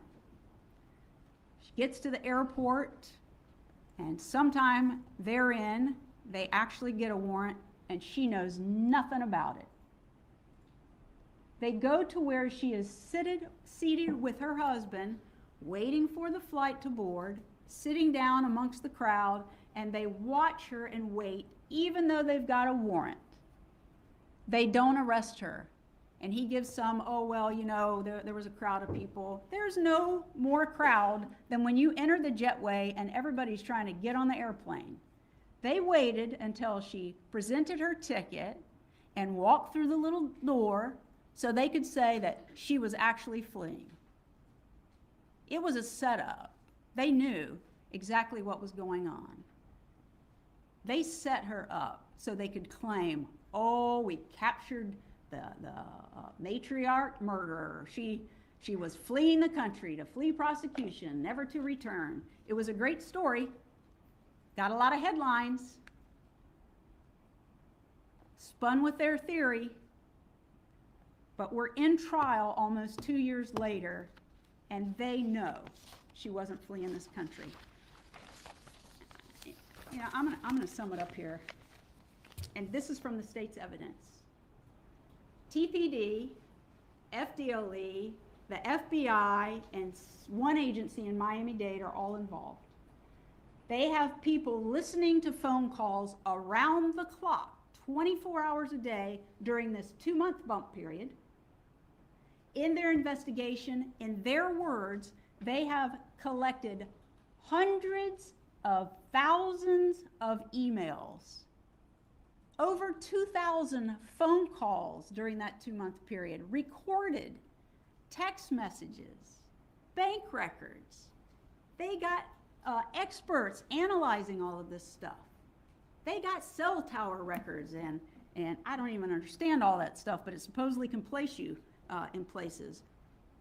They've been working on this case, according to Agent Sanford, right up until the time he was sitting on the stand, still investigating Donna Adelson.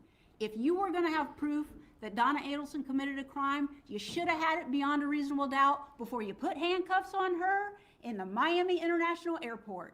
They still didn't even know that day if they were going to arrest her. In all the evidence they have collected, she can't help herself but run her mouth. Not a single email, no phone calls that are recorded, no written documents, no emails, not one single thing that said anything about wanting Danny Markell killed. The most aggressive thing they have are her foul words and wanting to aggravate him. This is not, could she possibly have done it? Could she probably have done it? Might she have done it? You have been sitting here hearing testimony for almost 2 weeks, and there's not a single piece of evidence that connects my client to that murder. Charlie Adelson? Yep.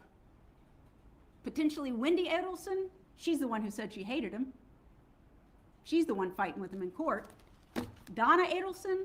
Nothing. Not a single piece of evidence. You have to find her not guilty because they have failed to do their job on all 3 counts. They cannot prove she had him killed. At the time that he was killed, she had paid anybody or asked anybody to do it. Please take this case seriously. Please go back and review the evidence. Please discuss what's been presented. Don't get talked into something that you don't agree with. The verdict has to be unanimous. If you don't reach an agreement, if you can't be unanimous, there's another procedure we go through. But please, don't buy into what the state is about to do, telling me how wrong I am, or telling you how wrong I am about everything, and how they have this mountain of evidence, because they admitted it. Agent Sanford admitted it. There is no direct evidence linking Donna to anything. And all this circumstantial evidence isn't really circumstantial evidence. It's argument about what it could mean, what it possibly mean. Could it have been? That's not beyond a reasonable doubt. Thank you. Thank you, Ms. Fulford. State, you may give your rebuttal.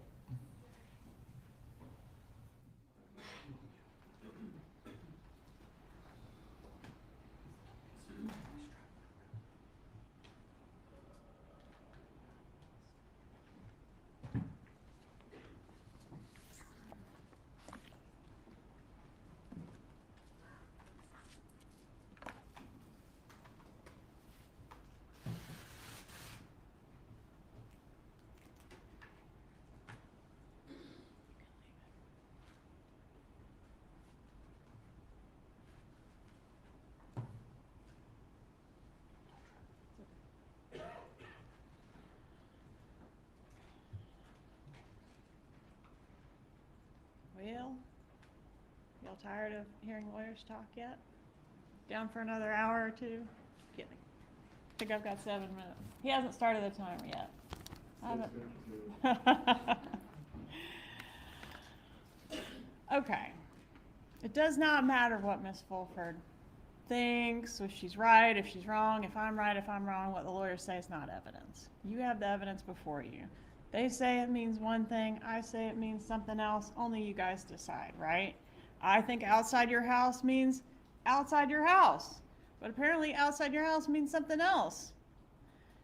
I think a very contentious divorce means a very contentious divorce. They think it means an amicable divorce. You guys decide, right? Look at the evidence and you guys decide. Is everything not what it seems and actually something else? You guys decide. A TV repair appointment is not an alibi because she could have changed it to earlier, but she didn't change it to earlier. That's where she was when he was getting killed. That's an alibi. This TV, that doesn't mean, that's not code, that's a hint. A hint for what? It's code. What does it involve? The two of us. Oh, well, that actually means it doesn't involve the two of us because we're being extorted, we're victims, it doesn't involve us. So what does it involve? The two of us actually means it does not involve the two of us. That's what we've heard. A one-way non-extradition ticket to Vietnam? It's not fleeing. It's a setup. How did I set her up? I didn't make her do that. I didn't get her a fast-track visa. I didn't get her a one-way ticket. She did that. She made those choices.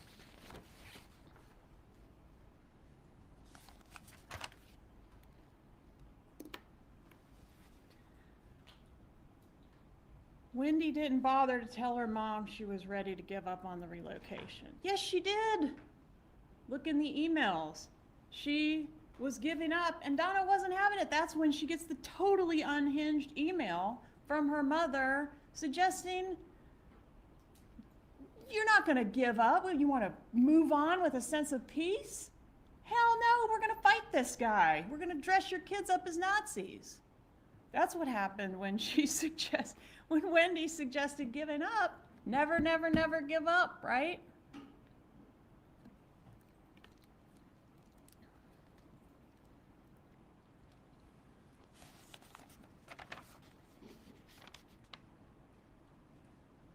This murder charge is not based on the fact that she said some bad words. I mean, I'd be facing murder just in this courtroom. Obviously, people. That is not what this case is about. You've got to look at all the evidence. I mean, it is death by 1,000 cuts. It is powdered sugar. You've got to look at the whole thing and make a decision. And I'm sorry that there's not a smoking gun, but she was too smart for that. She thought about it, she planned it, she made sure we could never get her, right? She took precautions, but she did make mistakes, and that's what all those exhibits are. Mistakes.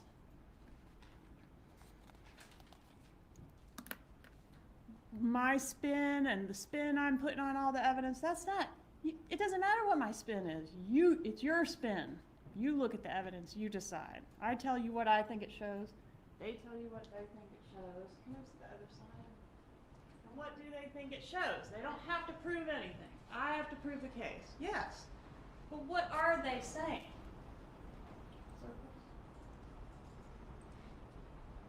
Wendy, oh no. Charlie, definitely. Wendy, maybe. Not Donna. But also, not Charlie. We were getting extorted. Not Charlie. I mean, you can't have it both ways, right? It's like hard to get your head around it, but we can't be getting extorted by the killers who killed Dan Markell on their own. And also, Charlie's pretty guilty and Wendy looks a little guilty too. It's got it like, there's no lane that's been picked. And they don't have to prove anything, but they're throwing all that out, right? And it's like, you were getting extorted, or Charlie and Wendy did it behind your back and they don't tell mom what they're doing.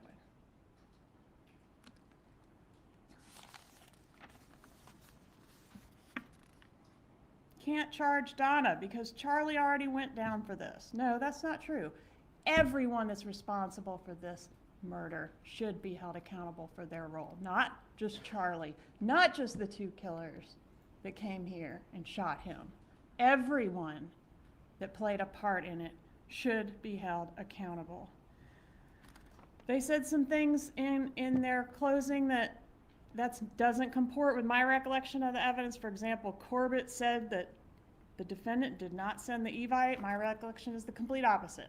You guys took notes, you have remembrances, you guys rely on your own memory. I don't want to go through every single thing, but there were a few of those. The only complaint from a 3 and 4-year-old was, Grandma says you're stupid. Oh, that's dumb. Well, no, I remember that the kid also said, Grandma hates you. Rob has an axe to grind. Mary Hull said that the Adelson Institute was Charlie's until 2022. Not my recollection, but hopefully you remember that it changed hands in 2015. No SunPass records. Do you need SunPass records to know that Donna Adelson was outside Charlie's house on the night of the murder? We didn't know that. Catherine Nibanoa told us when I got to Charlie's, he told me his parents had just come, right? And brought the money. But when we looked in the records, there's a text outside your house corroborating what she said. That's important. She was outside his house. Oh, well, she had the garage code. Why didn't she go in? I don't know if she went in. Maybe she did. She told him, I'm outside your house. He said 10 minutes. He's going to be there in 10 minutes. Maybe she did go in. I don't know. But she was there. That I do know. I don't know why she's denying that. Grandma motion. We disagree with what the words say. I mean, I don't know what to tell you.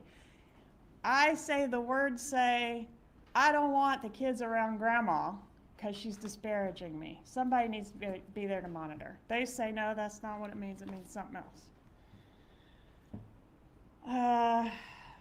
Charlie's extortion story. She wrote the checks because she had to save her son's life. Well, right. So if that's the case, we're picking lane 2 here, down below. And that's where all that evidence comes up about that pushes back on that. Like, that couldn't happen. They're not going to be spitballing the drug dealer defense years after they've been extorted. Like, that didn't happen. That was a lie, right? That Charlie came up with in his testimony, and that she then kind of got stuck with after saying all the truth is out, truth is out, truth is out. Plus, she's got to come up with something for writing those checks. She paid for the murder.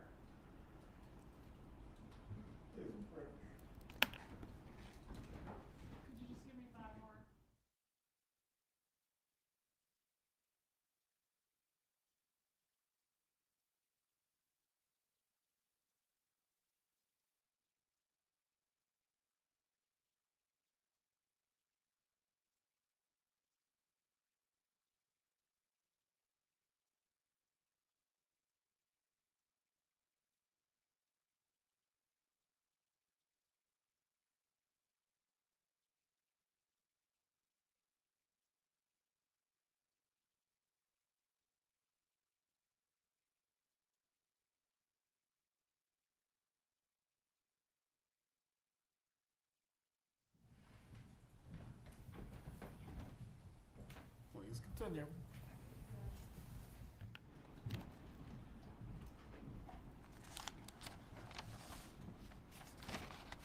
Sanford said he never made a mistake. Not my recollection.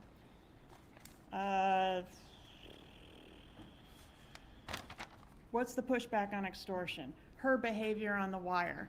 She doesn't say, oh my gosh, it's happening again. She doesn't say anything about the prior extortion. If the prior extortion had occurred, she would immediately tell him it's happening again, or some reference to the fact that this is something that's been ongoing. She doesn't do that. Instead, she talks in code. It's a TV. What the heck? Why are you talking in code?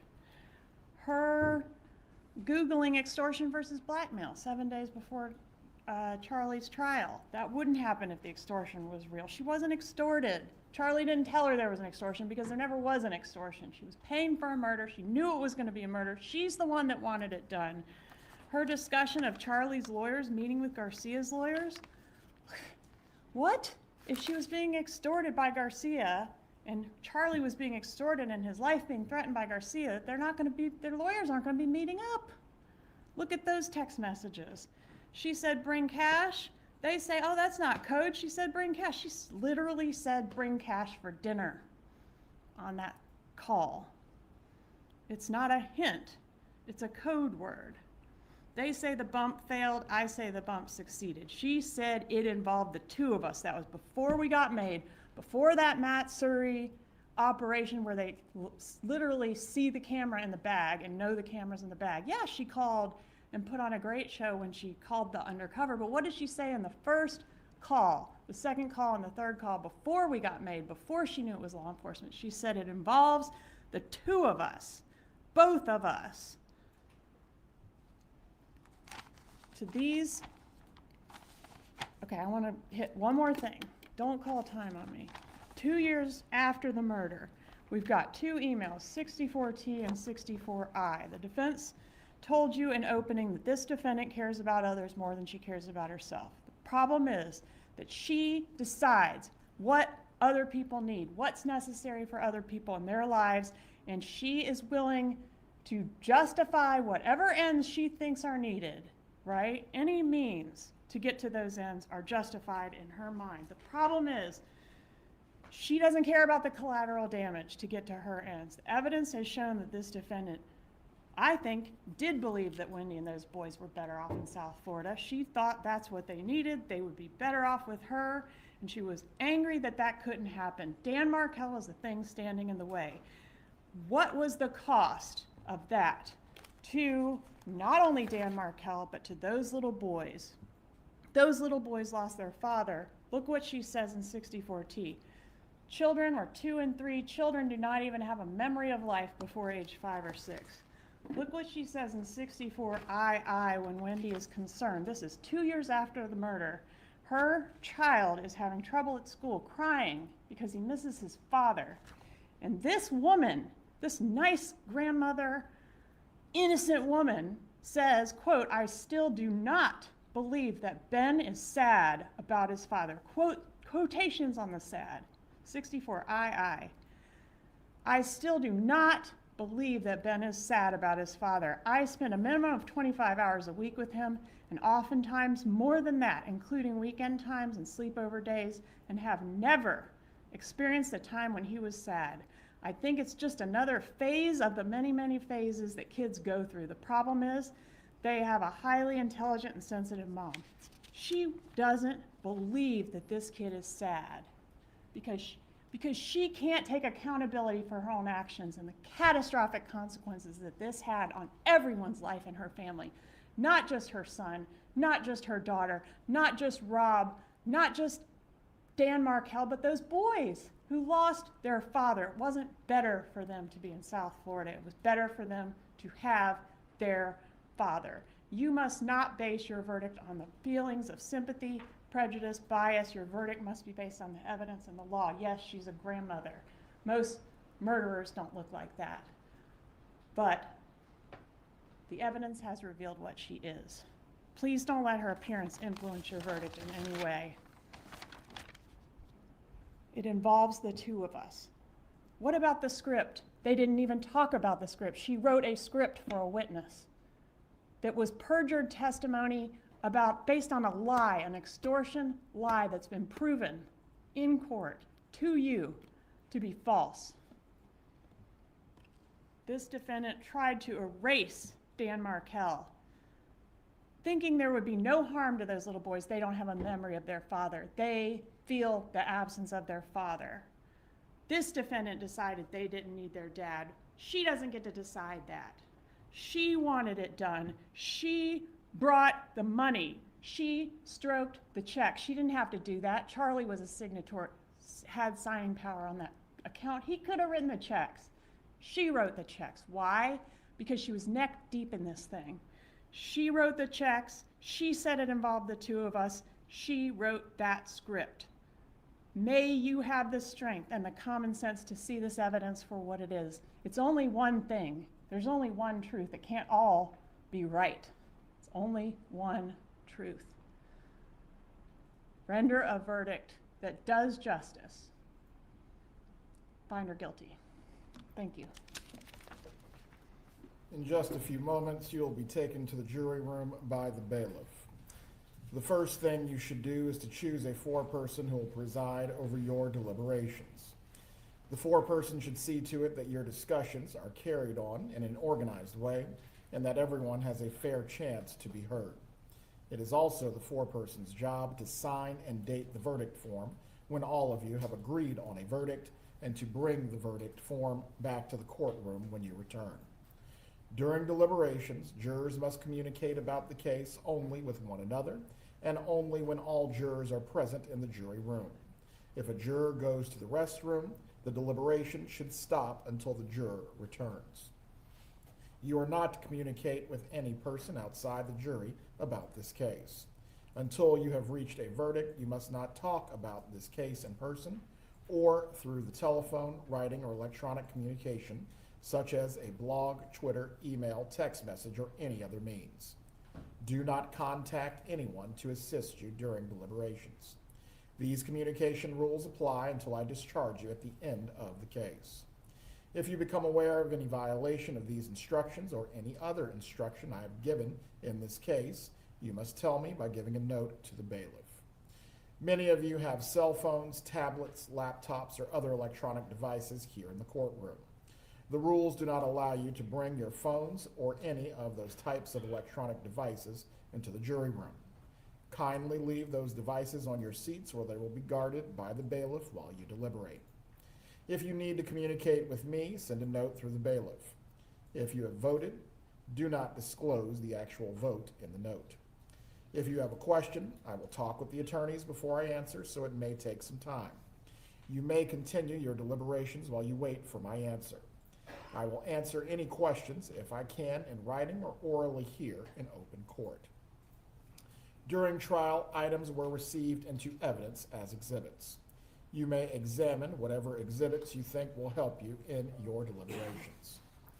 The photographic, disc, jump drives, reports, and document exhibits will be sent into the jury room with you when you begin to deliberate. If you wish to see any other exhibits, please request that in writing. In closing, let me remind you that it is important that you follow the law spelled out in these instructions in deciding your verdict. There are no other laws that apply to this case. Even if you do not like the laws that must be applied, you must use them. For more than 2 centuries, we have lived by the Constitution and the law. No juror has the right to violate rules we all share. Before the deliberations begin still afternoon, we are going to discharge at this point the alternate jurors. If the clerk could please read out the names of the alternates.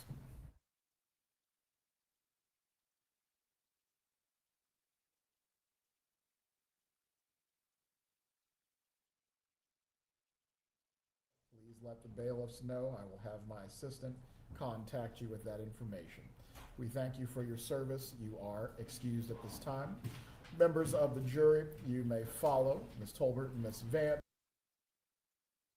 Your instructions and your notepads with you at this time. One moment before you go back in. The transcripts of the recorded call, these are to remain out here. Please leave those in your seats. Make sure you leave those on your seats, please. Only the jury instructions and your notes.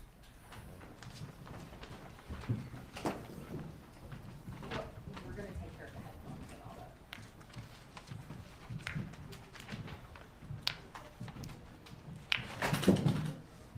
It's okay. I'll send you a bill.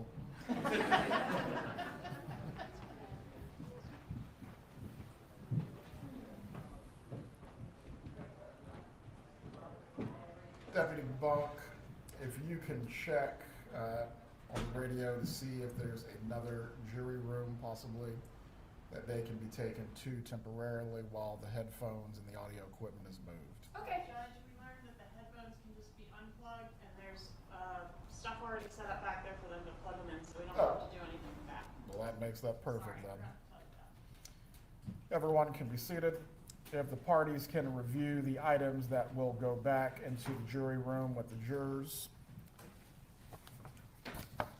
The instructions that were read aloud with a copy of the verdict form. You can inspect that as well before it goes back. I will hand that to the clerk at this point.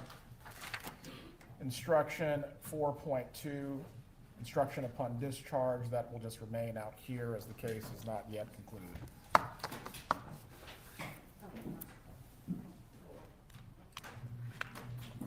Also, please leave your phone numbers with the clerk, so that way if there is a question or a verdict, everyone can quickly assemble. Unless there are any other matters to address for the court, we will be in recess at this point. Nothing from the defense that I'm aware of. That I'm aware of.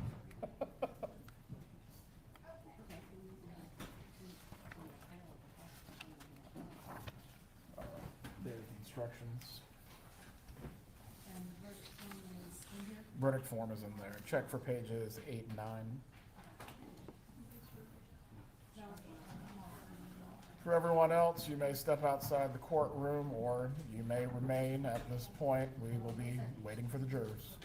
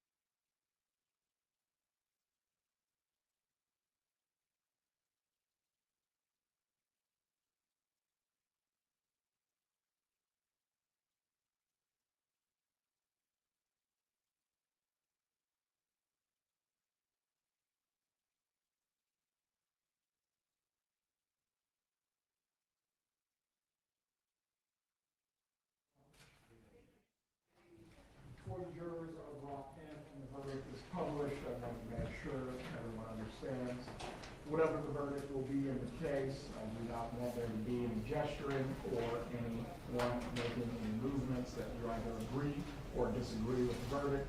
We are going to respect what the jury's decision is, and we are not going to subject them to any displays of emotion, whether it be from the gallery or the parties. If anyone believes they are not capable of following this instruction, I'd ask you to step outside at this time. Mrs. Adelson also as well, once the verdict is read, again, I'm going to advise you, do not have any displays of emotion. As best you can, you are to control yourself. Do you understand?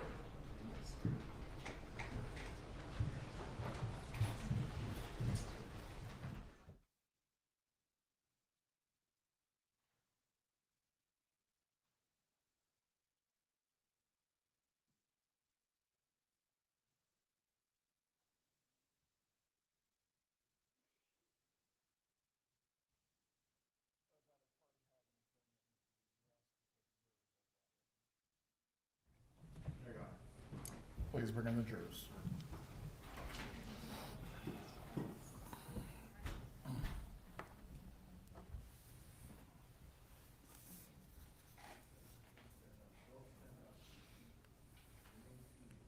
Please remain seated when the jurors come in this particular time.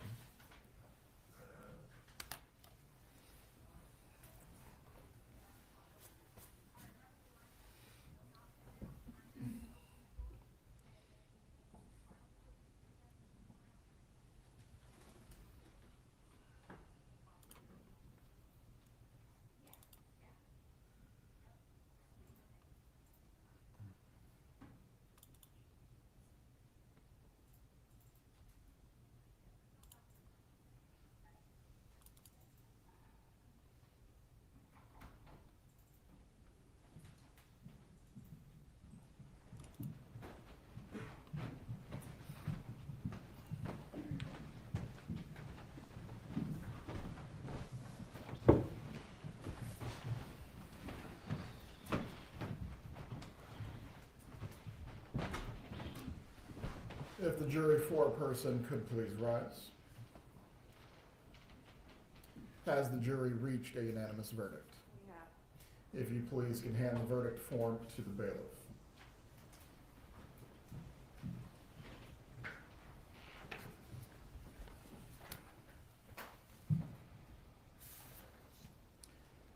Having reviewed the verdict form, it is in its proper order. At this time, I will publish the verdict. We, the jury, find as follows as to count 1 of the indictment, first-degree murder. The defendant is guilty of first-degree murder. Mrs. Adelson, control yourself. Count 2. We, the jury, find as follows as to count 2 of the indictment. Conspiracy to commit first-degree murder. The defendant is guilty of conspiracy to commit first-degree murder. Count 3. We, the jury, find as follows as to count 3 of the indictment. Solicitation to commit first-degree murder. The defendant is guilty of solicitation to commit first-degree murder. And it is signed and dated by the foreperson. One moment. Members of the jury, the bailiff will escort you to the jury room.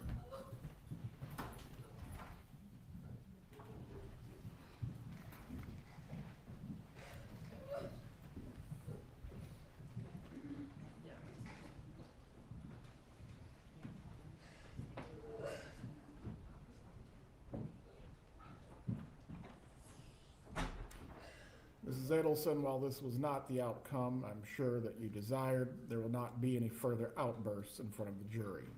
If you cannot control yourself, I am going to have to determine if you will be removed from the remainder of this process. Do you understand what I'm saying to you? Do you need a moment to collect yourself? Before the jurors are brought back in, we will take a brief 2-minute break. Please give her tissues if she needs them.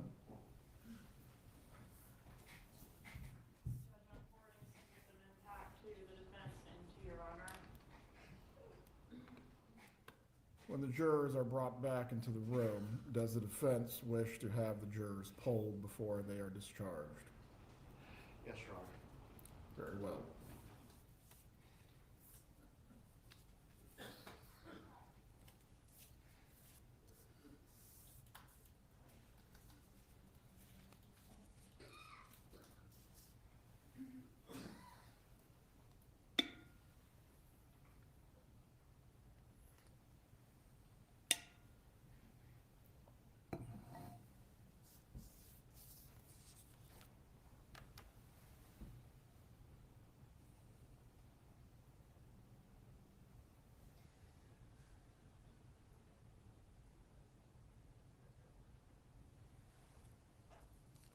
Please bring back in the jurors so we can conclude with their portion of the trial.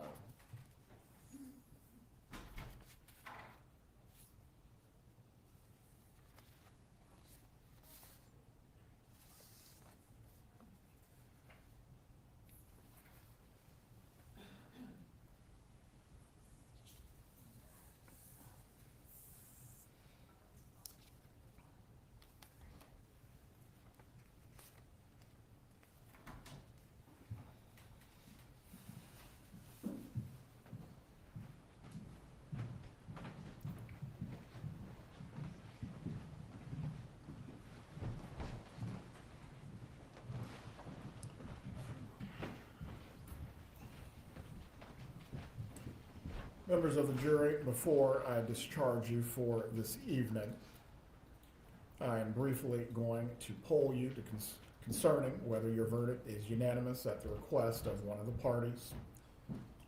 When you hear your last name, please appropriately respond.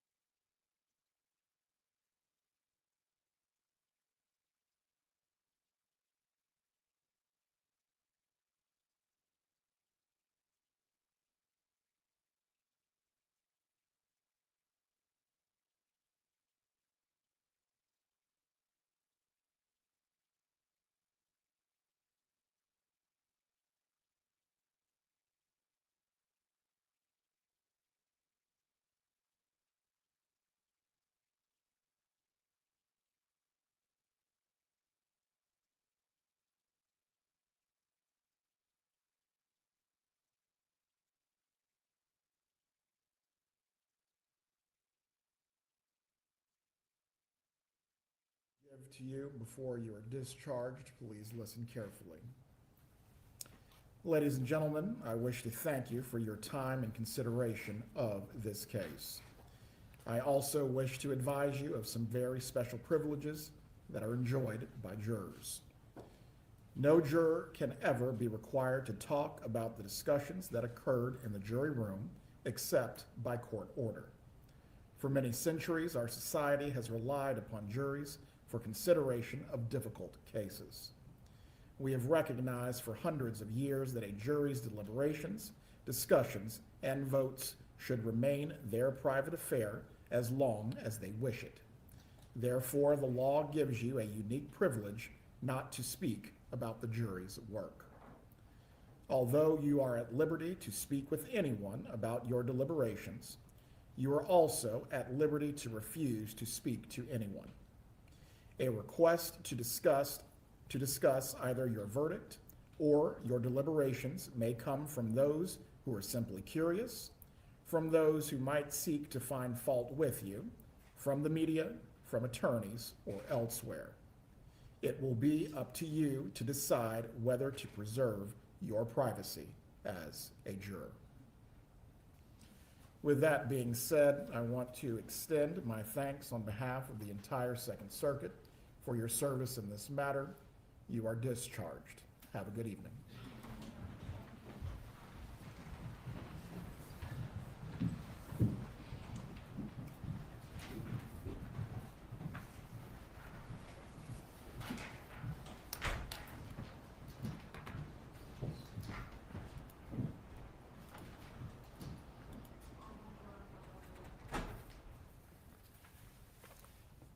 As to the jury's verdict, with the jury having found the defendant guilty of the 3 charges of the indictment, is the defense asking for a pre-sentence report on counts 2 and 3.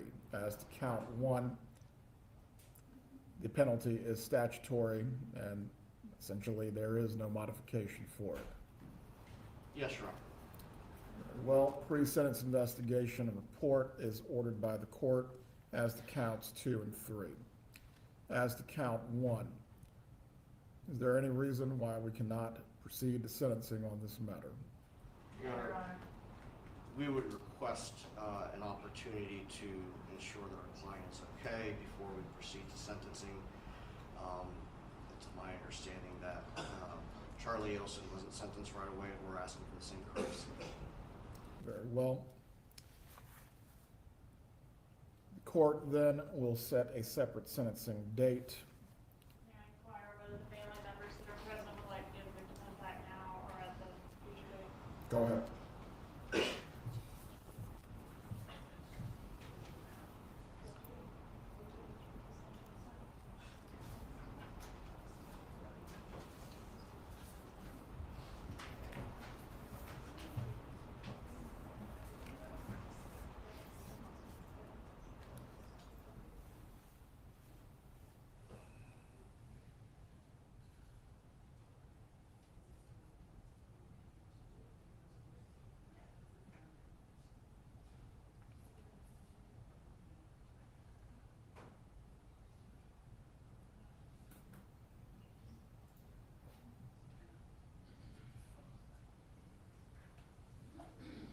We're on 2 victim impact statements this evening. It's fine. Right there in front of the lectern. Watch your step. You know you step back.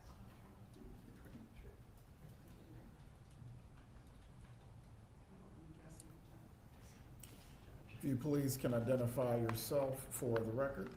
Yes, my name is Ruth Mark.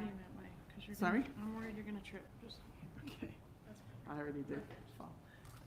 My name is Ruth Markel. You may give your impact statement, ma'am.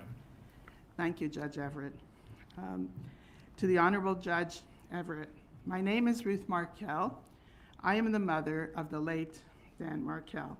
I stand before you today to express the profound sadness and grief that Dan's family and I have endured since his tragic murder. We have lost a treasure. My son Dan's life was cut tragically short at 41 years old. For 11 years, we have been forced to a life filled with unimaginable pain and heartbreak. Dan's father Phil and his sister Shelley share in this unending sorrow. Dan was a devoted father, brother, and son. Dan's life was marked by his devotion to family, education, and community. He was a loving, caring, and inspiring person. His academic journey included studying politics and philosophy at Harvard University, earning a master's degree later in political theory from the Hebrew University of Jerusalem and Emmanuel College in Cambridge, and later going back to Harvard to get a law degree. Dan was a prolific scholar and did start, co-founded the influential Prof's blog. His energy, drive, and sociability greatly enriched the FSU College of Law. Dan's life was filled with passion, music, dance, sports, travel, and people. But of all my son's accomplishments, however, I am most proud of the devoted father Danny was to his 2 sons, Benjamin and Lincoln. Dan was present, loving, and supportive, always putting his children's well-being first. He regularly attended the boys' daycares, reading with them. His office was filled with their drawings, and his home, his living room, filled with their toys. Dan was the boys' hero, and they have been forced to grow up without a father. Dan's murder has shattered our family and caused deep permanent pain. This was a particularly senseless crime, And the murder was particularly insensible. It was not revenge. Dan was a law-abiding and respectful citizen, an active father, and a living son. His life was devoted to teaching and helping others. The pain and suffering of Dan's murder goes well beyond other families too. That is why I wrote the book, The Unveiling, a mother's reflection on murder, grief, and trial life. In my unrelenting grief, I turned to advocacy, to feel purpose, and to help others with these tragic losses. I have found meaning and comfort to connect with others who want to serve justice. To all the community of journalists, TV programs, podcasters, Tallahassee communities, and the allies who have put their hearts in keeping Danny's story alive, we are full of thanks. To law enforcement and prosecutors, our gratitude is beyond for their dedicated, careful perseverance in seeking justice for Danny and our family. If Tallahassee is known for football, Tallahassee should be known for the prosecution and for law enforcement. They have done an outstanding job. These extraordinary efforts underscore the brutal truth of our family's story. Danny's murder was orchestrated by his former mother-in-law, Donna Adelson, and other co-conspirators, and is a crime of cruelty.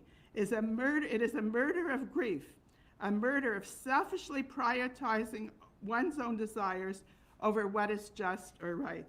And at its core, this was a murder of convenience, so that one grandmother could live closer to her grandchildren. She killed their father and ripped the children from the other grandparents' lives. Donna Adelson's crimes against Dan began long before his murder. She belittled Dan in front of his children. She spread lies about him and contributed to a brutal separation between Dan and Wendy. She rented the house, and Dan came home, and he found that Wendy and the boys were gone with most of their belongings. He called this devastation Pearl Harbor. Donna's eagerness for Wendy to divorce Dan and to relocate to South Florida led her to increasingly devise desperate schemes.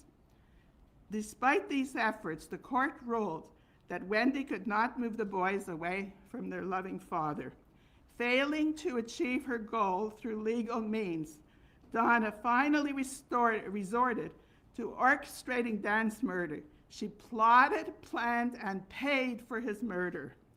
Donna's crimes led to further devastation. Her middle son, Charlie, was convicted and sentenced to a life in prison for his role in facilitating Danny's murder for hire. Can you imagine a mother involving a son to complete a murder? Donna's eldest son, Rob, an honest and decent man, is estranged from the family, and her younger child, Wendy, has decided once again to relocate to another state. Her actions and those of her co-conspirators have caused children to lose their parents. Catherine McManus, Freda Garcia, and Charlie Adelson, also convicted, are all convicted for life and have lost access to their children.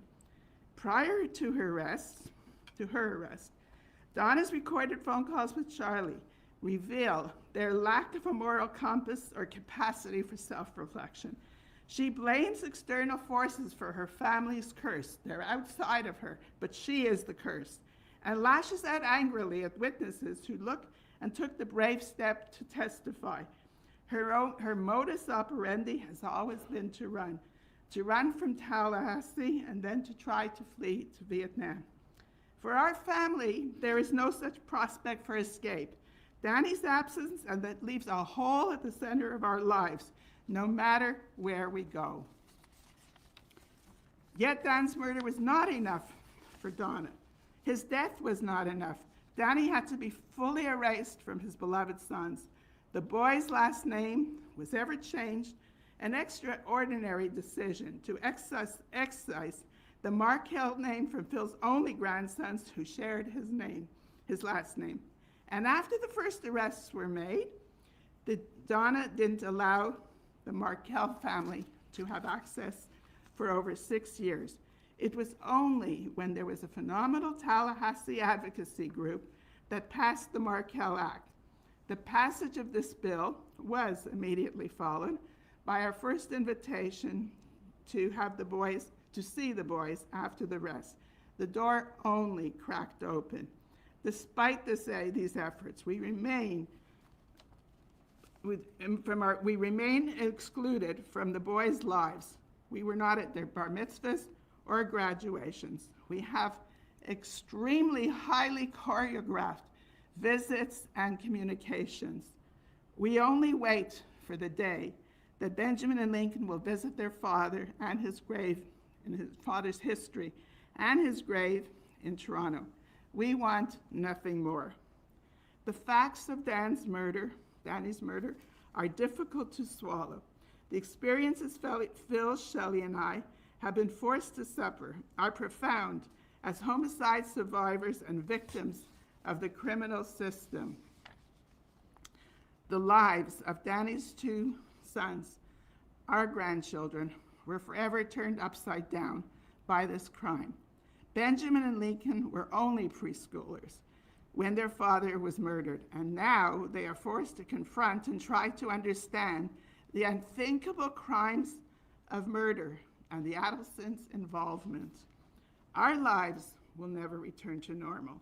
For those who love Danny and for those who Danny loved, there is no escape from the wicked effects of what Donna Adelson set in motion, carried out, and paid for, and for many years enjoyed the aftermath of.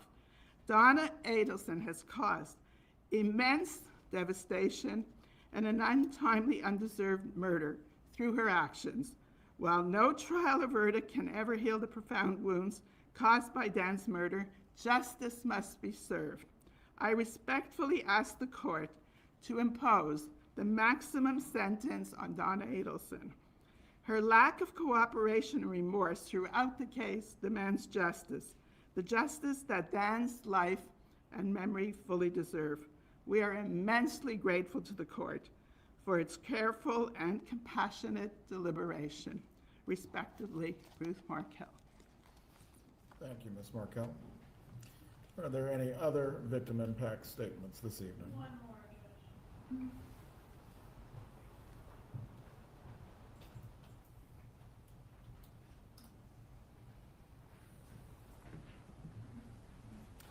If you please could tell us your name for the record.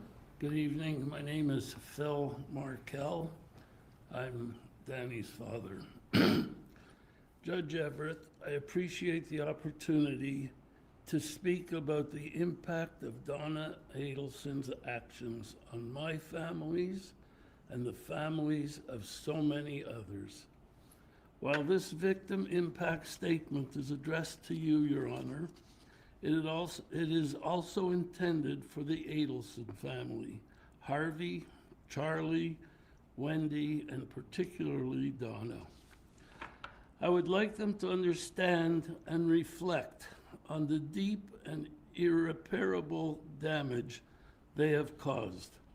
The pain that they have caused my family is obvious and permanent, but they have also caused lifelong harm to their own immediate family and so many other families and children around. Donna's selfishness, cruelty, and complete disrespect for human life, along with that of her co-conspirators, have left families forever broken. Louis Rivera, his children have no father. Catherine Magbanoa and Sigfredo Garcia, their children have no parents. Charlie Adelson, his son, Roman, has no father. Rob Adelson and his wife and their 2 children have lost their uncle and grandparents. Shelley and Ian, my daughter, their 3 children, my grandchildren, are left without an uncle and are separated from their cousins. Of course, their heinous and callous actions have left me, Ruth, and Shelley without our Danny, and Ben and Lincoln without their father. For anyone to commit such a cold-blooded, unprovoked act of murder is horrific. For Donna, someone who claims to care so much about Ben and Lincoln, her sun shines. Her actions are beyond comprehension. She has harmed forever the people she claims to have loved. In the Jewish custom, we have an expression to always wish others to live to 120 years of age. For Donna, I wish her to live to 120, alone in her jail cell. I wish that every day of her remaining days, she thinks about the harm she has caused to so many, especially those two boys she claims to have loved so much. For these reasons, Your Honor, I ask the court sentence Donna Adelson to the maximum possible sentence. And my only short question to Donna, was it worth it? Respectfully, thank you. Thank you, Mr. Markel. Are there any other matters that the court needs to address this evening, Ms. Koppelman? No, Your Honor. With the PSI being ordered, the court will pronounce the sentence as to counts 2 and 3 after it's been completed. The parties have had an opportunity to review the pre-sentence investigation report and make any objections if they believe they need to. As to the 3 counts that the jury has found the defendant guilty of, I will adjudicate her guilty at this time, but sentence will be pronounced as to the 3 counts at a later date. She is remanded for sentencing at this time. Lieutenant Henry, please notify the commander at the jail that the appropriate screening needs to take place to ensure that the defendant is in an area where she is not subject to any self-harm. For a case management date coming up, what would the parties request? Ms. Dugan's October court date, Your Honor.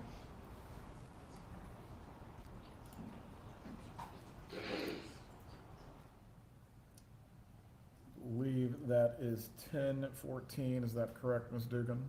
Yes, sir. October 14th for case management at 2:30 p.m. That will be in the normal courtroom, 3B. Patricia, if you can make sure that the notice goes to DOC so they are aware that the PSI needs to be completed as soon as possible. Thank you. We are in recess at this time. We will reconvene on October 14th. Have a good evening, everyone.